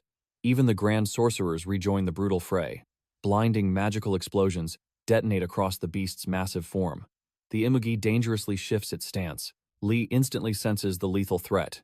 She leaps as swiftly as lightning, delivering a devastating kick to the monster's jaw. For the first time, the mythical serpent collapses. The hunters waste 0 seconds, mercilessly burying glowing blades into its flesh. The warriors finally dares to believe victory is theirs. Then, the golden system message illuminates the sky. Every survivor receives an epic title for slaying a legendary calamity together. The exhausted hunters erupt into triumphant cheers across the ruined wasteland.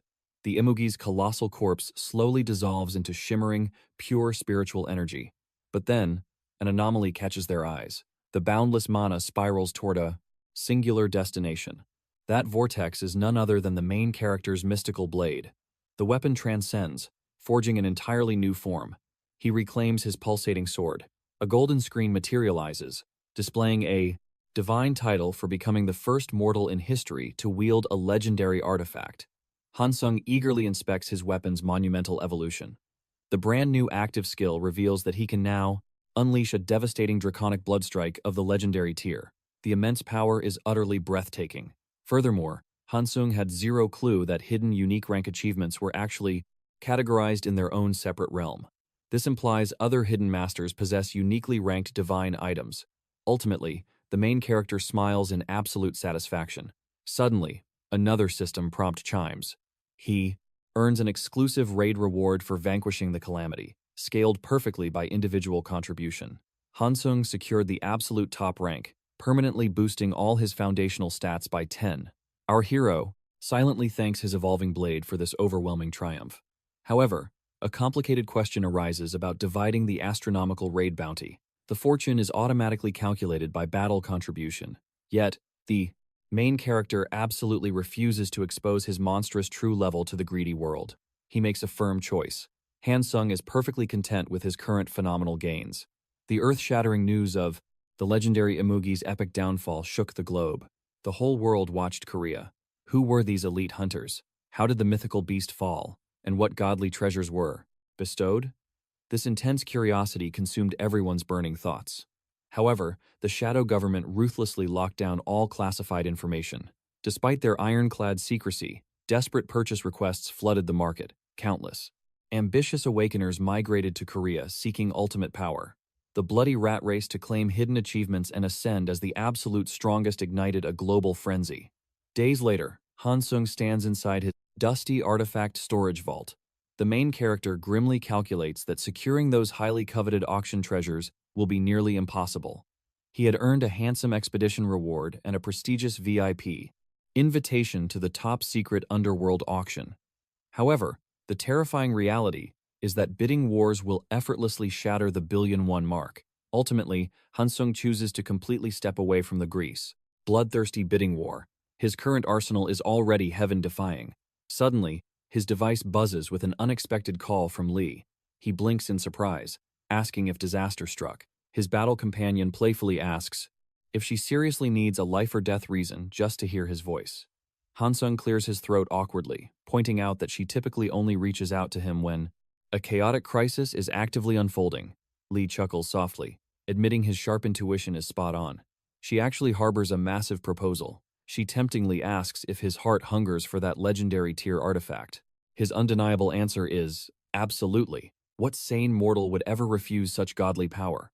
She confidently declares she can secure one for him at the exclusive Imugi auction. Hansung asks if she demands a steep price in return, and predictably, the cunning woman does. She lays her cards on the table, making her ultimate goal painfully obvious. The infamous Eternal Guild contract, as Hansung dramatically dubbed. Lee grimly explains that the national government is pushing all their chips in to monopolize the Imugi treasures, boasting a limitless financial vault no single hunter can rival. Yet, the main character finds this incredibly suspicious, since sacred rules dictate only surviving expedition members can enter the bidding floor. That exact loophole is why she approached our hero. Since only the two of them who fought, the mythical beast, belonged to the elite association. Hansung then sharply questions why she does not just swallow every treasure herself. Lee sighs deeply, confessing she absolutely would. But one specific divine skill book is infinitely more attuned to his unique aura than hers. Hearing this, the cautious main character demands to inspect the legendary loot before dealing with the devil. She reveals the association mandates everyone will only lay eyes on the coveted auction items a mere 24 hours beforehand. It is a breathtakingly narrow window. Lee explains the paranoid government fears that if they expose the divine treasures too early, shadow syndicates will orchestrate a massive heist. The main character smirks, betting those dark forces are already mobilizing, but he vows to cement his final choice only after witnessing the godly artifacts. Lee smirks, promising his soul will not regret this. Days later, Hansung tightly grips the glowing auction ledger. The supreme skill is named Dark Dragon's Piercing Strike. It possesses absolutely zero demonic backlash, essentially allowing the host to manipulate catastrophic black lightning with zero cooldown restrictions. Our hero's heart races as he deeply wonders if his heroic tier core can even withstand consuming a legendary level essence. He skeptically asks if she is truly willing to surrender such heaven-defying power. Lee casually explains that her entire arsenal relies on pure, holy attribute mana. His battle partner warns him that if he rejects this dark power, it will fall to some mediocre state sorcerer. The corrupt government already has a pathetic lapdog lined up to consume the tome. That ticking clock is why their window is rapidly closing. Hansung must decide now. He boldly accepts on one absolute condition. He retains the right to pay a massive fee to shatter the Eternal Guild shackle. Lee frowns, thinking his audacious terms cross the line. Hansung aggressively threatens to walk away from the table completely. Lee reluctantly yields, provided she can add a predatory interest rate. The main character is genuinely terrified to hear the blood-sucking number, but she flashes a wicked smile and declares 5%. A seemingly innocent figure, but it carries brutal compound interest. That is her absolute final line, so Hansung clenches his jaw and accepts the demonic pact. Lee declares the deal officially set. She moves to brief the shadowy higher-ups. The protagonist expresses his gratitude, but the sly woman insists she did absolutely nothing special. At the underground auction, the sweating auctioneer begs the silent crowd for final bids. He slowly counts to 5. The stifling room holds its breath as the man finishes, desperate for a new, earth-shattering offer. The hammer slams down, declaring elite hunter Lee has claimed the Dark Dragon's Piercing Strike. The final bid shattered 1 billion won. It was terrifyingly competitive. Hansung literally cannot fathom a single mortal possessing that astronomical wealth. Apparently, massive megacorporations are pulling the strings behind certain puppet awakeners. Combining the Dark Skill Tome and the legendary weapon totals a mind-bending 2 trillion won. Now, the grand finale begins. A staff member brings the ultimate treasure onto the stage, the legendary grimoire holding the fury of the Dark Dragon. Later, the main character sits alone, intensely reviewing his new contract. Bitter regret slowly sets in. His staggering debt reaches 1 trillion won. And worse, it includes brutal compound interest, tethering him to the association forever. But Lee wrestles with a different dilemma. The highly anticipated first clear notification never materialized. A sinister feeling creeps over her. Throughout the brutal raid, the glorious title for achieving a historical rank vanished, leaving her only second in overall contribution. Furthermore, the true champion's identity remained hidden. This deeply contrasted her first heroic beast hunt, where the apex predator was immortalized. Lee had seized the grand achievement for blazing that trail. Tragically, the system withheld her rightful titles simply because she lacked the proper divine artifacts. She anticipated the exact same system response this time, unless some hidden monster had already slain a legendary beast. Lee absolutely cannot fathom this twisted anomaly. Her absolute desperation drove her to manipulate the auction's finale just for those artifacts. Now, she feels utterly pathetic. Lee realizes she should have bared her soul to her comrade. Out of nowhere, Hansung approaches with warm congratulations, announcing his departure. Lost in thought, Lee probes if he successfully mastered the divine art. Our main character confirms his absolute success. She wishes him a safe journey back. Yet, his sharp senses detect a subtle tension. Suddenly, she deeply apologizes for the rigged order of the auctioned relics. She confesses that the greedy government plotted to monopolize every glorious first achievement through her hands. Thus, Lee covertly altered the sequence. That is, exactly why his divine tome appeared last. The scattered puzzle pieces finally align, and our hero completely understands. She desperately craved that heavenly title, especially with the mighty government backing her every move. Hansung casually brushes it off, stating her burdens were entirely justified. A flush of deep embarrassment colors Lee's face as the main character turns to depart. A profound guilt washes over her, realizing his pure intentions, and she vows to never scheme against him again. Meanwhile, Hansung knows his comrade possesses a painfully honest soul. Lee could have easily buried the truth, but now, a heavy guilt weighs on him, knowing he secretly devoured all those glorious system achievements. Stepping away, the main character accesses his dimensional space. He extracts the radiant golden tome, bracing his spirit to absorb its wisdom, desperately praying his arts will evolve. In the end, the colliding energies refuse to devour each other. Instead, they undergo a magnificent fusion. Soon after, the system bestows the heaven-defying title of the first to master a legendary rank art. Hansung knows infiltrating that deadly expedition was pure genius. Just from the system titles, he harvested 450 points and a terrifyingly overpowered art he is dying to unleash. A pitch-black mass of apocalyptic energy swallows the entire battlefield. Lesser beasts are instantly vaporized, while the surviving abominations blindly charge. Hansung calmly raises his hand, unleashing his newfound legendary art. Absolute nothingness remains in his destructive wake. Honestly, the utter devastation unfolded infinitely faster than he calculated. The surviving horde flees in pure terror, only to be completely erased. Now, Hansung hungers for a bat-type dungeon. He calculates the odds of a high-tier hunting ground hiding nearby. Suddenly, an urgent ping interrupts his thoughts. His guildmaster summons him back immediately. His battle-hardened senses tingle. When the main character connects the call, she assumes he just emerged from a chaotic rift. Cutting to the chase, she urgently questions his willingness to hunt in the frozen northern territories. The desperate leader explains the severe manpower shortage plaguing those low-tier disaster zones. She practically begs for his overwhelming strength, promising a heavenly bounty exactly double the standard rates of the elite emergency squads. He perfectly understands the stigma. Ambitious awakened players absolutely refuse to waste time slaughtering trash-tier mobs for zero experience. Yet, our hero confidently agrees to lend his consigned, unstoppable power.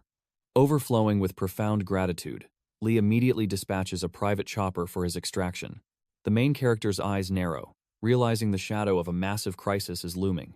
She reveals a terrifying anomaly. Fresh rifts are tearing open across the frozen wastes. While it has not triggered a national disaster alert yet, an unchecked swarm will spark an apocalyptic breakout. Hansung swears to crush the threat. 2 weeks later, deep within the treacherous northern borders, a blinding system prompt shatters the silence. He has officially smashed the 3 million point threshold, and the Dendeclearier's bide. Legendary mercenary system is finally unlocked. Our main character stares blankly at the cryptic glowing text. Mid-thought, his survival instincts scream of an impending ambush. Without hesitating, he instantly unleashes his devastating black lightning. In a single explosive flash, the beastly ambushers are reduced to mere ashes. Curiously, his base status remains completely unchanged. He eagerly summons a holographic window to browse the interdimensional mercenaries. The available roster cascades downwards from the glorious heroic rank.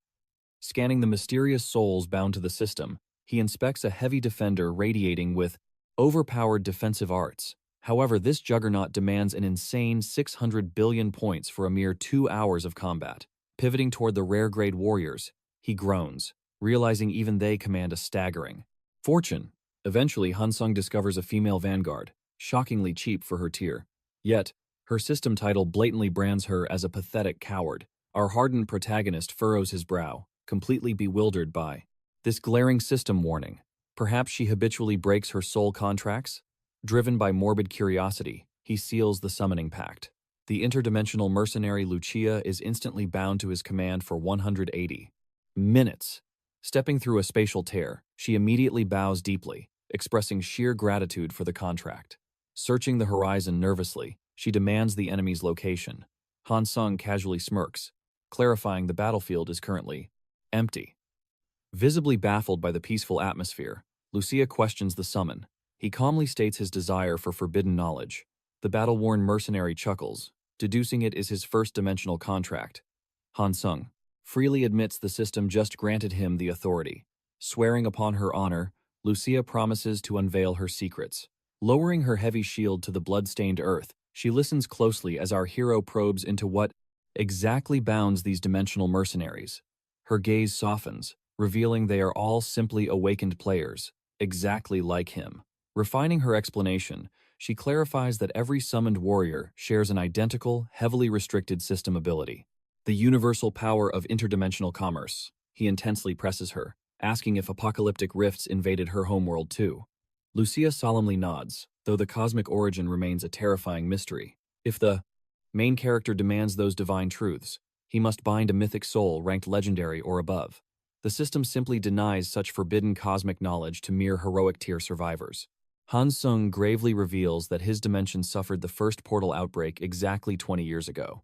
Even after surviving the brutal second cataclysm, humanity maintains a fragile peace. His eyes narrow, desperate to predict when the absolute next nightmare will descend. Trembling, Lucia whispers that, in her timeline, the second wave was supposedly the last. Perhaps their world buys another 20 years of peace, but fate offers zero guarantees.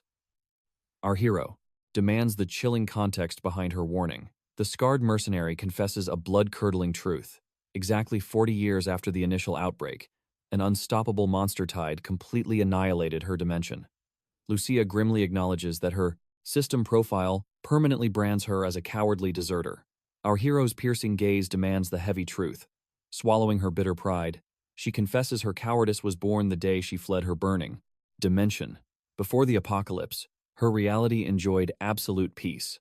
Then, a colossal demonic rift violently tore open the capital's very heart. A merciless tide of bloodthirsty orcs flooded the streets, forcing helpless citizens to merely grab their fragile lives and run. Lucia, however, stood frozen, witnessing a majestic white knight fiercely charging the monstrous horde. She even stood her ground against a towering demonic overlord, but its terrifying aura was overwhelmingly invincible. In that crucible of pure despair, her dormant system forcefully awakened. She was instantly reborn as a level 1 player. Desperate to survive, she blindly dumped all her accumulated points into maxing her raw attributes, hoping to trigger a skill evolution, a catastrophic mistake she endlessly regrets. Reaching her limits, she desperately hunted, scavenging magic stones and peddling dimensional artifacts for precious points. Clinging to her fragile life, she survived exactly like. For 16 years, she clung to hope on her cultivation path. But then, the second apocalyptic tribulation descended.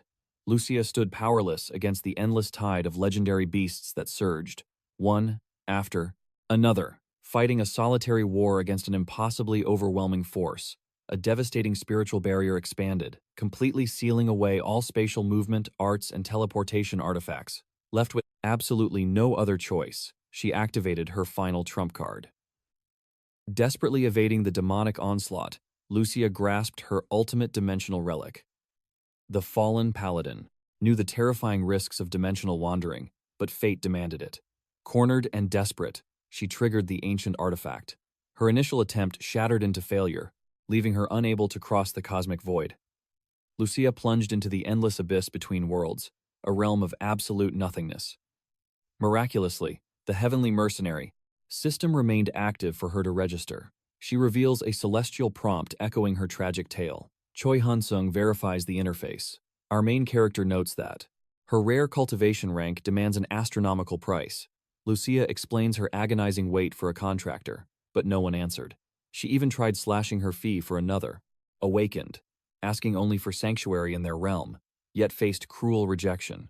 The system's absolute minimum wage is 1 million spiritual points hourly, making it 24 million daily, and over 700 million monthly. Lucia reveals a previous contractor's twisted counteroffer. He demanded she tribute 24 million points daily.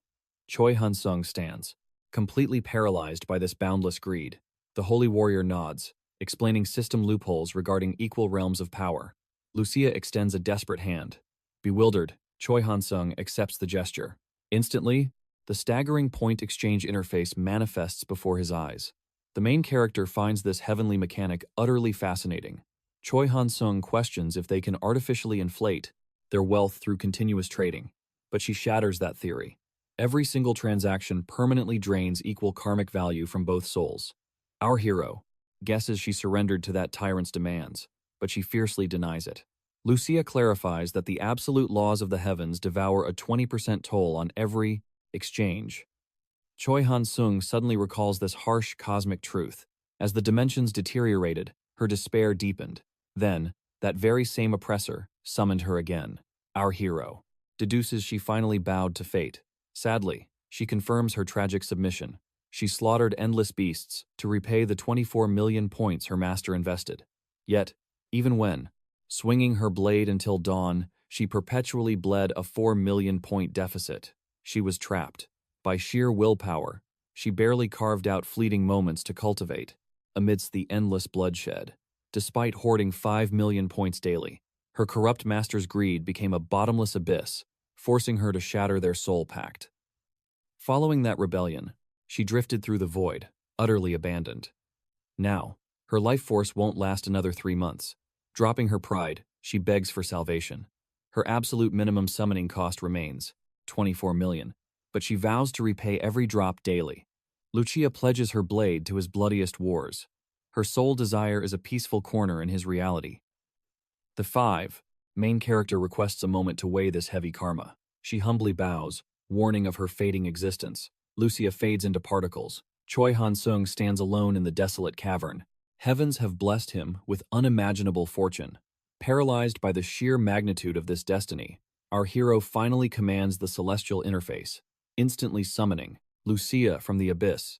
The fallen paladin hopes he brings salvation, but he demands one crucial test first.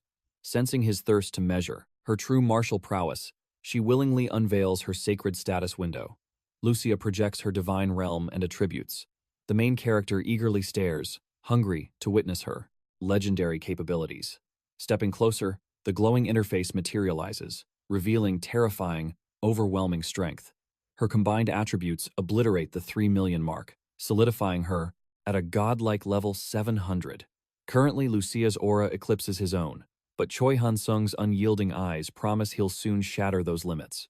Without a doubt, she wields ancient and summarily with comment heroic tier combat arts. The multiverse must be crawling with catastrophic threats if such legendary powerhouses need to hire mercenary backup. Lucia softly questions if he deems her strength worthy.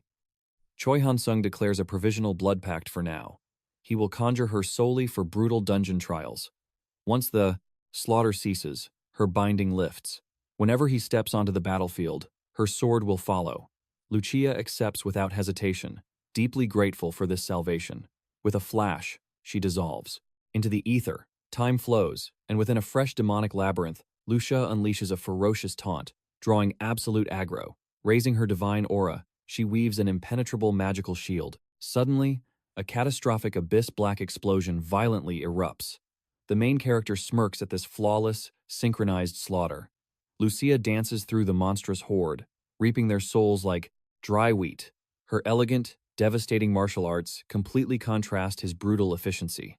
Lucia channels her divine arts once more. Choi Hansung marvels at their flawless battle chemistry. Meanwhile, he continues, annihilating the demonic swarm with absolute precision. A gigantic beast is seamlessly cleaved in twain. Silence claims the blood-soaked ruins. Choi Hansung announces their subjugation quest is officially complete. Lucia smiles, finding genuine joy in this flawless massacre. She reveals the agonizing bottlenecks of higher dimensions, chaotic realms plagued by endless swarms of rival awakeners contesting the very same spiritual veins. Furthermore, Elite hunting grounds were monopolized by aristocratic lords. Desperate cultivators bled astronomical entry tolls. This sparks a shocking revelation in her heart. She begins, suspecting our hero reigns as an absolute monarch here. Choi Hansung humbly brushes it off, claiming he merely purges the trash in this sector. Lucia beams with profound purpose. Our invincible warrior promises her return.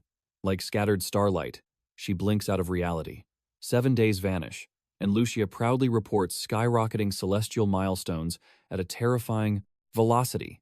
From scraping 10 million daily points, her cultivation has tripled, exploding to an insane 300 million weekly. The main character swells with pride watching her bloom into a true powerhouse. Lucia bathes in the glory of her newfound strength. However, a pang of guilt strikes him, casually harvesting hundreds of millions daily via overpowered system artifacts. The Holy Knight approaches with heavy intent. Lucia politely but firmly demands answers. Her warrior's intuition sensed his hidden affinity for close-quarters slaughter. The veteran paladin questions if he intends to permanently merge these dual combat arts. The main character smirks, declaring it his absolute path to supremacy. But she sharply warns his foundation lacks the true essence of the sword. He humbly confesses relying on pure instinct. Her eyes sharpen, urging him to contract a supreme blade master and awaken the true path of martial arts. Choi Hansung tilts his head, questioning her sudden fierce critique. Lucia brutally notes his rigid movements, a fatal weakness he cannot afford.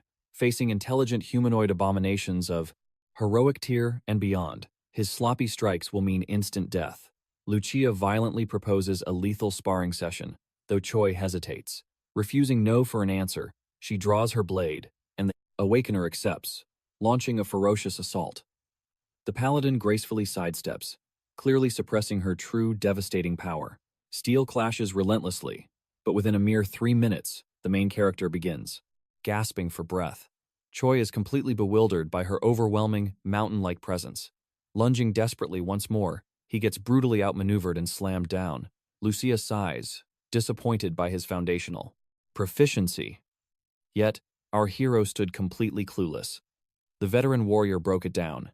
It was a rare martial talent. The more you practice a specific art, the faster you master it. Whether basic horse riding or advanced acrobatics in the saddle. The truth struck our protagonist like lightning. His eyes widened, realizing that even his magical arts would inflict devastating damage with higher mastery. Without hesitation, Hanung begged Lucia for intense training. Fast forward a few months. The chaos across northern borders finally began to settle. However, elite hunters from prestigious guilds grew restless. These trivial, low-ranking quests bored them to death. Unsurprisingly, a massive wave of these veterans abandoned their posts and retreated south. They dumped the grunt work on regular association members. Naturally, complaints erupted everywhere, despite the massive double compensation. Since the loot was garbage and sleeping in wretched tents was pure misery. Yet, our hero felt completely overjoyed. He could endlessly grind and hunt monsters, right alongside Lucia. She marveled at this incredibly advanced modern world.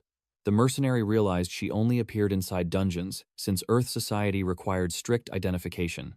However, Choi clarified her overwhelming power level was a huge risk. Drawing the government's gaze would be catastrophic. He promised that once this bloody mission ended, he would uncover a Bodhi method to legally forge her earthly registration. This filled Lucia with sheer delight. She cheekily confessed that for an official portrait, she would project her youthful illusion. Choi smirked, loving the thought of royalty getting a solid slap to their pride.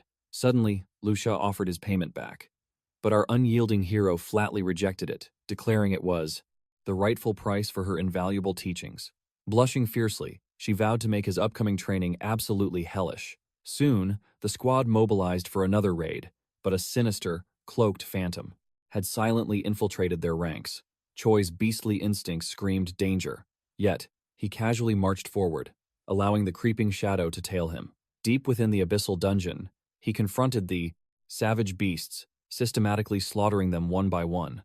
After harvesting the lucrative drops, he briefly caught his breath. Suddenly, an eerie chill washed over the area. Instantly, he resumed, annihilating the incoming beastmen. Out of nowhere, the lurking darkness lunged. Our hero instantly ignited his roaring aura, slipping past the lethal strike by a hair's breadth. He realized this foe was a master of silent death. A breathless clash erupted, yet Choi's blade swung through empty air every single time. The phantom abruptly retreated, highly aggravated, that his perfect stealth had been broken. But Choi surged forward like a predator, blocking all escape routes. He unleashed a ferocious slash, but the shadow vanished, hurling a blast, deadly toxic flask that erupted violently across our protagonist. Instantly, Hanung's divine immortality system purged the venom entirely. He gathered his mana for retaliation, but the enemy moved with blinding, ungodly speed. Realizing brute force would only drain his core, he swiftly shifted his battle strategy. It was a risky, single-strike gamble. Choi triggered instantaneous spatial transmission, miraculously managing to intercept the rogue with his roaring dragon fang. Desperate, the killer launched a final counterattack. With god-tier reflexes, Choi evaded by a mere millimeter and delivered the executing blow. The foe dropped epic loot, bestowing the legendary manual, Veil of Shadows. Our hero spotted an obsidian dagger and a mysterious talisman among the remains. A dark curiosity consumed him. Why was he targeted for assassination? Choi desperately channeled psychometry to read the corpse's memories, but the mana-infused relics blocked his inner eye. Out of options, he conjured Lucia to demand crucial. However, she could only deduce that his explosive growth had painted a massive target on his back. Choi grimaced, dreading inevitable future ambushes. The seasoned warrior confirmed that a dark syndicate was definitely hunting him. Suddenly, flashbacks of Yong Song-woo's treacherous trap flooded his mind. Lucia confidently hypothesized that these cowardly strikes would strictly occur inside isolated labyrinths. She urged Hanung to summon her instantly anytime, or even contract backup forces. As Choi navigated his way back toward the base camp, a second shrouded watcher locked onto him. Activating demonic eyes, the spy perfectly tracked our hero's bloody trail through the ruins. That grim investigation, ultimately, revealed the horrific aftermath of the recent clash.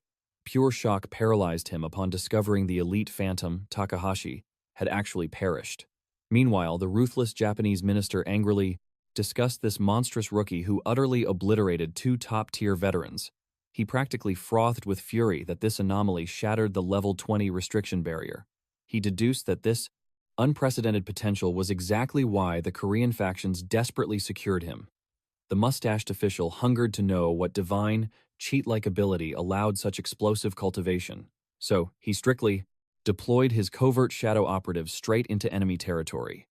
If capture proved totally impossible, their absolute directive was simple: eradicate Choi instantly.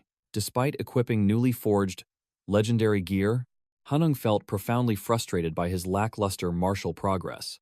Yet, Lucia gently motivated him, declaring the start of their daily, blood-pumping spar. They clashed at an incredibly lurching, terrifying pace, ending in an unprecedented, breathless draw.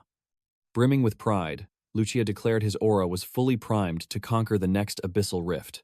Choi confessed his burning desire to again master heavy shield arts.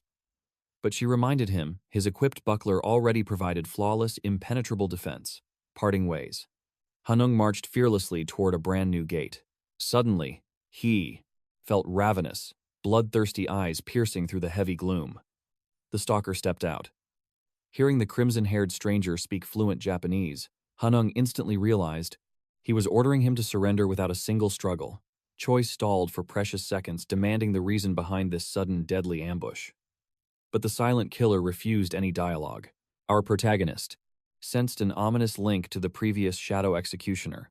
Sweeping the perimeter with his aura, he realized multiple lethal presences surrounded him. Briefly, he considered summoning his master for backup. However, drawing his gleaming steel, he resolved to conquer this tribulation entirely alone. A twisted, blood-curdling grin spread across the enemy's face as his hand grasped his cursed scabbard. Without a second of hesitation, Hanung unleashed a roaring dragon strike. Astonishingly, the Crimson Samurai countered with spatial shifts. A grueling deathmatch commenced, forcing our hero to desperately conserve his mana core. The swordsman unleashed a wicked horizontal slash.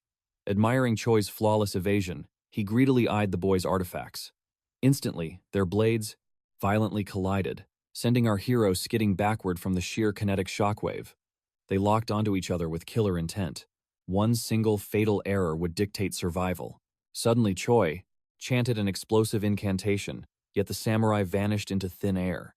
The tension was absolutely suffocating.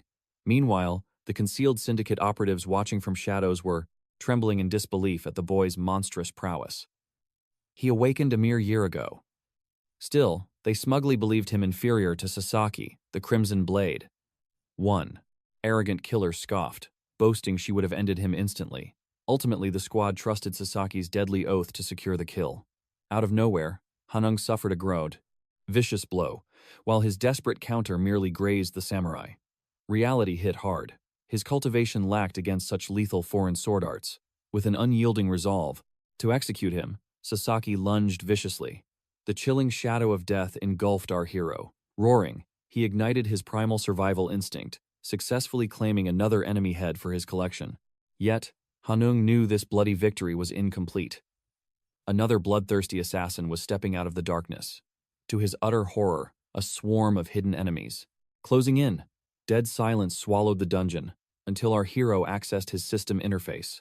In a flash of light, elite mercenaries materialized to crush the ambush. Choi commanded his summons to capture the shadow assassins alive. However, execution was absolutely permitted if necessary. Lucia stepped forward first, and with a deceptively sweet smile, offered her calling card to the arrogant killer.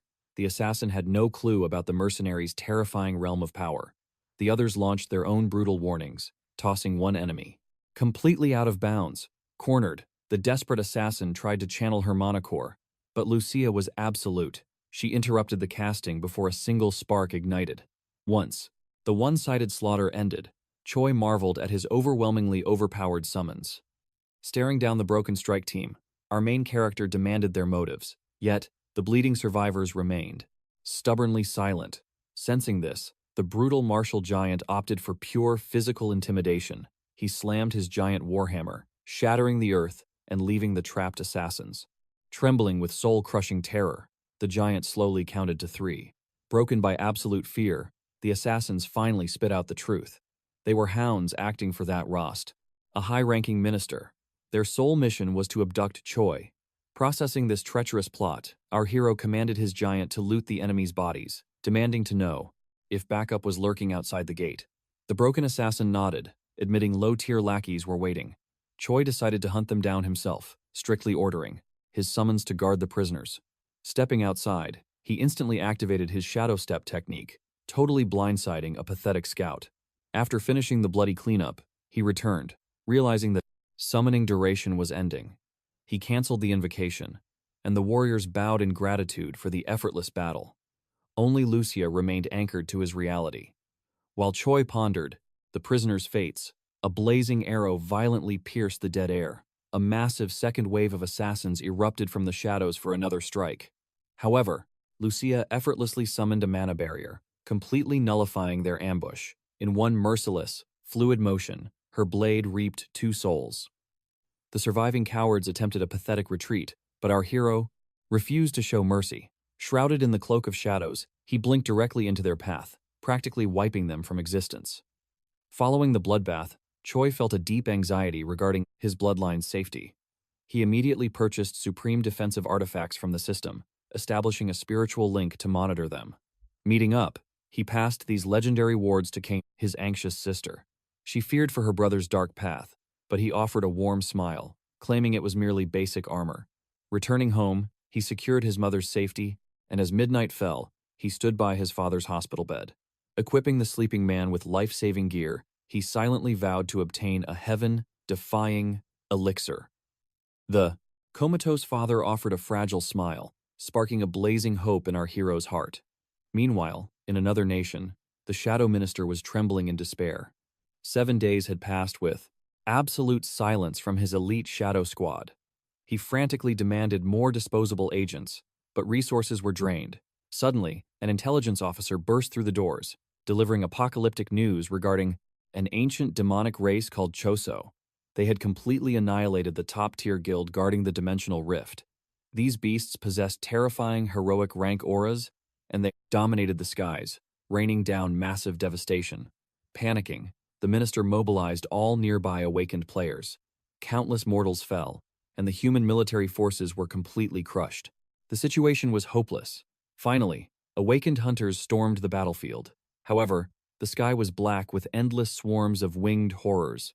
The hunters desperately burned their mana, stalling until the Choso, apex predator, descended. The beast unleashed a blood-curdling roar, commanding the swarm to devour a neighboring metropolis. As the demonic legion perched upon ruined skyscrapers, a single, fearless vanguard roared his defiance. He unleashed a magnificent inferno wave, instantly reigniting the warrior spirit of his fellow guild members. Yet, just as this brave hero sparked a glimmer of hope, the monstrous overlord blitzed through the hunter formation. The hero bravely stood his ground with unyielding resolve, until a sinister, dark blade shattered his aura shield. Back in the war room, the minister learned their reinforcement wave was utterly vaporized. The trembling assistant revealed these creatures possessed horrifying tactical intelligence, executing brilliant combat strategies. Viewing the bloody broadcast, the terrified official finally grasped the calamity-level threat. Meanwhile, across the sea, Choi received word of the ongoing massacre. Hearing they begged for global hunter intervention, he smirked, knowing the shadow squads would finally leave him alone. Later, deep in intense aura cultivation, our main character questioned Lucia about the Choso threat. Her eyes widened with deep phantom dread. These were the exact same apocalyptic beasts that had reduced an entire kingdom to ashes. This triggered blaring alarm bells in our champion's mind. Lucia warned that considering the beast's terrifying intellect, forming a global hunter alliance was their only hope. She revealed that the Choso possessed terrifying cultivation potential, capable of ascending to the mythical legendary rank. This revelation sent chills down Choi's spine. She grimly theorized that the horde must be currently mutating, endlessly gorging on mana stones and sacred skill tomes. Shockingly, just like a system user, these demonic entities hunted to devour magical cores, relentlessly grinding. Unlimited combat experience. Choi wondered if Awakeners could also absorb these magical cores. But Lucia shattered that dream, explaining that countless ancient empires attempted this forbidden art and burned. 3 months vanished. The Choso plague had fully swallowed the nation, mutating across the ruined cities. While the dying country prayed for foreign saviors, the Korean peninsula had gloriously repelled their second monster wave. This mutual survival miraculously forged an absolute alliance between the divided territories. Seeking higher-level grinds, our hero ventured into the newly unsealed hunting grounds. However, greedy guilds had monopolized every single dungeon core. Frustrated by the massive hunter overcrowding, he returned to his home soil. After visiting his bloodline, he approached the Awakened Association. Here, he materialized Lucia directly into the mortal world. The warrior maiden stood mesmerized by peaceful modern society. Our main character was thrilled, granting his loyal blade a mortal identity. To bypass mortal laws, he deduced the ultimate loophole was registering her as an awakened hunter. This supreme status essentially granted universal citizenship across all global territories. Choi waited with bated breath for the system's evaluation. The beautiful swordswoman followed an awestruck guild official into the testing chamber. Moments later, they victoriously celebrated the legendary mercenary's official Earth passport. Capitalizing on this win, our protagonist laid out a grand business proposition that would heavily enrich their mortal and magical lives. Grabbing sweet modern drinks, they negotiated an absolute monopoly, utilizing her otherworldly crafting skills to flood the player market. Sealing the pact, Choi swore to award her a massive 10% cut, a fortune she deemed far too generous. Overflowing with unbreakable camaraderie, our main character made the ultimate vow, promising to completely annihilate the demonic hordes ravaging her home dimension. Lucia's cheeks burned crimson as she fought back heavy tears. For the first time in centuries, genuine warmth pierced her hardened soul. Overwhelmed, the warrior suddenly dropped to one knee right before Choi in a crowded plaza. Flustered, his own face turned beet red. Undeterred, she pledged eternal fealty, swearing her blade to his immortal command, declaring her life belonged to him. Mortals stared in absolute confusion, but Choi understood the profound weight of a knight's vow. In that magical instant, the system crowned him with the Heavenly Lord title. He accepted the quest and gently helped her to her feet. His status window now glowed with the Lord class, though its true power remained a mystery. Lucia explained this evolution. It was destiny for one who accepts a knight's sacred oath. Hansung then asked if she also possessed a specific class. The warrior revealed her truth. She was a heroic rank immortal knight. Choi was stunned, since her level hadn't even reached 50 yet. but she clarified that her fortnight, centuries of battlefield bloodshed, had awakened this legendary path. Bowing her head in apology for hiding her true nature, she confessed that displaying her status window earlier was merely a trick to disguise her rank behind raw stats. Lucia urged her new master to review his sovereign skills for perfect tactical distribution. Immediately, summoned the glowing system interface. The knight explained the golden rule. Expanding his army would directly amplify his sovereign power. A wicked smile crossed his face. Loving the document, endless possibilities. Hansung realized he could easily read his knight's stats. Lucia bowed, noting this was a foundational lord ability to perfectly command his loyal vassals. Meanwhile, chaos devoured the city streets, finally exposing the lurking goblin hordes. The Prime Minister sweated bullets, terrified of impending disaster. As the Prime Minister, United Nations stalled for time while their nation bled. An assistant urgently reported that the Fukuoka extermination mission had just been upgraded to top priority. Deep in the urban ruins, the invaders gleefully slaughtered every goblin in sight. They claimed the territory until the monster chieftain sensed a disturbance and roared to Moff, his bloodthirsty army, charging straight toward the spiritual stone vault. Back home, Hansung was returning from a grueling sparring session when Shin Yuna's call interrupted him. She asked about the Japan expedition. Our hero sighed, preferring to reject the quest to peacefully recover his energy in Korea. However, the elite player confirmed her own deployment since the Repsons. Neighboring nation offered an astronomical bounty. Choi shrugged off the temptation, simply wishing his comrade a safe hunt. She smiled in gratitude, quickly shifting gears to ask when the dense man would finally treat her to dinner. Flustered, our hero nervously promised to plan a date once she returned alive from Japanese territory. Yuna's heart skipped a beat, clearly thrilled by the promise, though romance was hardly our sovereign's main focus. Later, Hansung informed Lucia that the Hunter Association had formally drafted him for the Japanese battlefield. His loyal knight urged him to accept, wanting to crush their enemies head-on. Knowing the fierce risks, she proposed stepping in as his ultimate shield, using the mercenary system to bypass restrictions. But the main character lacked a burning motive to wage war, ultimately deciding to ignore the draft and simply lay low. Days passed. Hansung returned to the shadows of the dungeon to gather cultivation points. Surprisingly, the monster population had plummeted, leading him straight to a dove. Party locked in brutal combat. Shockingly, their frontline tank lacked any defensive armor whatsoever. The squad provided minimal backup, clearly frustrated by the reckless giant's refusal to circulate his true defensive aura. Yet, the bruised young man stubbornly held the line.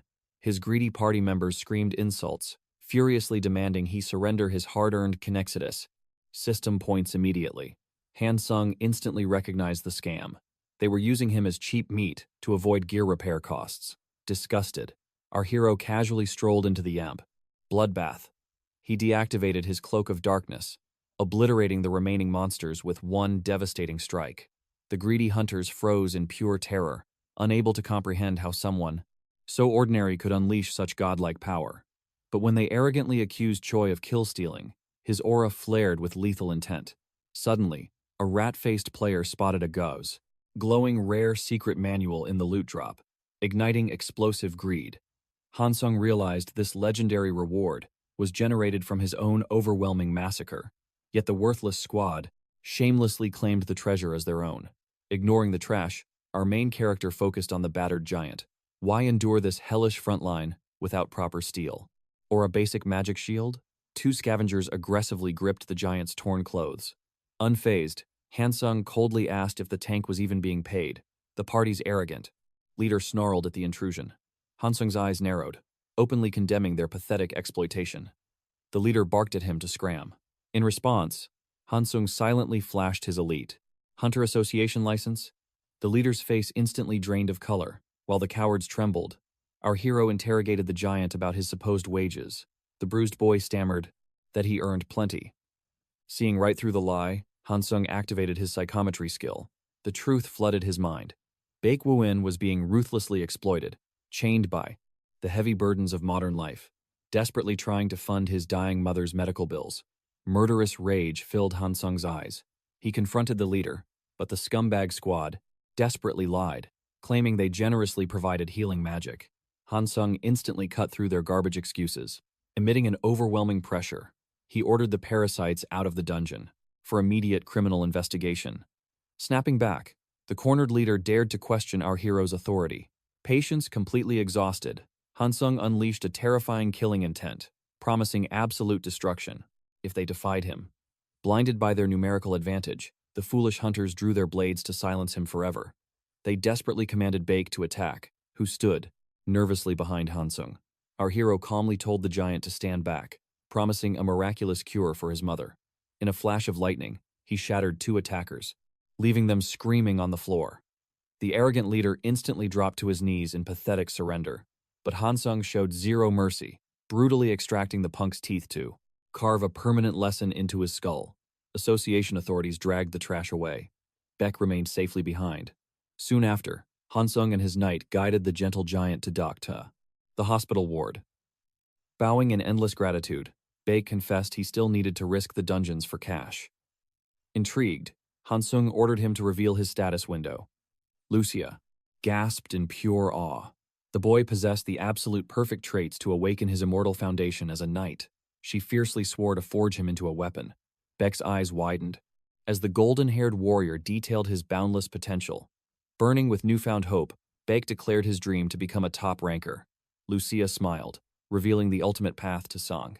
Infinite strength. Swearing eternal loyalty to Lord Hansung, our hero blinked, slightly overwhelmed by the sudden recruitment drive, while Lucia passionately argued the massive mutual benefits. Silence fell over the trio. With a fire igniting in his soul, Baek firmly repeated his desperate ambition to conquer the ranks.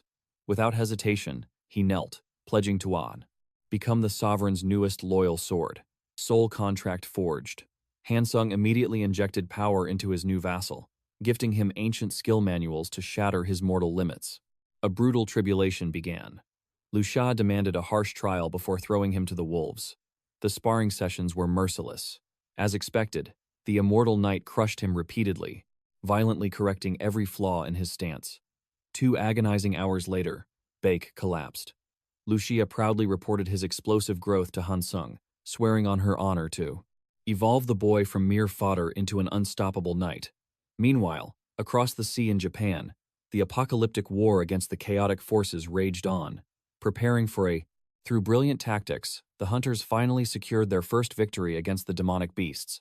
This humiliating defeat ignited a blazing fury within the Choso leader.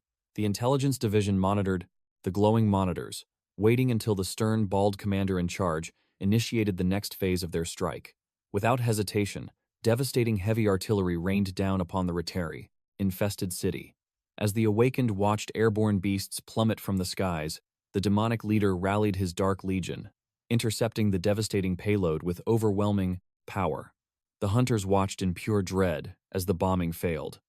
The commander quickly realized this monstrous general possessed a terrifyingly high cultivation level. With their offensive crumbling, he immediately ordered the United Nations support forces to retreat from Korea.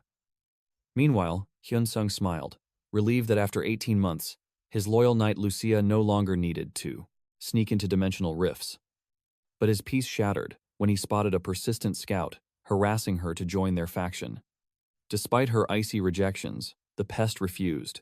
Hyun-sung approached, demanding answers, though Lucia merely wished to depart.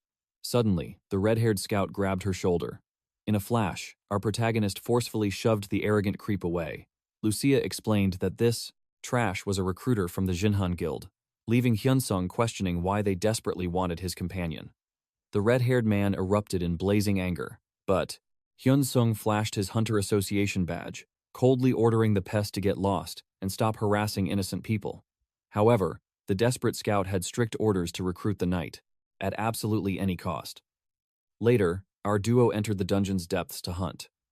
Lucia praised Baek's relentless training, noting how the divine elixir Hyun-sung gifted him had massively boosted his spiritual foundation. Their conversation abruptly died as an ambush of deadly spears rained down. Hyun-sung effortlessly deflected the killing blows. As the relentless assault intensified, Lucia fearlessly dashed forward to shield her master. Aura surged around Hyun-sung as he prepared his deadly counterattack. Spotting the reptilian beasts emerging from the rushing waters, he annihilated them with an overwhelmingly destructive masterclass strike. Wait, That draconic skill was meant for culinary arts. Regardless, the explosive power instantly wiped out the entire horde, proving these were merely the weakest of the heroic tier beasts. Meanwhile, inside the Jinhan Guild headquarters, the red-haired scout faced the terrifying wrath of his superior. He frantically defended himself, claiming a Hunter Association official interfered and shattered their negotiations. The furious boss demanded to know the identity of this meddling official. The trembling agent explained that the target and the hunter shared a profound bond, and Lucia absolutely refused to join their ranks under any worldly circumstances. Refusing to accept defeat, the ruthless executive commanded the scout to unearth the true identity of this meddlesome association member. The arrogant superior remained completely blind to his client's sinister motives for recruiting Lucia, but knowing the client's dark reputation, it spelled inevitable doom. Back in the dungeon, Bake returned from his bloody hunt, carrying a massive sack overflowing with glowing mana cores. Hyun-sung generously declared the towering warrior could keep the entire fortune. Guiding the young giant to the guild exchange counter, he handed over a thick stack of cash from the harvested crystals, leaving Bake completely paralyzed by the enormous wealth. The loyal tank insisted on sharing his bounty, but our protagonist wisely ordered the boy to support his struggling mother and sister instead. Hyun-sung even secured a luxurious apartment for Bayek's family, providing them an absolute sanctuary. Now, with their destinies intertwined within the very besticated same fortress, they could form an unbreakable defense against any impending Japanese invasion. However, a treacherous shadow was already lurking dangerously close to home. The venomous Jinhan Guild had completely unearthed Hyun-sung's hidden past and were actively orchestrating a deadly ambush. As our heroic trio walked toward the gate, the main character's heightened senses detected a sinister vehicle lurking in the shadows. While driving away, he calmly warned his comrades about their unseen pursuers.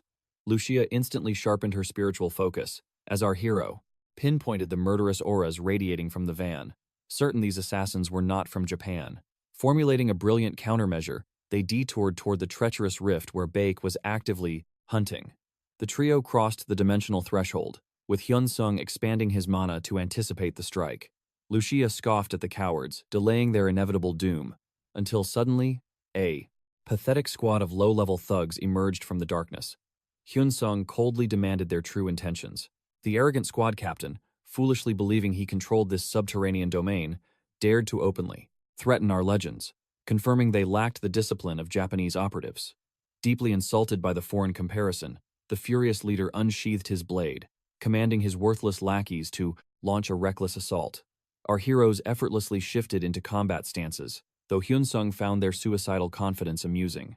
Suddenly, Bake erupted into a terrifying berserker state, charging the enemy lines and violently crushing them with absolute dominance. Lucia smirked, realizing the towering vanguard required zero protection. Watching him tear through the trash, like a natural disaster, they treated this life-or-death ambush as his personal training ground. The enemy leader stood paralyzed by Bake's overwhelming might. Desperate, the captain lunged toward the seemingly vulnerable Lucia. Instead, he met the devastating impact of her heavenly shield, shattering his teeth in a glorious spray of blood. Seeing their invincible captain instantly annihilated, the recommening-sided presenter Mon-Captain Wright. Remaining grunts blindly charged forward. Hyun-sung flashed into the fray like a phantom, flawlessly dismantling every last thug. Standing over their bruised bodies, he released his terrifying aura, demanding answers. Silence hung in the air. The defeated captain writhed in humiliating agony, unable to comprehend losing despite his level 220 status. Lucia unleashed her killing intent, forcing a terrified grunt to confess they were merely guild pawns. Hyun-sung discovered the vile syndicate was actively trafficking awakened humans, resolving to completely obliterate their criminal empire. Across the sea, the desperate Japanese minister feared losing his political throne. Believing our legendary protagonist was his ultimate salvation, he locked his greedy gaze onto surveillance photos of Hyun-sung and Lucia. Elsewhere, a shadow operative briefed his elite assassins, displaying Lucia as their secondary objective solely because she accompanied their primary target. He sternly warned that despite her recent registration, this mysterious woman fearlessly conquered heroic tier rifts alongside the monster known as Hyun-sung. To the absolute, the shock of his elite squad, the operative revealed Hyun-sung possessed a heaven-defying system that shattered the level 20 boundary. He strictly commanded his deadly subordinates to exercise extreme caution, revealing the vanguard team had vanished without a trace. A cold chill gripped the assassins, realizing a single godlike hunter had silently erased their comrades. Their commander emphasized that this anomaly's growth rate was fundamentally impossible to calculate, demanding absolute perfection. Meanwhile, Hyun-sung relaxed peacefully, inspecting his glowing system interface. He still required 300 billion celestial points to purchase the divine elixir. His tactical mind endlessly analyzed potential business empires to conquer, until his beloved mother gently called him down for a warm family dinner. He happily devoured the soul-nourishing meal prepared by his mother. He found it endlessly fascinating that Lucia, a holy knight from another dimension, was profoundly addicted to American television. The flustered knight insisted she only enjoyed a few cinematic masterpieces. His mother simply marveled at how awakened beings naturally possessed universal translation skills.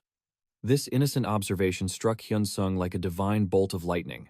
He declared he would create broadcast content to sell, and Lucia thought, a brilliant move. Hyun-sung gently grasped the girl's hand in gratitude, bringing a vivid crimson to her cheeks. Meanwhile, across dimensions, his cinematic creations manifested upon the dimensional marketplace. A mysterious merchant, intrigued by his energy cells, purchased the viewing crystal. The moment the projection flickered to life, she was mesmerized by the breathtaking visual arts. She marveled at the colossal steel golems on screen. Utterly convinced, these mechas roamed the main character's homeworld. Witnessing his blockbusters dominating the charts and the surging demand for mechanical titans, our hero planned to auction standard vehicles. However, Lucia stepped in, proposing he export transforming miniature figures instead. A flawless strategy. Days passed in a flash. Hyun-sung shattered limits, hoarding 1 trillion system points, ascending to legendary status. He finally purchased the fabled elixir of life. His loyal knight rejoiced. Wasting zero time, he rushed to the Mortal Realm hospital, determined to cure his dying father. While standing guard, his status interface flickered. A mythical tier artifact appeared in the shop, radiating impossible power. Knowing the trials to obtain it would be brutal, he shifted his gaze to another legendary healing treasure, refusing to let this divine opportunity slip. Suddenly, the mortal physician announced a miracle. His father was completely healed. His weeping mother praised the doctor, who humbly confessed he wasn't the architect of this heaven-defying recovery. The patriarch would walk again very soon. Meanwhile, lurking in the shadows, the sinister assassination squad dispatched to execute our protagonist lay in ambush. Their commander hissed strict orders, demanding absolute stealth and lethal precision. Yet, his underlings obeyed with sluggish hesitation, showing zero fighting spirit despite their commander's legendary reputation across Osaka. They questioned what unforgivable crime this dark aura cultivator had committed to warrant such a cursed execution order. Elsewhere, our duo began testing their newly acquired divine artifacts when Hyun-sung's senses flared. Murderous intent surrounded them. Lucia drew her blade, questioning if the Japanese syndicate had returned. Our main character nodded grimly, sensing a massive army hidden in the dark. The knight suggested summoning dimensional mercenaries, but Hyun-sung scoffed, choosing to slaughter this vanguard himself. He commanded Lucia to shatter their flanks as the murderous net tightened. Becoming a ghost in the wind, the royal knight activated her stealth art, reaping souls in complete silence. Blinded by panic, an enemy warlock unleashed a devastating blizzard wave. But our hero Phantom stepped through the frostbite, while Lucia mercilessly severed the caster's life force. Watching his elite squad drop like flies, the panicked commander screamed for a defensive formation. Instantly, Lucia crushed their vanguard, while Hyun-sung descended upon their rear, detonating catastrophic bursts of mana. The assassins were paralyzed by terror, trapped in a chaotic symphony of destruction that felt like a one-man army. Facing total annihilation, the enemy captain shrieked a desperate retreat order. The hunters became the hunted as they scattered, but our hero offered zero salvation. Spotting the commander fleeing like a coward, he unleashed a heaven-scorching dragon breath. Lucia wrangled the trembling survivors, while Hyun-sung commanded her to strip them of their spatial rings. Looming over the defeated captain, he activated the divine eye of truth. Forced to confess, the man exposed 30 elite awakeners hunting them down. When a defiant lackey attempted a sneak attack, a brutal shield bash shattered his jaw. Hyun-sung interrogated them, demanding to know who held his secrets. The trembling captain confessed that Minister Tanaka and Shadow factions knew everything. Our hero pierced the man's soul with his gaze, revealing the assassin only clung to life for his sick daughter, absolutely paralyzed. By this omniscient knowledge, the captain gasped. Hyunsung's psychometry art had already absorbed the tragic echoes of his past. Our protagonist coldly commanded him to speak. The broken leader revealed he was a veteran who awakened a heroic destiny on the battlefield. Swearing loyalty to a major guild, he achieved glory 5 years ago by soloing a monstrous orc warlord.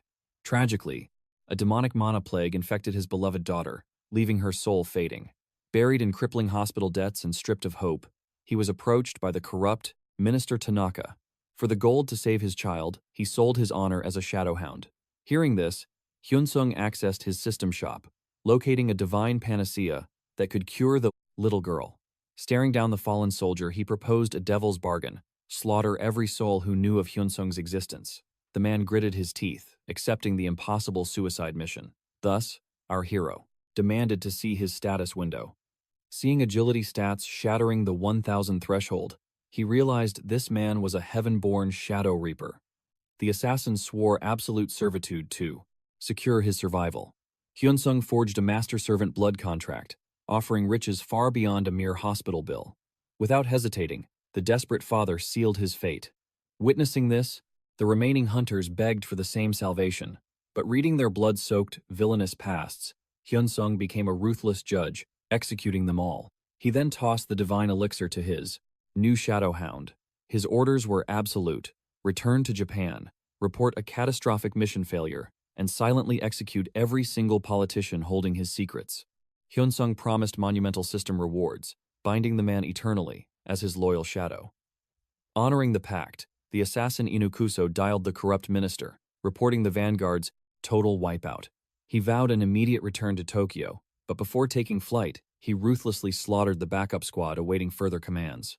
Merely a few days later, Hyunsung scrolled through breaking news of the Japanese minister's mysterious assassination, a victorious smirk crossing his face. Intrigued, Lucia questioned her liege's ultimate grand scheme for their Japanese operative.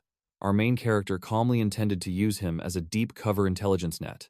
Suddenly, a frantic call from his mother shattered the peace. He dashed straight to the mortal hospital, ensuring the bloodline gathered for the patriarch's revival. His father trembled, forcing his heavy limbs to point directly at Hyunsung. While his weeping mother believed this was a tender gesture of thanks, a blinding golden aura suddenly erupted from his father's core. Lucia's eyes widened, recognizing the undeniable signs of an awakener's birth. The royal knight quickly instructed the elder to share his status window. Instantly, Hyunsung confirmed the impossible. His mortal father had just evolved into a system player. Welcome to the brutal awakening era. While his family cried tears of joy, our hero deeply pondered the origin of this miraculous class change. The truth hit him like lightning. Consuming the legendary elixir of life had forcibly unsealed his mana channels. Exactly 1 week later, Hyunsung returned to the Setterside recovery ward. His father was practically radiating vitality, overflowing with unyielding energy. Seeing this, our protagonist ordered his exhausted mother to rest, swearing to guard his father's bedside through the long night. Naturally, the patriarch was thrilled to share a bond with his son. He expressed deep gratitude for the miracle cure, but our main character humbly deflected, claiming the healing was purely a byproduct of his miraculous awakening. But the old man chuckled, shattering Hyunsung's disguise. He vividly remembered his son feeding him the divine panacea. Caught completely off guard, our hero cautiously asked what his father's grand ambitions were moving forward. With burning eyes, his father declared he would conquer a dungeon. Panic surged. Our hero pleaded with the elder to enjoy a peaceful retirement, flexing his infinite wealth to protect his clan. But the patriarch laughed, swearing that at 57 years old, his spirit was far from dead. Hyunsung stressed the apocalyptic dangers of the rifts. Yet, possessing a true provider's soul, the proud veteran refused to be a burden. He dropped a massive bomb. Even his wife approved of his hunter debut. This revelation stunned our invincible main character. The two were sipping coffee. Lucia advised Hansung to stop agonizing over his father's sudden awakening. She called it a heavenly blessing, because if those demonic beasts had descended without awakened rancors, humanity would face total annihilation. Hansung dreaded his father's potential death in the dungeons. but Lucia calmly noted those survival odds would inevitably plummet. As chaotic portals multiplied and terrifying mutant monsters flooded the world, the main character loathed the idea of his father stepping onto the battlefield. Yet, Lucia, ruthlessly pragmatic, insisted the man forge his own martial path and cultivate power by learning from his son. At dawn, Hansung paid a visit to his father. Acting as the veteran cultivator, he formally offered to take the old man as his subordinate. Once Gu accepted, our main character unveiled his transcendent status. He then offered his father a pouch of glowing mana cores. Upon consuming one, Gu's stats instantly skyrocketed. Hansung declared he was the absolute only existence, capable of farming these divine stones. He begged his father to guard this heavenly secret, even from his mother, shielding their bloodline from peril. Gu initially hesitated to hoard these priceless treasures, but his son insisted they were soul-bound, urging him to devour them all safely. The elder joyfully complied, and absorbed legendary skill tomes. Hansung assigned a shadow guard to protect his father in the deadly dungeons. Curious, the elder asked if ordinary mortals could physically digest these cultivation cores, but his son remained uncertain of the heaven's rules. Gu eagerly requested his first deployment, but Hansung stressed the elder desperately needed brutal martial training. Meanwhile, Japanese Prime Minister Akunabe furiously hunted down the Phantom-class ranker, whose absolute stealth abilities had brutally assassinated Minister Tanaka, while his terrified aide explained that rankers were concealing their divine skills amidst the bloody chaos. Consequently, the paranoid minister commanded an absolute lockdown. Assuming this lethal strike came from rival factions, he fiercely demanded the commander of their shadow operatives, but another aide revealed their elite squadron had been completely wiped out.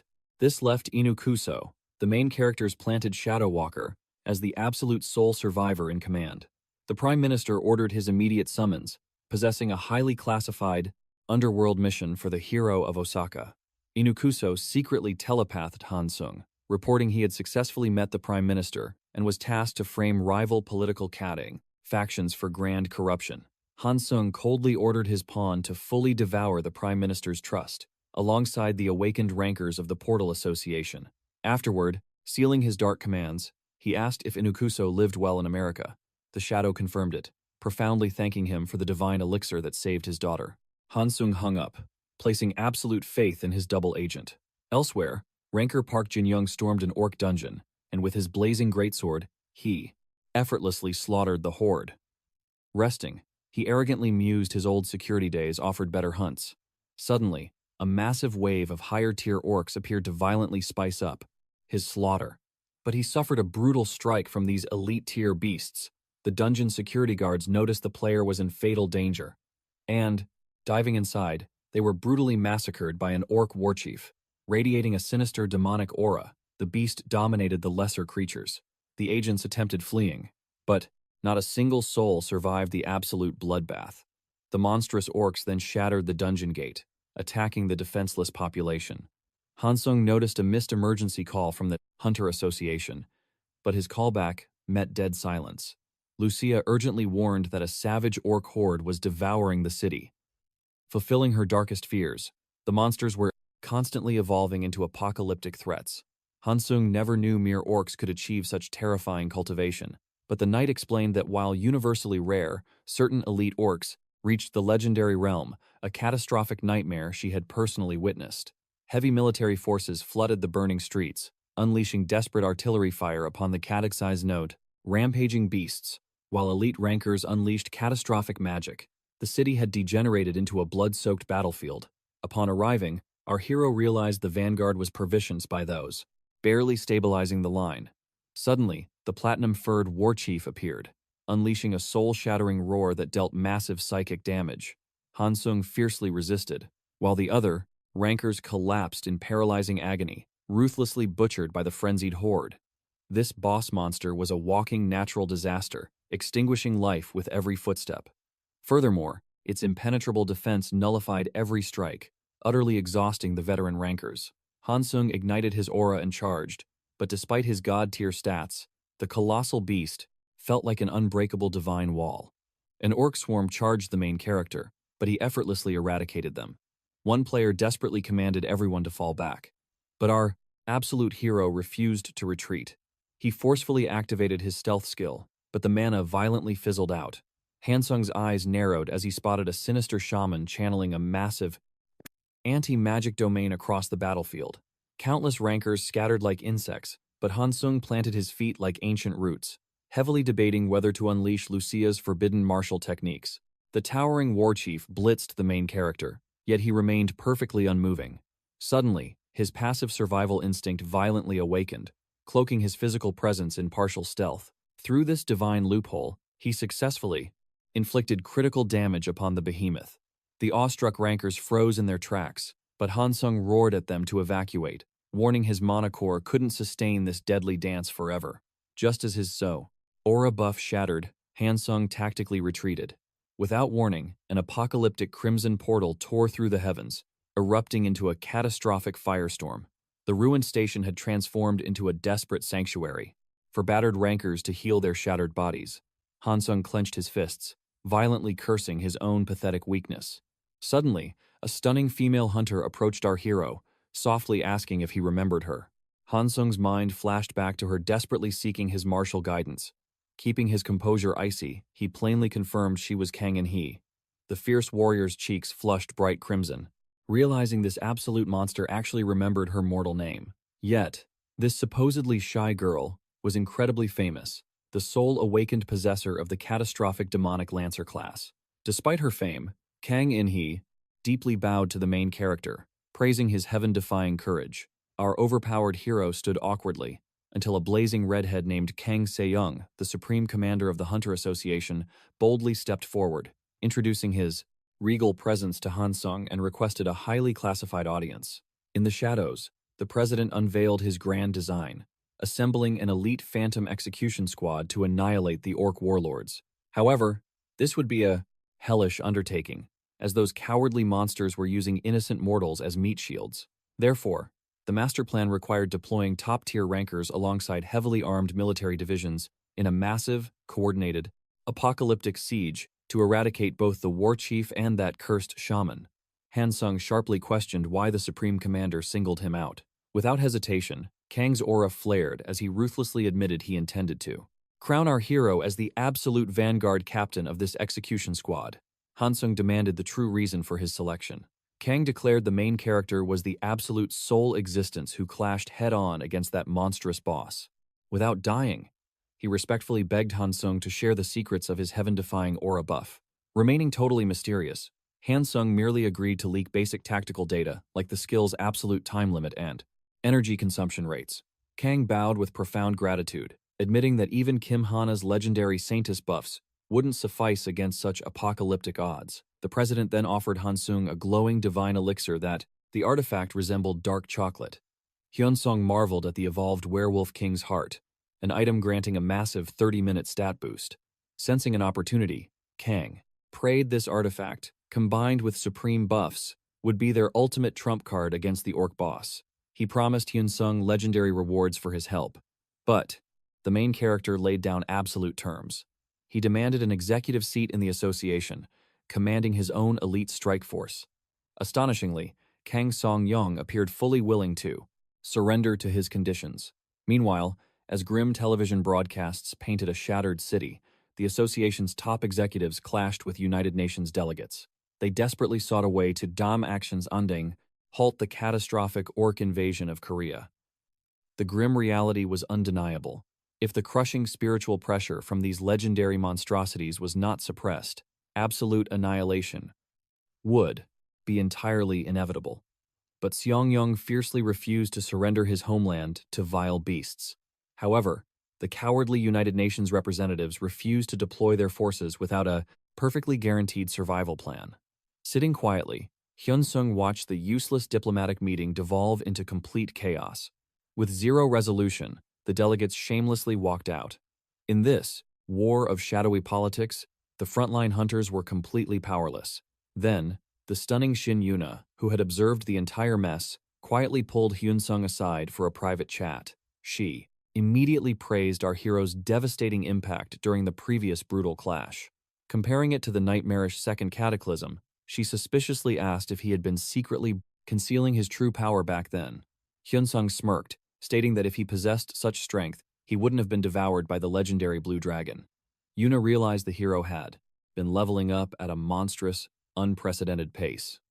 She warned him of the terrifying deathmatch awaiting him, but sincerely thanked him for standing strong as humanity's shield despite the fatal risks. Even so, Hansung remained completely unshaken.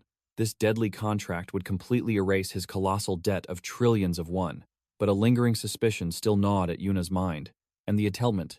Elite Hunter finally asked what rank Hansung achieved during the disastrous Blue Dragon raid. Since she had barely secured second place, a heavy silence suffocated the room. Breaking the tension, Hansung revealed. He was the absolute first place.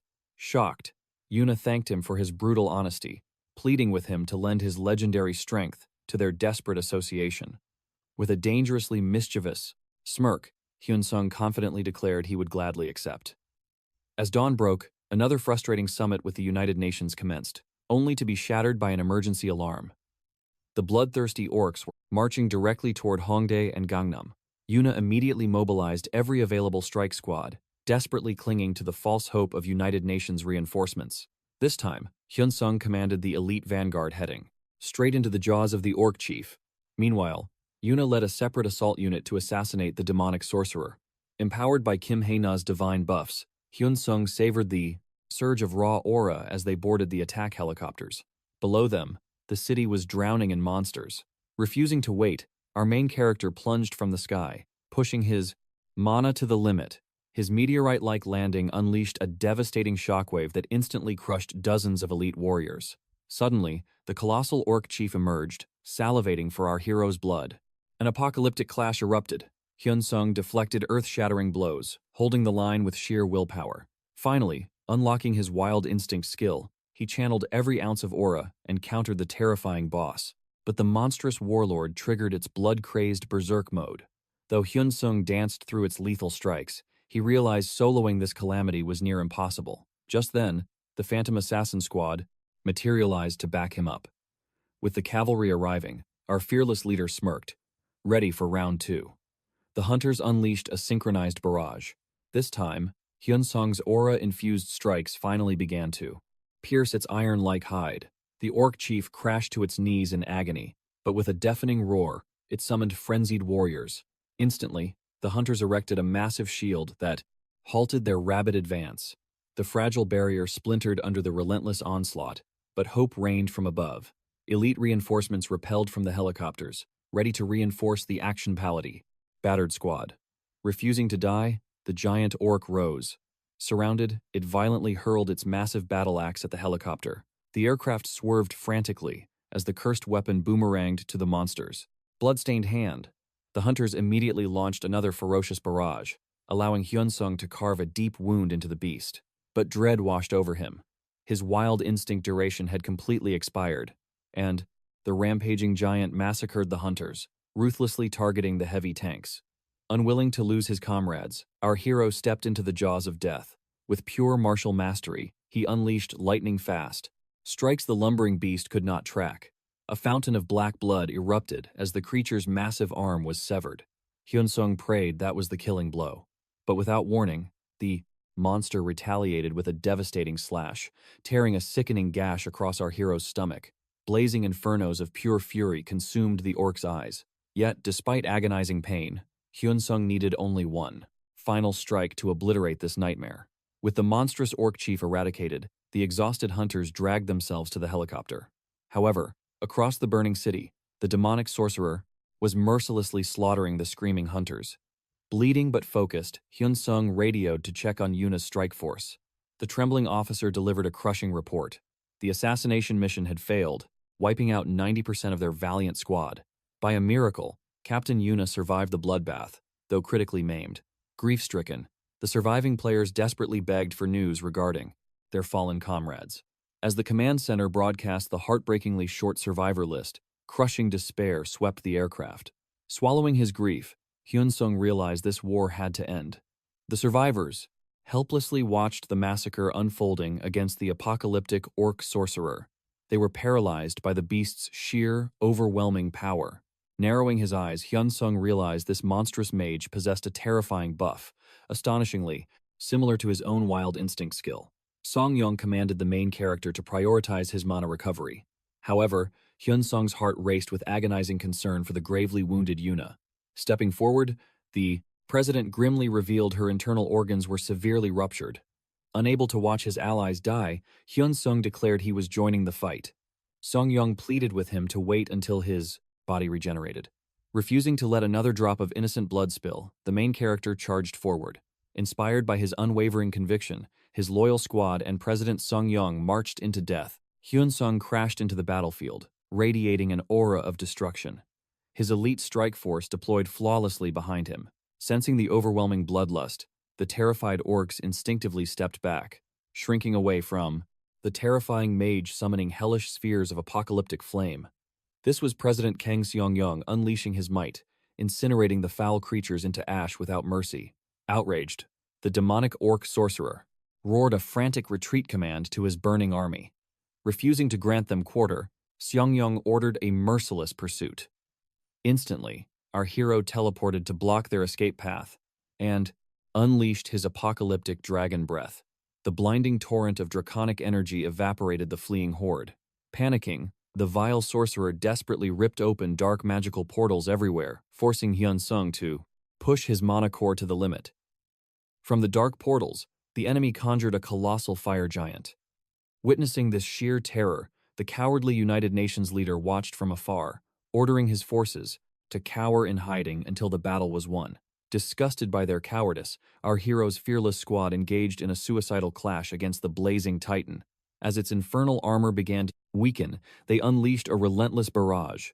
Channeling his ultimate magic, Hyun Sung conjured a catastrophic ice storm that shattered the fiery giant. Without hesitating, they blitzed the sorcerer, who erected a hellfire barrier. But Hyun Sung plunged through the inferno, driving his aura blade into the bastard's dark heart. The enemy was defeated. Yet, while everyone celebrated, the despicable United Nations leader Infern. Watching from afar, the mysterious observer marveled at our hero's overwhelming power. He vowed to recruit him. Stunned Korea hid another monster besides Shin. Yuna. Civilians cheered their legendary victory over the orc horde, but the nation's leaders trembled in the shadows, dreading the next catastrophic monster wave.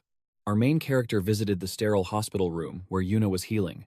Seeing her eyes clouded with crushing guilt for being a burden in battle, he swore a blood oath to decimate any monster threatening his comrades. Yuna was utterly awestruck by his dual-boss subjugation, but warned that his monster, official hunter rank would stagnate due to his secret pact with the president. Our hero simply scoffed, declaring his unyielding drive to cultivate twice as dawn. So, Yuna begged our overpowered protagonist for a massive favor at the grand loot auction. 7 mythic-tier artifacts sparked a bidding war, and the first tome skyrocketed to 1.7 trillion won. Without blinking, our MC slammed down a terrifying 2 trillion won bid. The entire hall fell into stunned silence. The legendary artifact officially belonged to our absolute monarch. Meanwhile, Japanese officials panicked over their catastrophic raid failures, swallowing their immense pride to beg the stock. Korean awakened ones for salvation against mythic rank beasts. Days later, our hero scowled at the pathetic headlines of Japan's plea, until 2 elite suits approached. Delivering an urgent summons from the association president, President Kang declared, our MC would command an elite vanguard called the Extermination Squad to obliterate mythic-tier calamities. Furthermore, he granted our protagonist absolute authority to handpick any awakened soul for his legion, backed by the association's infinite resources. Staring at his shiny new commander nameplate, our hero plotted the perfect composition for his ultimate strike force. With the ever-loyal Lucia standing guard, he schemed to recruit shadow operatives sworn to protect his hidden power. On the surface, he would enlist a massive swarm of underestimated, low-rank hunters as camouflage. For the spotlight, reliable mid-tier fighters would serve as a front, while brutal enforcers handled any traitors. This was our mastermind's grand strategy to seize total dominance over the association. That very night, a desperate young woman walked the lonely streets, her soul crushed by poverty, and another losing lottery ticket. Suddenly, our MC emerged from the shadows. He introduced his majestic presence as the supreme commander of the association's extermination squad. The stunned Yujin instantly snapped to attention and bowed to our legendary overlord. Seduced by the insane benefits of his shadow project, she swore loyalty. Our hero initiated her as a core shadow operative. By unlocking the mythic tome he dominated at the auction, he awakened an overpowering Lord-class skill, granting absolute authority to telepathically command his vassals across vast distances. Yujin shivered with awe as her master's divine voice echoed directly within her mind. Acting like a true benefactor, he gifted the Manas, overwhelmed girl, several priceless skill books. After parting ways, our protagonist smirked, realizing that assembling an army of fiercely loyal pawns was laughably easy. Now, it was time for a calculated encounter with President Kang. A month later, the president stared in total disbelief at the 316 names violently drafted into the Legion. Kang was completely baffled, as none shared any history with our mysterious main character. While patrolling alongside Lucia, our hero's phone buzzed with an unknown caller. He was utterly stunned to hear Sung-ho, a nostalgic childhood buddy, who bumped into our hero's father to snag his digits. Sung-ho eagerly invited our immortal cultivator for drinks. Tossing his keys to his loyal shadow Lucia, he went to reunite with his past. They swapped wild tales while devouring an absolute feast. However, his friend confessed he was slaving away at a top electronics chain, grinding his life force to dust for pathetic scraps. So, our hero offered a golden opportunity: sell his father's precious mana stones. Sung-ho promised a lucrative exchange, until a sudden menacing ringtone shattered the mood. It was the tyrannical manager demanding he pay a tab. Sung-ho bravely ignored the call, but seconds later, the bald tyrant stormed into the restaurant, radiating absolute malicious intent.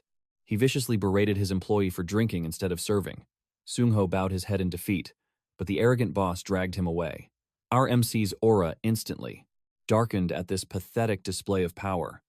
He coldly declared his friend wasn't a slave. Hearing this, the bald thug sneered and charged at our overpowered hero, unaware he was courting death.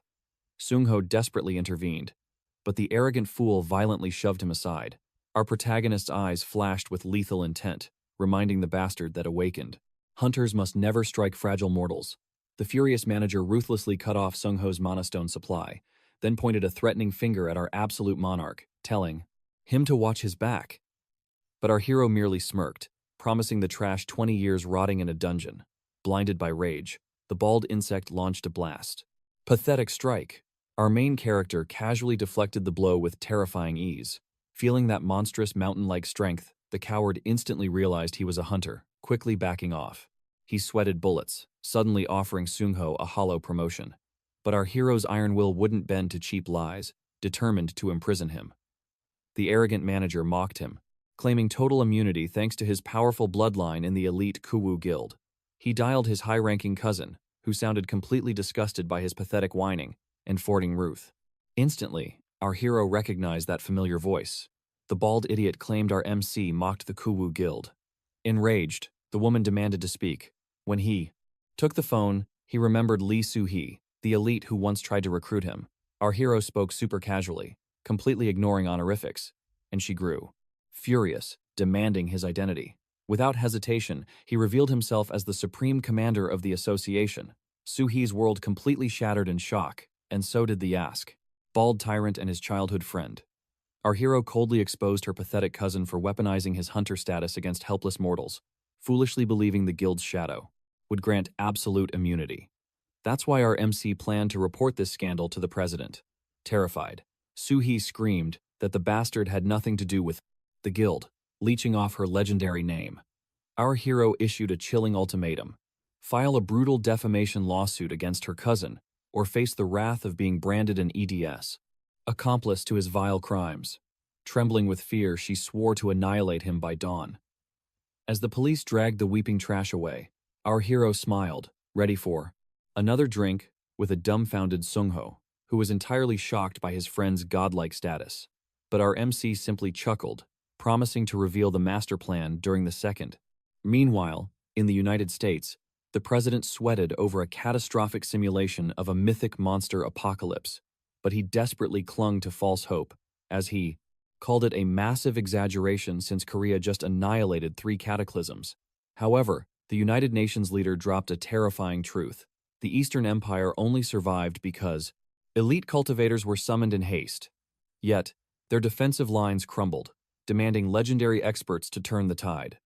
The Grand President instantly nominated Choi.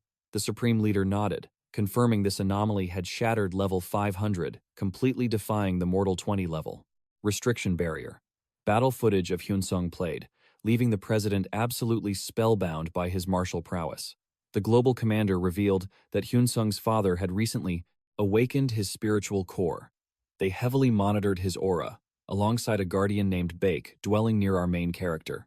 Council records proved Hansung commanded the elite Annihilation Vanguard, leading 316 awakened warriors. Through soul integration, his divine power skyrocketed exponentially. The American Elder Council craved Hansung's absolute power at all costs. They schemed relentlessly, crafting deceptive strategies to forge a blood pact with the Korean prodigy. They vowed to employ every ruthless tactic, righteous or demonic, to claim him. Meanwhile, shadow assassins besieged Hansung's domain. They slaughtered his elite guards, breaching the main character's sanctuary. Inside, his unsuspecting mother watched television. A dark mage cast a paralyzing hex on her, instantly sensing the divine protection. Artifact she wore. They ruthlessly tried to shatter the ring. But before their filthy hands touched her, Hansung descended like a wrathful god, obliterating the attacker's skull. The cowards scattered like terrified rats. But our main character unleashed absolute heavenly punishment, instantly erasing his mother's assailant. He then summoned explosive divine arrows that incinerated the remaining trash, leaving 0 survivors breathing.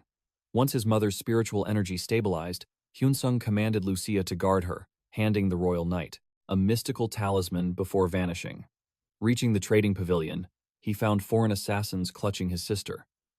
These shadowy mercenaries barked orders, forcing the main character back as they activated a void teleportation array. A cursed blade pressed against his sister's throat. Hansung agreed to cross dimensions if they spared the innocent girl. The vile rogue swore falsely, claiming she would travel safely. Accepting this twisted fate, Hansung entered the dimensional rift, secretly, grasping the linked talisman he gave Lucia, instantly snapping it. Back in reality, the mercenary ruthlessly shoved the trembling girl toward the swirling vortex. The frightened mortal could not comprehend the glowing system interface. Without warning, an invisible spatial blade severed the thug's arm. As the villain violently detonated, his terrified comrades believed Hansung had shattered the dimensional lock. But incredibly, our sovereign was striking them from within the void, claiming their worthless lives. Even his sister gasped as the final assassin was executed by unseen forces. Our hero's spectral form flickered triumphantly across the closing portal. His sister remained, entirely unharmed, though Hansung realized these dark cultivators had nearly outsmarted him. Entrusting his family to Lucia's sacred oath, he sensed an ominous attack. Upon his father's domain, darting off to join the battlefield, Baek manifested an impenetrable aura shield, flawlessly parrying the death squads. Failing to pierce his guard, the demonic foes launched a synchronized pincer strike. But Hansung's legendary shadow materialized in the crossfire, eradicating the vanguard with a single, devastating slash. The surviving scum trembled in utter despair as the main character manifested, delivering a chilling death sentence before turning them into blood mist. A cowardly few bolted, but Hansung conjured absolute zero frost, freezing their souls for eternity. Desperate mercenaries devoured forbidden monocrystals to force a demonic breakthrough. Sensing their chaotic energy, Hansung summoned his supreme Aegis barrier. The corrupt fools literally exploded upon contact. Our protagonist fiercely held his ground, though his spiritual reserves remained depleted from previous heavenly tribulations. An evolved Baek charged forward, his upgraded bulwark pulverizing foes, which tragically left Mr. Gu vulnerable. Instantly, Hansung unleashed a sovereign command aura that completely paralyzed the mercenaries. He flooded the zone with devastating lightning tribulation, dropping them like withered autumn leaves. The brainwashed grunts charged Mr. Gu, determined to shackle him, but the elder martial artist moved like flowing water, gracefully dodging until a behemoth ally blasted the mob like explosive New Year's. Festival fireworks. The triumphant trio regrouped. Mr. Gu channeled profound healing arts into his son's meridians, demanding the true motive behind this foreign invasion. Yet Hansung lacked the elusive answer. Returning to the Heavenly Association's citadel, Hansung reported the bloodshed. Chairman Kang urgently inquired if the young master captured any living souls. But Hansung had granted zero mercy. The president desperately asked if their corpses remained for spiritual extraction, but Hansung coldly confirmed they were reduced to mere ashes, Kang remained silent, realizing this monstrous talent was absolutely irreplaceable. The Supreme Leader urged Hyunsung to fortify himself within the Grand Guild's fortress, prioritizing bloodline safety. The young sovereign agreed. Kang bore deep regret over the invasion, pledging to permanently elevate the security tier surrounding Hyunsung's bloodline. Lucia sensed her lord's grim realization that defensive hiding was futile. The devoted Spirit Knight begged her master to deploy her for absolute slaughter, but Hyunsung refused, stating her psychometric detection arts were vital for this defensive array. Refusing to yield, Lucia demanded to join his crusade. Hyunsung praised his loyal knight, but bound her to protect his kin and safeguard their commercial territory. The main character immediately hunted for a deceptive artifact. Browsing the shadow market, he selected an illusory rat transformation to mask his immense aura. The Empire's ruling officials publicly broadcasted the foreign syndicate's vile invasion. Soon after, the Association Master received classified intelligence that Hyunsung was entering seclusion, relocating his mortal family to a sanctuary in Pangyo, swarming with transcendent awakened ones.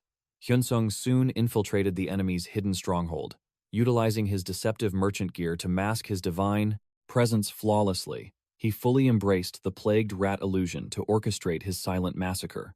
The shadowy cavern crawled with heavily armed dark cultivators and elite troopers. Our disguised beast stepped from the shadows, eager to harvest their souls. He blitzed through their ranks, denying the invaders any chance to cast a single defensive ward. When the desperate scum attempted a counterformation, he unleashed glacial arrows, severing their bodies before violently detonating the survivors, achieving utter victory. The chaotic spiritual echoes drew elite enforcers. Upon arrival, they witnessed the apocalyptic slaughter our main character had unleashed. The Foreign Council exploded in fury over this brazen defiance. One elder deduced our protagonist orchestrated the massacre, analyzing the terrifying mana signatures left across the scorched battlefield. However, a panicked scout rushed in, revealing the true phantom terror.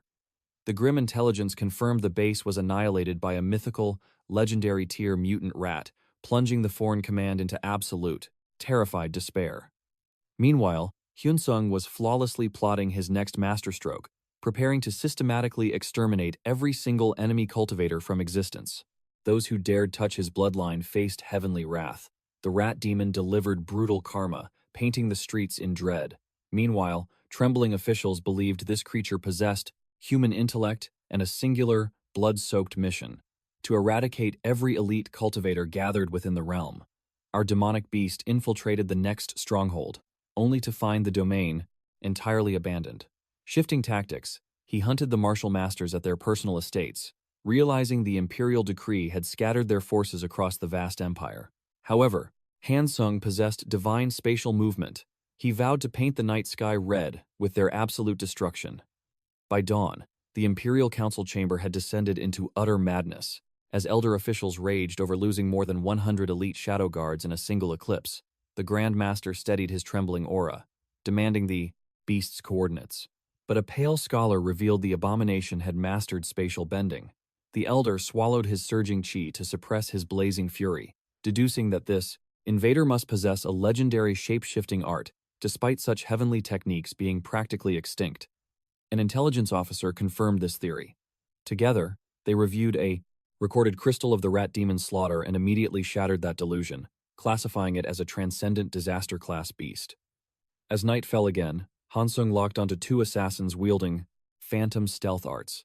Though his divine sense could track over 100 souls simultaneously, his ultimate prey, the corrupt Prime Minister, remained entirely hidden from his spiritual radar. Thus, he chose to instantly reap those two lives and vanish into the void. But the moment his lethal strike landed, countless rival cultivators emerged from the oppressive darkness. Unleashing their killing intent, they surged forward to obliterate our beast. But Hansung felt zero fear. He bypassed their vanguard, hurling devastating chi explosions directly into their ranks. Next, he carved a path of blood through the formation, colliding with a heavy armored vanguard who activated a magnetic soul-binding array. Resisting the spiritual pull, Hansung obliterated the Titan with one catastrophic, heaven-shattering punch. No matter where the Imperial forces turned, our protagonist's lethal strikes descended like falling stars. One by one, their souls extinguished, until a mysterious figure approached, and Hansung realized this was a lethal entrapment array. Our hero desperately triggered his spatial arts, but a massive suppression ward had sealed the domain. Suddenly, he was trapped by a fresh legion of martial experts hungering for his demonic core. President Ma, the supreme commander of the National Hunter Syndicate, raised his hand and commanded an absolute execution order. In response, Hansung devoured a handful of condensed mana crystals. Erupting with explosive spiritual energy, he charged into the elite vanguard like a feral god. He had no desire to massacre the entire realm, but his immortal journey couldn't end here. The skirmish immediately escalated into a legendary holy war, an entire empire clashing against a single supreme sovereign. Despite the heavenly formations and relentless martial arts raining down, Hansung moved like a phantom mythic beast, effortlessly evading every single one of their desperate strikes. The defensive shield masters attempted to block his path, only to be blasted away like falling leaves. Having already harvested 1,000 elite souls, our beast forcefully triggered his demonic berserker awakening. Roaring with heaven-shaking fury, the slaughter continued without mercy. Just as a spatial rift opened for escape, a devastating blindside ambush struck his flank, triggering a cataclysmic burst of mana. Smirking with absolute arrogance, President Ma ordered his forces to retreat. Believing the monstrous anomaly was finally crushed, they watched as Hansung forcefully combined his forbidden, martial tomes in a desperate gamble, rising from the ashes with terrifying new vitality. He unleashed a heaven-splitting lightning strike that carved a canyon of corpses through their ranks, transforming the battlefield into an absolute vortex of destruction. Panicking, the Supreme Commander revoked the retreat order. As the demonic entity viciously harvested the remaining martial protectors defending the imperial capital, the cowardly president slipped into the shadows, abandoning his loyal guards to their doom. In a flash of displacement, our beast plummeted into the underground abyss. Once Hansung reverted to his human vessel, he summoned his system interface, watching his vitality and mana flickering near death. Suddenly, a golden notification flashed. Mythic achievement unlocked. Supreme Executioner title permanently acquired.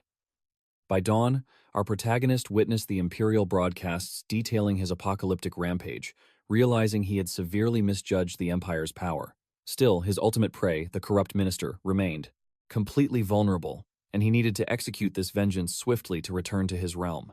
Drinking cheap liquor in a dark sanctuary, the abandoned official wallowed in despair until he was ambushed by shadow assassins, tightening a suffocating wire around his throat. The desperate official thrashed wildly, gasping for his final breath as darkness clouded his vision. But in a flash, his executioners were brutally decapitated. The corrupt politician had been rescued by the most terrifying anomaly imaginable, the rat demon itself. Finding the pathetic minister unconscious from shock, our protagonist infused his hand with chi to forcefully revive him. Hansung presented a blood-stained scroll looted from the shadow guards, subtly casting a profound mind-altering fury hex. This spell immediately ignited a raging inferno of hatred within the minister's soul.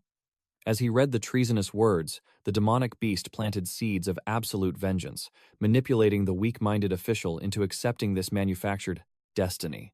Consumed by this artificial wrath, he felt an overwhelming compulsion to broadcast the Empire's darkest secrets and destroy his betrayers.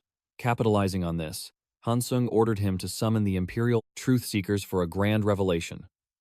By sunrise, the realm's top informants gathered, hungry for earth-shattering scandals. The radicalized minister unleashed the forbidden secrets, and the frenzy of scribes immediately projected the treasonous truth across the entire kingdom before an assassin's blade finally ended him. Hansung monitored the chaotic spectacle from the shadows. To achieve ultimate victory, only one target remained. The Supreme Guildmaster, currently panicking through a communication crystal to clear his ruined name. However, despite the Imperial Elder's hollow guarantees of protection on the transmission, the terrified President Ma sensed impending doom. Seeking comfort, he poured a glass of rare spiritual wine. His entire empire was crumbling into ashes, until a chilling, otherworldly presence suddenly whispered directly into his ear. Whipping around to channel his martial aura, he froze. The rat demon stood there, offering a devil's bargain. Astonished that this abyss-born anomaly possessed human intelligence, Ma instantly deduced it was a cursed system user. Sweating profusely, he demanded the terms of this dark pact. Hansung promised to grant him absolute supremacy by slaughtering the very imperial master. He had just begged for salvation. In exchange, the ambitious guild leader must bind his soul to our protagonist for 10 agonizing years. President Ma weighed his fleeting mortality, but calculated that surviving the Empire's wrath alone was mathematically impossible. Sweetening the deal, Hansung revealed that this puppet would also inherit the legendary savior title for supposedly conquering the demonic Ratman threat. Swallowing his pride, the desperate leader accepted the soul-binding blood seal, degrading into our protagonist's loyal hound. Instantly, an immense surge of system energy washed over him. A divine blessing gifted to all clan subordinates. Hansung glared at his new pawn, fully intending to drain every ounce of his absolute utility. Soon after, the Empire hosted a monumental martial summit gathering the kingdom's most legendary grandmasters. Operating under stealth, Hansung infiltrated the holy grounds to execute a flawless scheme, ensuring his new puppet absorbed all the glorious credit. As a divine bonus, this gave our hero the perfect stage to harvest his remaining enemies. Erupting from the shadows, the beast unleashed catastrophic horror upon the arrogant officials. The elite cultivators desperately channeled their internal chi without their spiritual armor. Yet, facing the overwhelming demonic slaughter of the Ratman, their courage shattered, choosing to flee in a desperate attempt to save their own lives. Suddenly, the president initiated their carefully orchestrated spar with our main character. Aura clashed as they fought. The agents, seeing the beast, moving sluggishly, assumed it was still severely weakened from its previous brutal clash. Thus, they joined forces with the president to eliminate the creature. However, Hansung obliterated them with absolute ease. Leaving no survivors behind, the duo intentionally demolished the Grand Conference Hall, revealing their imposing presence to the panicked citizens. Then, they perfectly orchestrated the triumphant debut of the nation's newest legendary hero. The ecstatic civilians cheered, as if they had witnessed a divine miracle. Hansung realized that Association President's ascent in power was astonishingly rapid. Over a secretive phone call, they discussed the immense political influence the man now wielded. Hansung subtly proposed that his newfound pawn should conquer the absolute pinnacle of the political realm. Ma Bu excitedly confirmed this path would secure the nation's vice presidency, leaving our supreme protagonist immensely satisfied. Returning to Korea, Hansung resumed slaughtering colossal stone giants alongside Lucia. Yet, he concluded that achieving the mythical cultivation realm required hunting vastly superior demonic beasts. He contemplated a journey to Fukuoka, burning with a fierce desire to unseal the ultimate high-tier martial tomes. Lucia warned it was time to withdraw, yet Hansung's battle intent urged him to hunt a bit longer. Ever the diligent manager, Lucia firmly insisted he required vital rest. Hansung remembered it was soap opera day. Lucia blushed deeply, touched that this mighty warrior remembered her adorable little habits. As she turned to depart, our main character bravely confessed that the starry night was truly beautiful. Hansung decided to ring his comrade Yoon for a casual drink, only to discover 3 missed calls from Shin Yuna and an urgent message inquiring about their previously arranged dinner date. He immediately called her back. As they conversed, Lucia stood silently, carefully observing their interaction. Yuna soon arrived at their fill-in rendezvous point, looking absolutely radiant in an elegant black dress. Her breathtaking beauty left our stoic protagonist momentarily flustered. Taking their seats, they casually exchanged trivial stories about clan and duty. Suddenly, her tone shifted. The 6th legendary calamity beast had spawned in America, and the Westerners formally requested Hansung's overwhelming power for their problem, extermination mission. A heavy silence engulfed the table. Our hero demanded details regarding this highly unusual summons. She revealed it was an exclusive decree from the United Nations Supreme Commander, making it incredibly difficult to reject due to their mutual defense pact. However, Hansung stubbornly maintained he was no mere soldier. Yuna confessed she had been officially ordered to persuade him, yet she quietly pleaded with him to resist the Americans' cunning temptations. Hansung smirked, acknowledging the association's desperate efforts to block the mandate. With his signature, arrogant charm, he declared he held zero obligation to accept such a suicidal vanguard mission. Yuna nodded in agreement, explaining that was exactly why they heavily upgraded the bounty rewards. Every single precious magic core from the raid would belong solely to him, alongside premium exemption privileges. But Hansung scoffed, stating he already possessed that military exemption. The beautiful girl clarified that privilege only lasted while he served the guild association. Since this escalating crisis directly involved the supreme national government, Chairman Kang desperately begged for assistance, forcing them to play the legendary dungeon ownership card. However, Hee-sung was completely clueless about this profound system term. Yuna quickly explained. The government controlled all dimensional gates. If Hee-sung accepted their terms, he would receive absolute sovereignty over a private dungeon to cultivate alone or heavily tax visitors. But our quick-witted protagonist boldly countered, demanding absolute domain over no less than 3 exclusive dungeons. Yuna gasped, warning that securing even one was monstrously difficult since a heroic tier gate generated astronomical wealth surpassing major merchant guilds. Undeterred, Hee-sung ruthlessly negotiated for 2 rare rank spatial rifts and 1 epic heroic gate. Shockingly, Yuna stood her ground, radiating an unyielding aura this time. Our formidable hero ultimately accepted the compromise. As a final dominant condition, he demanded the proposal completely sever her eternal slave contract. Yuna hesitated, her eyes trembling, before regaining composure to declare that America desired his supreme strength, not hers. Hee-sung locked in the heavenly deal, while Yuna anxiously repeated her warning against treacherous Western seductions. Hee-sung chuckled darkly, joking that as a new dungeon overlord, America held nothing worthy of his lingering presence. Yuna revealed the terrifying truth. The abyssal horror awaiting him on foreign soil was a calamitous 9-headed hydra. Landing in the United States, Hee-sung was greeted by David, his handler for the perilous expedition. Exchanging brief pleasantries, they ventured straight to the main fortress. Observing the massive gathering of awakened, Hee-sung secretly prayed they would actually provide a decent challenge. Soon, he faced William, the supreme commander of Operation Hydra. The director beamed at our hero's arrival, given their nation severely lacked combat experience against mythical calamities. Hee-sung pledged to unleash his full martial prowess. The desperate officials groveled, showering our main character with luxuries. Announcing the raid commenced the very next dawn. Following William through the tactical war room, the commander detailed their grand strategy, placing our main character squarely in the absolute vanguard strike force alongside America's most formidable hunters. William suggested the young master cultivate his energy and rest.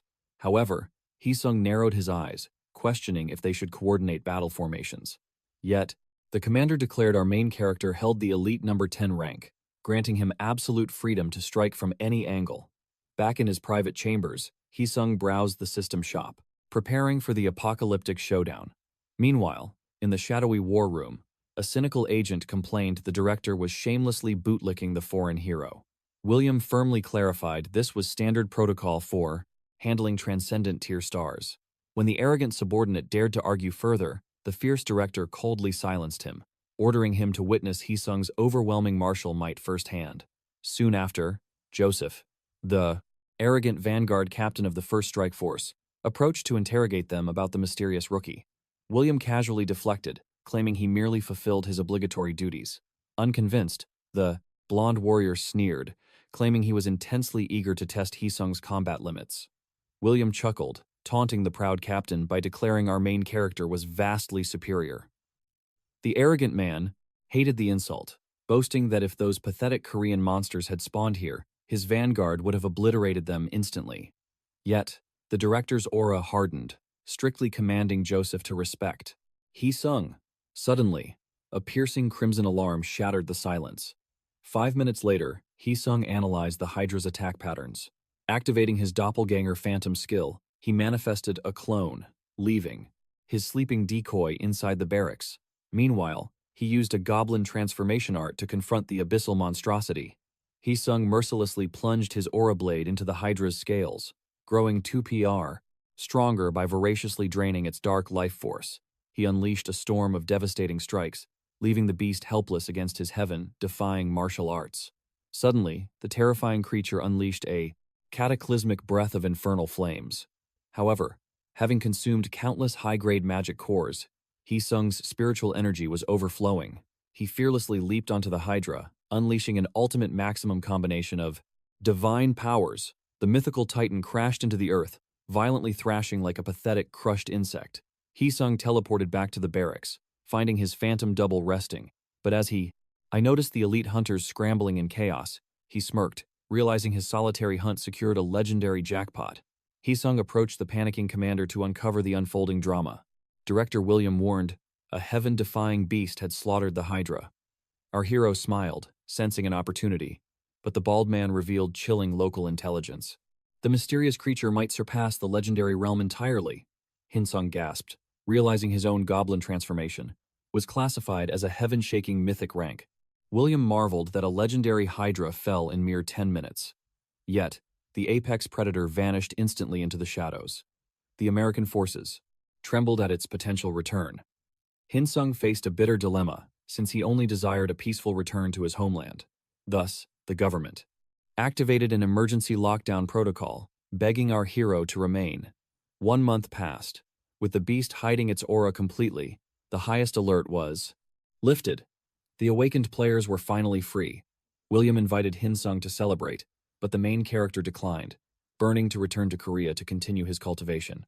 The director promised endless hunting grounds in the United States.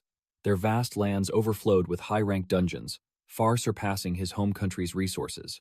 Furthermore, playing his final card, William offered heaven-defying perks to stay.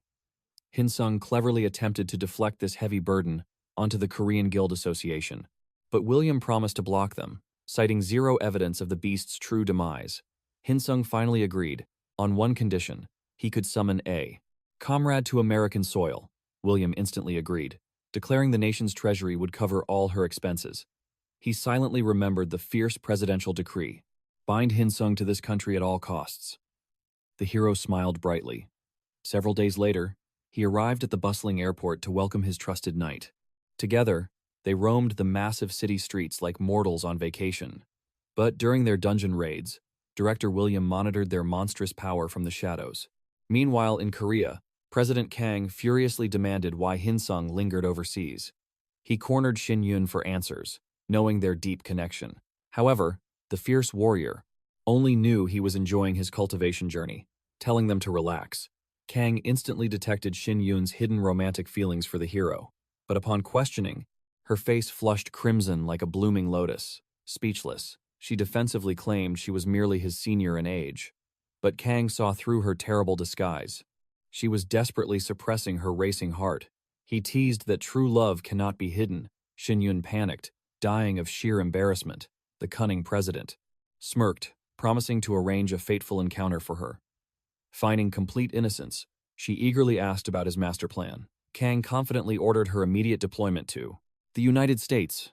Utterly stunned, she asked for her official quest directive. The president grinned, tasking her to drag Hinsung's powerful aura back to Korean soil. Tossing her a limitless black card, he commanded her to enjoy the mortal realm. Kang slyly guaranteed exclusive dungeon access, ensuring she wouldn't feel outshined by Hinsung's rapid growth. Furious at his teasing, she launched a devastating punch at the president, roaring that his sly words were untrustworthy. Across the ocean, Hinsung received an urgent transmission. Shin Yun was invading America. Lucia deduced the Korean Association was terrified of losing their supreme master to foreign powers. Hinsung chuckled, realizing her arrival perfectly paved his escape route home. When Shin Yun finally touched down, she was violently startled, but remained silent about seeing Lucia's spiritual presence. As they greeted her with warm smiles, she immediately demanded his return date. Feigning ignorance, Hinsung lied about extending his American cultivation journey. Shin Yun declared a heaven-defying vow: she would stay by his side until he departed. This bold romantic declaration completely stunned both Lucia and Hinsung. She tilted her head, asking if her presence bothered the hero. He frantically denied it. Smiling brightly, she proclaimed her vacation had just begun. The hero nervously asked about her living arrangements. Unsurprisingly, fate dictated Shin Yun was assigned to the exact same luxurious hotel as Hinsung. Sparks of rivalry ignited between the two beautiful women. Hinsung forced a nervous smile to pacify the gathering storm. Back at their sanctuary, Lucia retreated to her own quarters. Shin Yun's eyes widened, shocked they weren't sharing a bed. Hinsung awkwardly clarified the government had sponsored infinite luxury suites. Shin Yun smirked wickedly, promising a midnight rendezvous later. Panicking, Hinsung quickly deflected with an invitation to a mortal realm feast. Meanwhile, Director William scowled upon sensing Shin Yun's arrival. His subordinate advised trapping her within their guild, but William sighed deeply. They had already failed that mission. Forcing Hinsung's confinement was becoming impossible. though the cunning director sensed the hero was slightly seduced by America's vast resources, therefore their only option was a velvet prison. He ordered maximum hospitality for Shin Yun, desperate to avoid offending a foreign powerhouse and leaving a bitter taste. Suddenly, the command center doors burst open. An agent screamed in absolute terror. A second legendary tier catastrophe had descended. The military unleashed a devastating missile barrage upon the ancient dragon. Zero effect.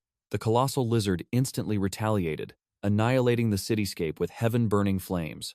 Reducing innocent mortals to mere ashes without a shred of pity, William summoned every elite awakened. Hansung and Shin Yun tore through the sky on a supersonic jet, restoring the director's shattered hope. An admiral commanded them to drag the flying calamity down. The awakened swallowed hard, realizing the absolute nightmare ahead. Hansung watched the monstrous dragon approaching command central. Ranged cultivators locked onto the target, gathering their explosive mana. The hero's instincts screamed. This ancient terror was vastly superior. To their intel, the flare launched. Heavy artillery rained absolute destruction upon the beast. Forced to land, ground troops charged with blazing battle lust. But they instantly raised their shields against a million-degree inferno. The dragon's tattered wings regenerated in seconds. Desperate, awakened leaped onto its massive scales. But the demonic beast unleashed another heaven-shattering roar. The director roared for total annihilation. Every hunter burned their life force. Hansung and Shin Yun entered the fray, striking like lightning until the beast violently launched into the clouds. Miraculously, the system protected the elite hunters from death. Crashing down once more, William commanded a relentless second assault. Yet, its draconic armor proved absolutely indestructible. Shin Yun thrust her aura-infused spear. Hansung ignited his legendary cultivation core, but their ultimate techniques barely scratched the worm. After 9 agonizing hours of apocalyptic combat, the dragon's vitality remained terrifyingly full. Receiving confirmation of total mortal evacuation, the director swallowed his pride and commanded a full tactical retreat. Inside the emergency war room, a beast scholar analyzed its heaven-defying defense, revealing that while its draconic breath melted horizons, its true destructive output against elite cultivators was surprisingly weak. The horrifying truth echoed through the room. The calamity's true, ultimate weapon was its godlike, infinite regeneration. The overwhelming data bored the crowd to tears, but Hansung's sharp eyes caught a hidden truth. It was a pure tank's mission. The commander finally realized that striking up close would inflict absolute devastation. Hansung proposed a wild formation. Mages would ride upon the vanguard's shoulders. Then, at the perfect moment, as magical power hit rock bottom, the frontline warriors would unleash their fury. The commander praised this bold tactic. Yet, a heavy shadow of doubt remained. Could this mortal scheme pierce a dragon's supreme scale? Even the veteran Shin Yun had never witnessed such heaven-defying armor. Breaking the heavy silence, Hansung declared their only shot was striking when the beast's crimson aura faded. Later at the inn, Shin Yun urged our main character to retreat to Korea. Staying here meant they were just dead weight. But facing the Calamity Dragon, Hansung's battle intent blazed. He'd test his limits before retreating. Hearing this absolute resolve, Shin Yun decided to officially notify the guild of his departure. Our hero nodded silently. Yet, walking away from that apex predator made his blood boil with sheer frustration. The monstrous shadow haunted his sleep. Suddenly, a golden notification flashed on his system interface. A dragon-taming treat. Without hesitating, Hansung bought the legendary item, but the colossal snack nearly crushed his entire room.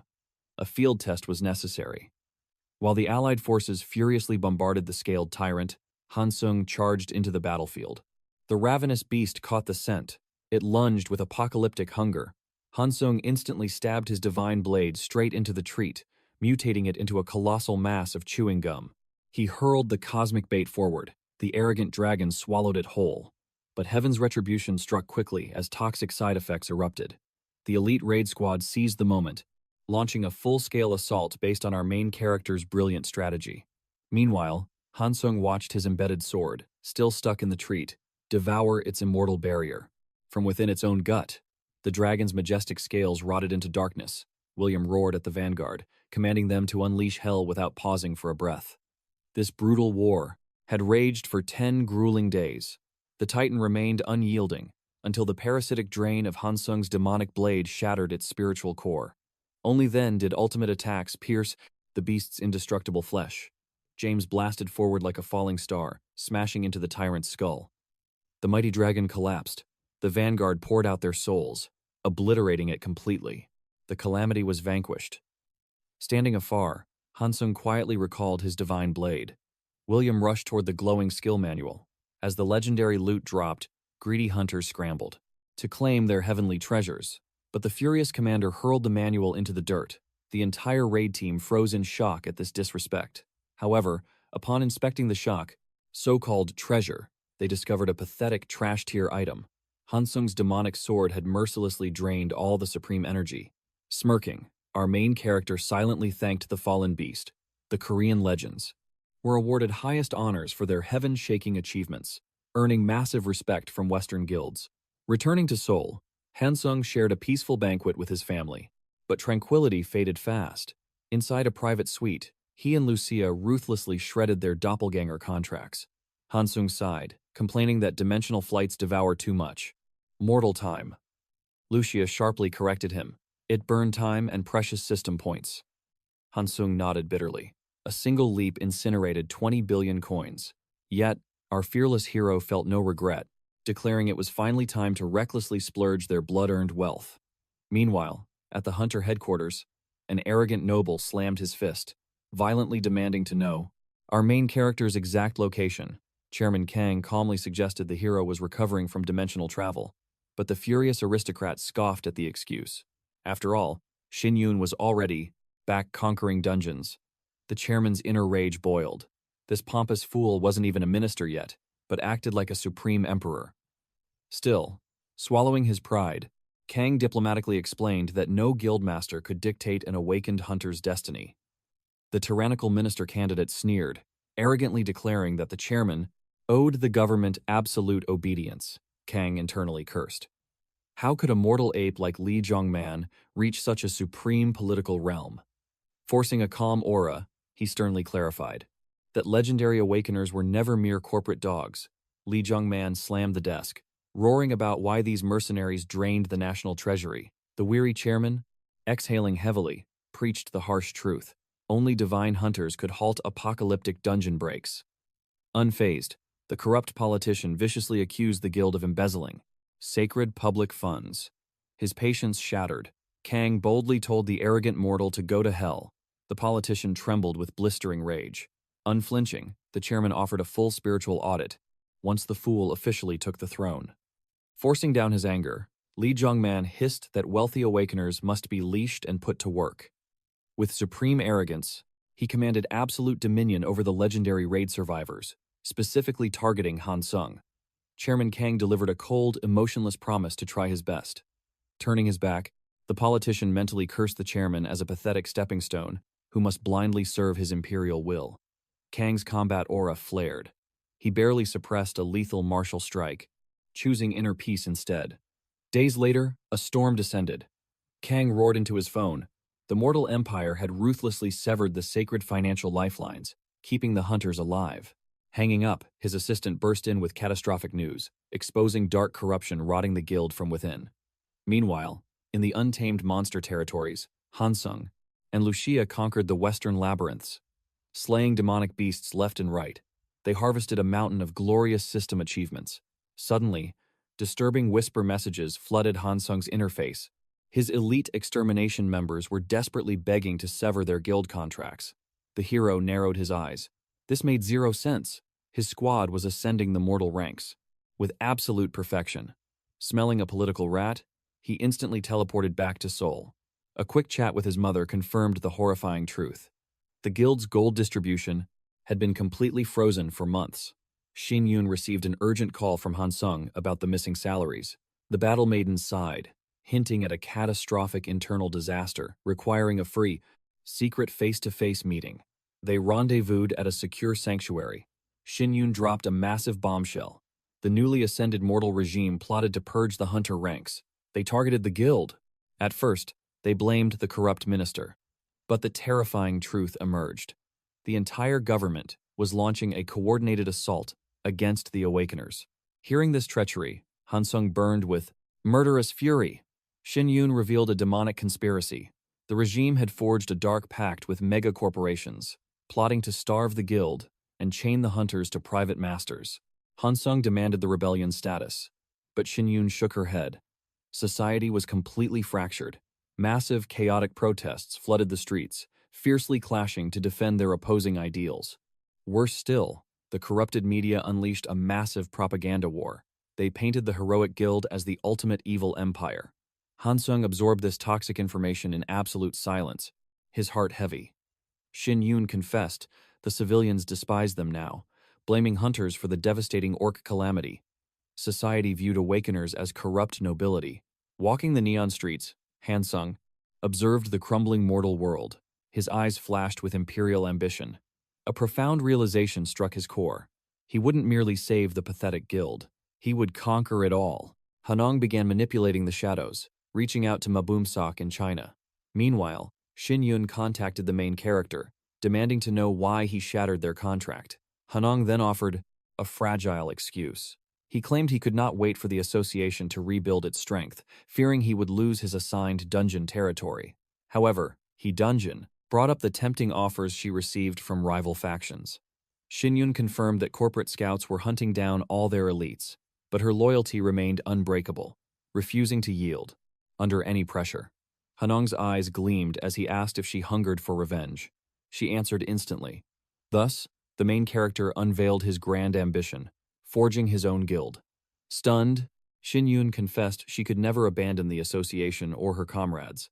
Hanong simply smiled, declaring she could bring her entire faction along, promising legendary benefits to every association warrior so they could unite their powers. Later, Shin Yun and President Kang arrived to meet Hanong at a cafe. Yet, instead of our protagonist laying out his grand design, President Kang revealed his own desperate hand. He pleaded with Hanong to use his legendary reputation to rally the scattered cultivators back to the association's banner, bowing his head in deep humility before the young master, begging for salvation for the realm's future. But Hanong held firm, ready to unleash his true proposal. After an intense clash of ideals and fiery debate over past wrongs, the main character dropped a bombshell.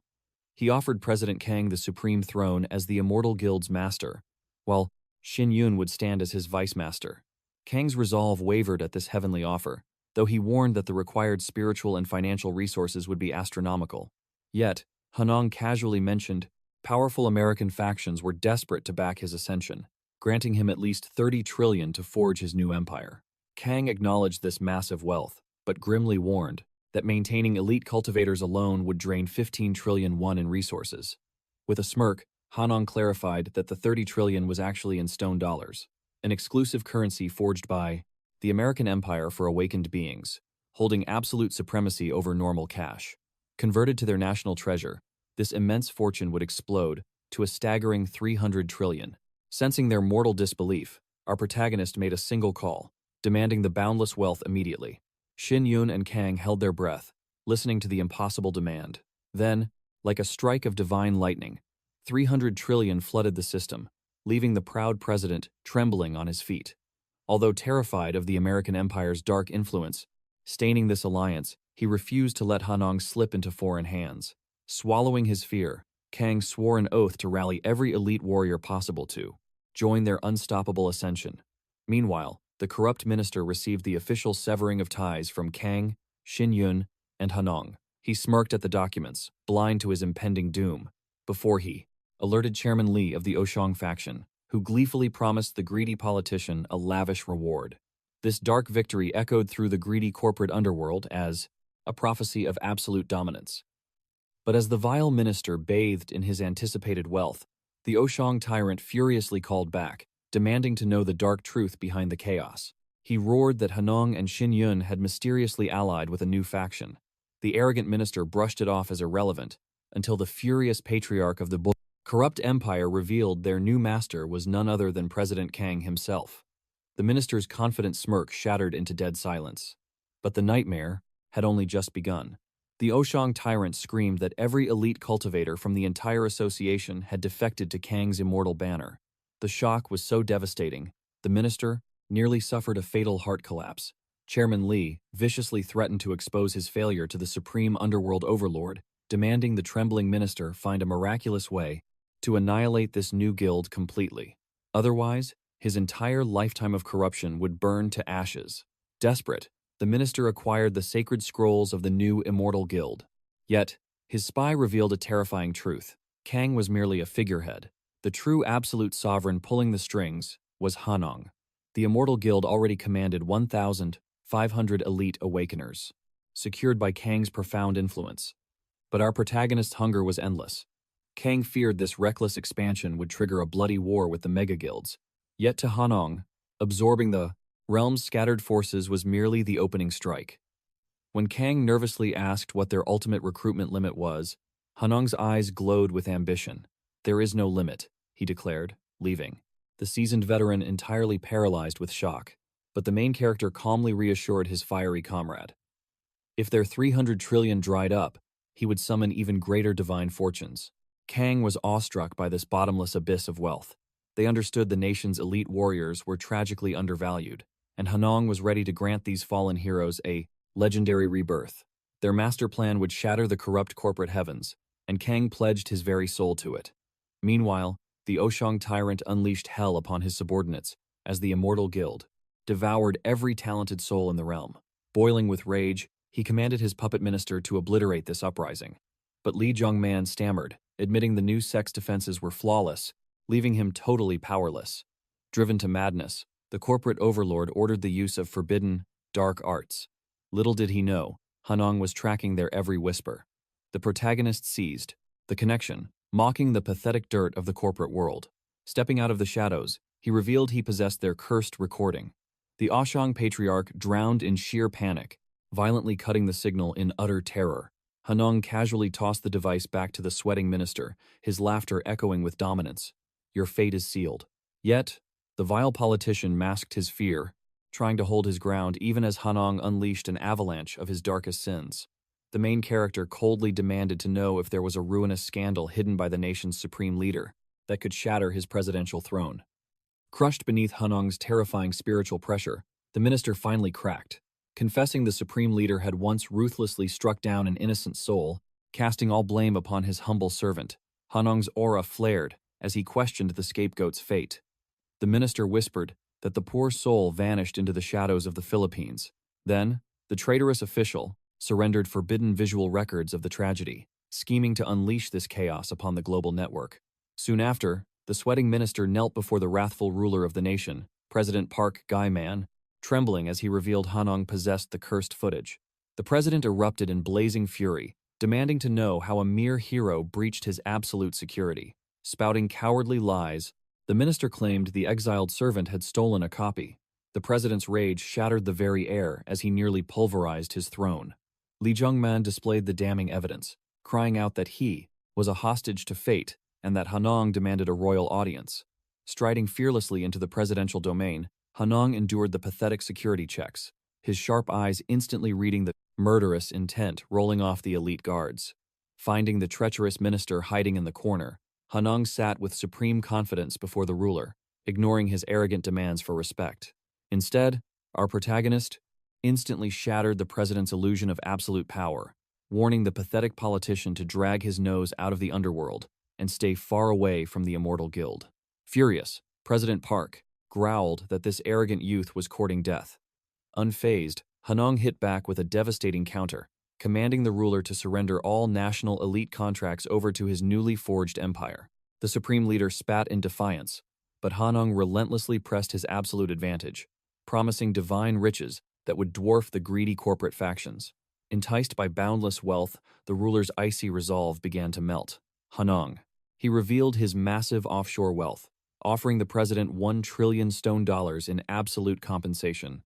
The politician practically had dollar signs flashing in the Reckitus, Guy's greedy eyes. Meanwhile, Heinz casually mentioned spending 10 trillion just to recruit top-tier players. The minister verified the absurd wealth, and Hansung slid a Swiss bank book across the table, promising the password once the absolute contract was sealed. The corrupt politician eagerly swore he would contact the main character soon. Before leaving the shadowy room, Hansung tossed a casual 10 billion stone dollars to the minister, leaving him dizzy with greed.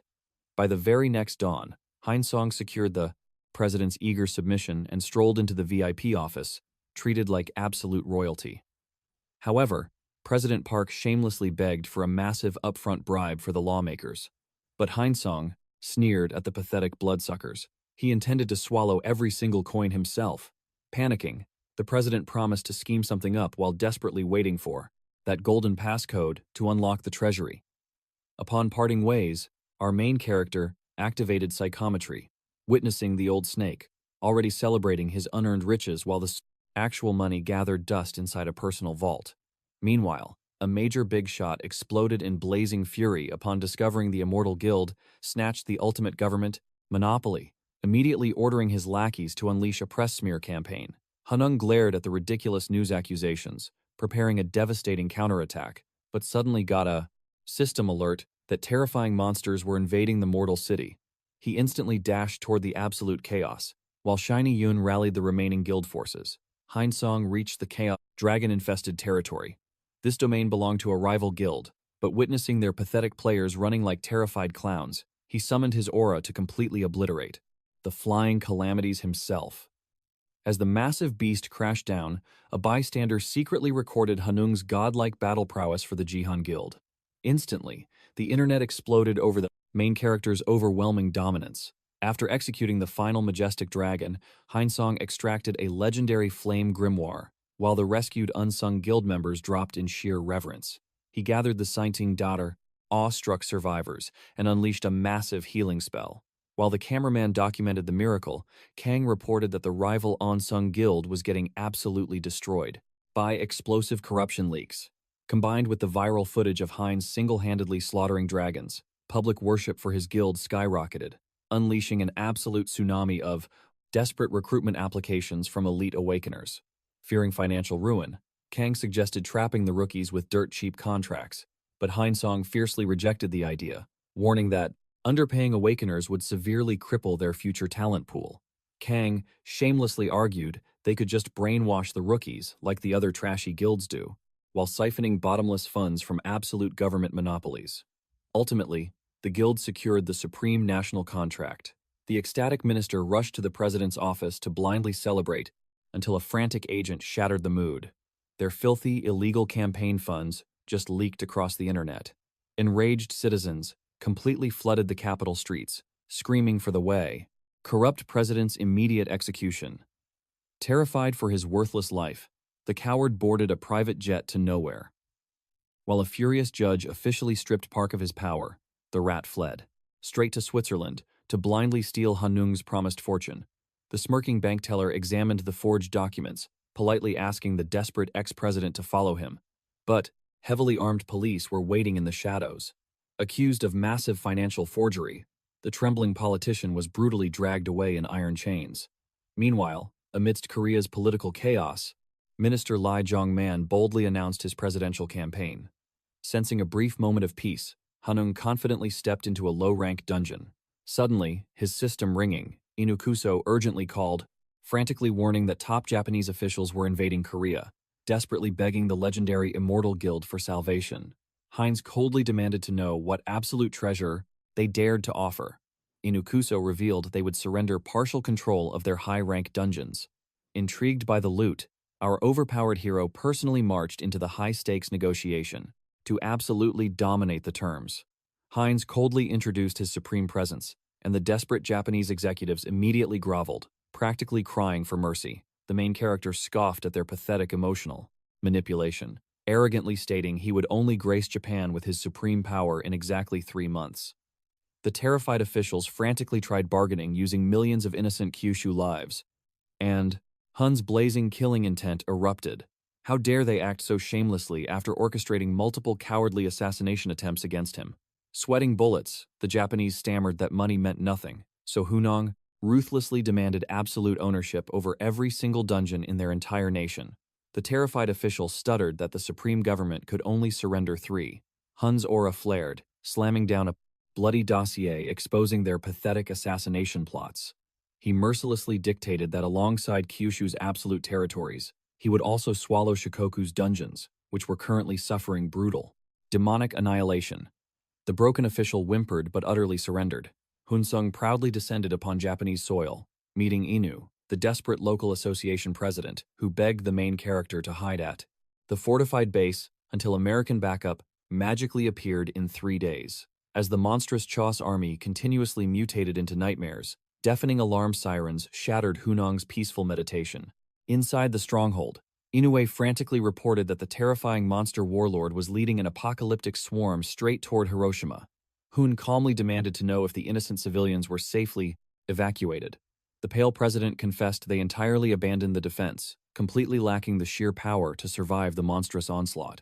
Suddenly, the coldly calculating Inukuso approached Hunong, reporting the massive retreat.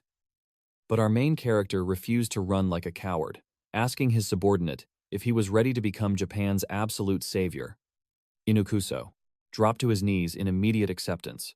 Hunong smirked, declaring this insane strategy would crown him the nation's supreme portal commander. He tossed the loyal soldier a legendary teleportation cloak, and the overwhelmed man swore absolute eternal loyalty. Hun sharply asked if any foolish civilians ignored the retreat sirens. Inukuso reported a lone combat healer completely trapped inside the sirens. Apocalyptic war zone. The main character coldly ordered his rescue, realizing a high-definition live broadcast would skyrocket their absolute fame. The rescued man's sole mission: immortalize their godlike combat. Ukuso instantly teleported to the terrified healer, who eagerly accepted the dangerous cameraman role to survive. As the supreme recording initiated, the overpowered duo marched directly into the jaws of 10,000 bloodthirsty monsters to single-handedly save the entire nation. The horrifying Cho's swarm locked onto their prey, and absolute slaughter erupted. Hansung and Inukuso unleashed devastating ultimate skills, obliterating waves of beasts instantly. The awestruck healer live-streamed the carnage, screaming, "You're an absolute god." A terrifying rain of blazing monsters illuminated the blood-red sky. Hung smirked at the explosive, magical destruction, while his system status chimed. 5,000 monstrous souls instantly devoured. The colossal Cha's warlord roared in blinding fury, charging at our hero. He gracefully evaded the absolute destruction, unleashing a devastating aura counterattack. But the monstrous titan deflected the crushing blow with a cursed magic spear. Hung aggressively charged forward, instantly absorbing a brutal lightning shockwave so devastating it completely shattered his legendary armor.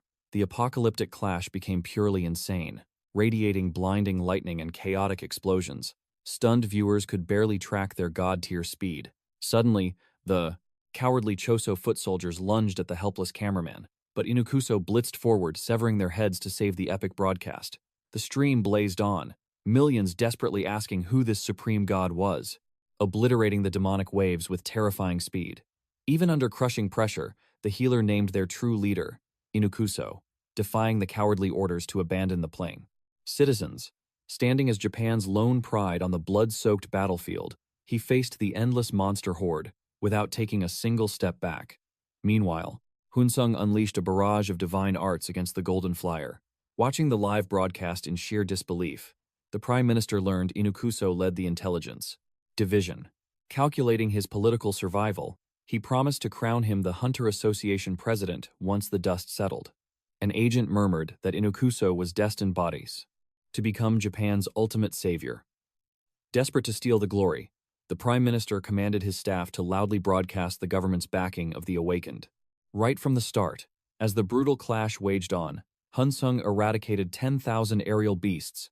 The system showered him with golden rewards, skyrocketing his stats. The Supreme Boss concentrated its terrifying aura for a lethal strike. Hansung instantly countered, but sensing the cultivator's overwhelming dominance, the creature cowardly chose to flee, proving its cunning intelligence to our main character. Yet Hansung exploded with godlike speed to hunt it down. Utilizing space-bending teleportation, he pierced the boss before it could even perceive the fatal strike. His heavenly blade devoured the golden chaos energy. As a blinding explosion shook the heavens, the broadcast camera captured every legendary second. The Titan collapsed, completely lifeless. Hansung stood victorious as he caught his breath, while the chat exploded with awe, desperate to unmask Japan's mysterious saviors. Healer Kimura finally terminated the magical transmission, and Inukuso bowed in deep respect. Hansung approached the massive carcass to harvest his loot. discovering the beast's legendary flying cape. He realized its absolute magnificence. Equipping the majestic artifact, he checked his heavenly system window, frustrated that his martial mastery still hadn't breached the mythic rank. Inukuso and Kimura approached, our supreme protagonist. Suddenly, a military chopper descended, carrying Japan's elite, who immediately crowned Hansung as their national messiah. But our main character redirected the hollow praise to Inukuso. The association president quickly obliged. Then, the prime minister dramatically bowed before the flashing cameras. Hansung, instantly seeing through the politician's shameless thirst for media spotlight, used telepathy to command Inukuso forward. The loyal subordinate stepped right in front of the lens, absorbing all the political glory. The two-faced minister praised Inukuso for bravely executing their mission. Hearing the word mission, Hansung's inner aura flared with absolute fury, thoroughly disgusted by the media, blindly glorifying a government that contributed absolutely nothing to the bloodshed. Telepathically, he ordered Inukuso to play their twisted game, letting the minister spout pure garbage to the Minister 40, the entire nation. By dawn, a massive victory parade consumed the streets. Meanwhile, Hansung confronted the prime minister in his private quarters. The sly fox begged our sovereign to publicly declare his allegiance to the state, desperately wanting to bury their dark conspiracy to sacrifice Hiroshima to the demonic beasts. Hansung coldly agreed to seal the plaza, devastating secret, demanding an astronomical price in return. The cornered politician claimed he could only offer dungeon territories. Smiling like a demon, our immortal threatened to leak the fatal truth to the press, backing him into a hopeless corner. Sweating profusely, the official begged for his exact terms. Hansung smirked, demanding absolute tax immunity on all conquered dungeons with zero contractual loopholes. Furthermore, he claimed the entire island of Kyushu as his personal domain. Territories spawning dimensional rifts were often worth oceans of gold. Fully aware of this, Hansung demanded exclusive rights to every single drop of loot. Rightful share of the monster spoils. Seizing the ultimate opening, our protagonist coldly questioned how Japan would reward their new savior. The minister quickly promised to install him as the Hunter Association's supreme leader. But Hansung mercilessly countered, demanding his loyal subordinate be crowned as the absolute minister of dimensional gates. The politician shook violently, protesting that such heaven-defying authority was beyond his singular control. Yet our hero's piercing gaze knew the rat would make it happen. Upon his triumphant return to the Korean peninsula, he faced an ambush of bloodthirsty journalists. He swiftly activated an illusionary disguise, which nearly failed until his sharp senses detected two ambitious presidential candidates approaching to steal his Japanese conquest's glory. Refusing to become a political pawn, he vanished like a phantom without a single word, escaping the chaos. Later, he expressed deep gratitude to Shin Yoon for shielding him from those media hyenas. Hyun brought up his legendary duel against Shozo. The gunslinger girl demanded to know why he constantly walked the path of death. Seeing Shin Yoon's fierce, family-like concern warmed his immortal heart. It felt genuinely amazing knowing his beloved partner, deeply feared for his safety. Inside their grand guild hall, Master Kang revealed mountains of golden investment offers, but Hyun coldly ordered him to reject them all.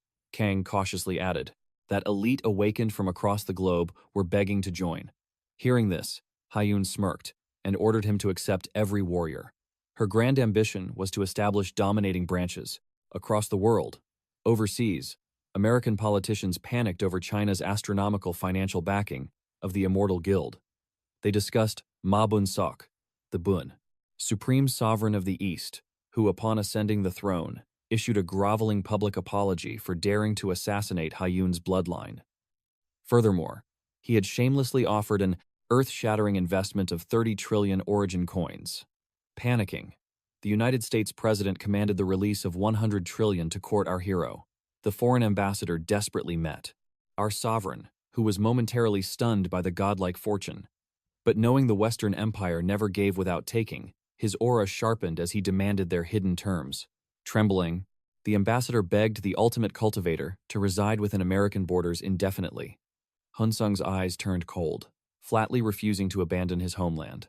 Sweating profoundly, the elite envoy revealed they had prepared a counteroffer. They possessed an awakened named Sarah, wielding supreme spatial magic. She could seamlessly teleport Hansung across the vast ocean in a single Hansung. Blink of an eye, our protagonist's greed ignited. Knowing such a heavenly art cost roughly 10 billion system points to acquire. A wicked smile crossed his face as he accepted. But on one absolute condition. Hansung demanded payment purely in divine skill manuals, and the Americans could never reclaim their vast fortune. The ambassador, laughing off the tyrannical terms, eagerly agreed to everything. They shook hands, forging an unbreakable contract. 3 months passed. Hansung and Lucia were now slaughtering through a labyrinth swarming with minotaurs. Afterwards, our immortal began absorbing the ancient skill manuals. Yet his brows furrowed. Despite devouring endless profound knowledge, the mythic rank's gates remained firmly sealed. Meanwhile, American leaders frantically conspired, desperate to forge a domestic powerhouse capable of matching Hansung's overwhelming might. However, their supreme commander obsessed over monopolizing the Korean God King entirely for his own empire.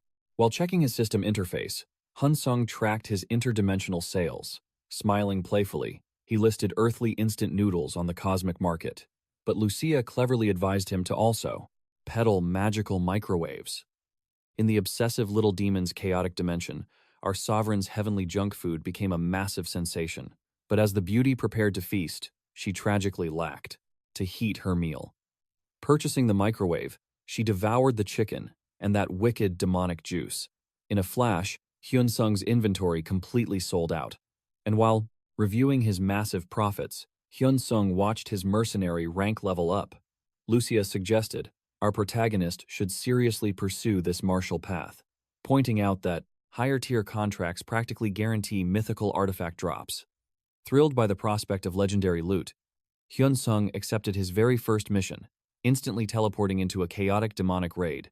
An ancient crone trying too hard to act youthful appeared, begging our hero to defend her fortress. Hansung charged forward, effortlessly obliterating 300 terrifying abyssal beasts. Desperate, the client offered him absolutely all the dungeon drops, begging him to stay. He agreed, though he felt slightly guilty exploiting such a pitiful situation. An endless horde of beasts surged forward, only to be slaughtered by our hero. Their physical defense was unusually high, but he vowed to eradicate every single monster. Victory secured, the castle residents flooded the streets in joyous celebration. However, Hansung felt underwhelmed by his system rewards.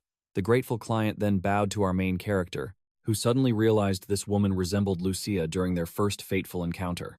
Collecting his hefty payment, Hansung bid farewell, forging an unexpected alliance with the youthful elder, Lady. Upon returning to his domain, a mysterious credit score system prompt sparked his curiosity. He immediately consulted Lucia, who explained it was basically an elite adventurer. Reputation ranking. Hansung resolved to grind this mercenary path, aiming to score requests from supreme-tier rankers. Suddenly, a new mission window materialized from an entity named Gaspet. Hansung immediately recognized that ominous name. Checking the client's detailed system profile, he discovered it was actually that extremely annoying customer, who constantly complained and aggressively demanded refunds. Yet, he suspected this troll might actually hold a legendary cultivation rank. Lucia, sensing her proud master's internal hesitation, reminded him that system laws absolutely forbid clients from harming mercenaries. Hansung accepted the quest, warping into a majestic stronghold that honestly did not look like it needed any martial assistance. That is, until a seductive demoness appeared to welcome him, mischievously claiming she had some favors to ask. The chapter concludes here. If you refuse to miss the next epic awakening, smash that notification bell and see you next time on Tobs.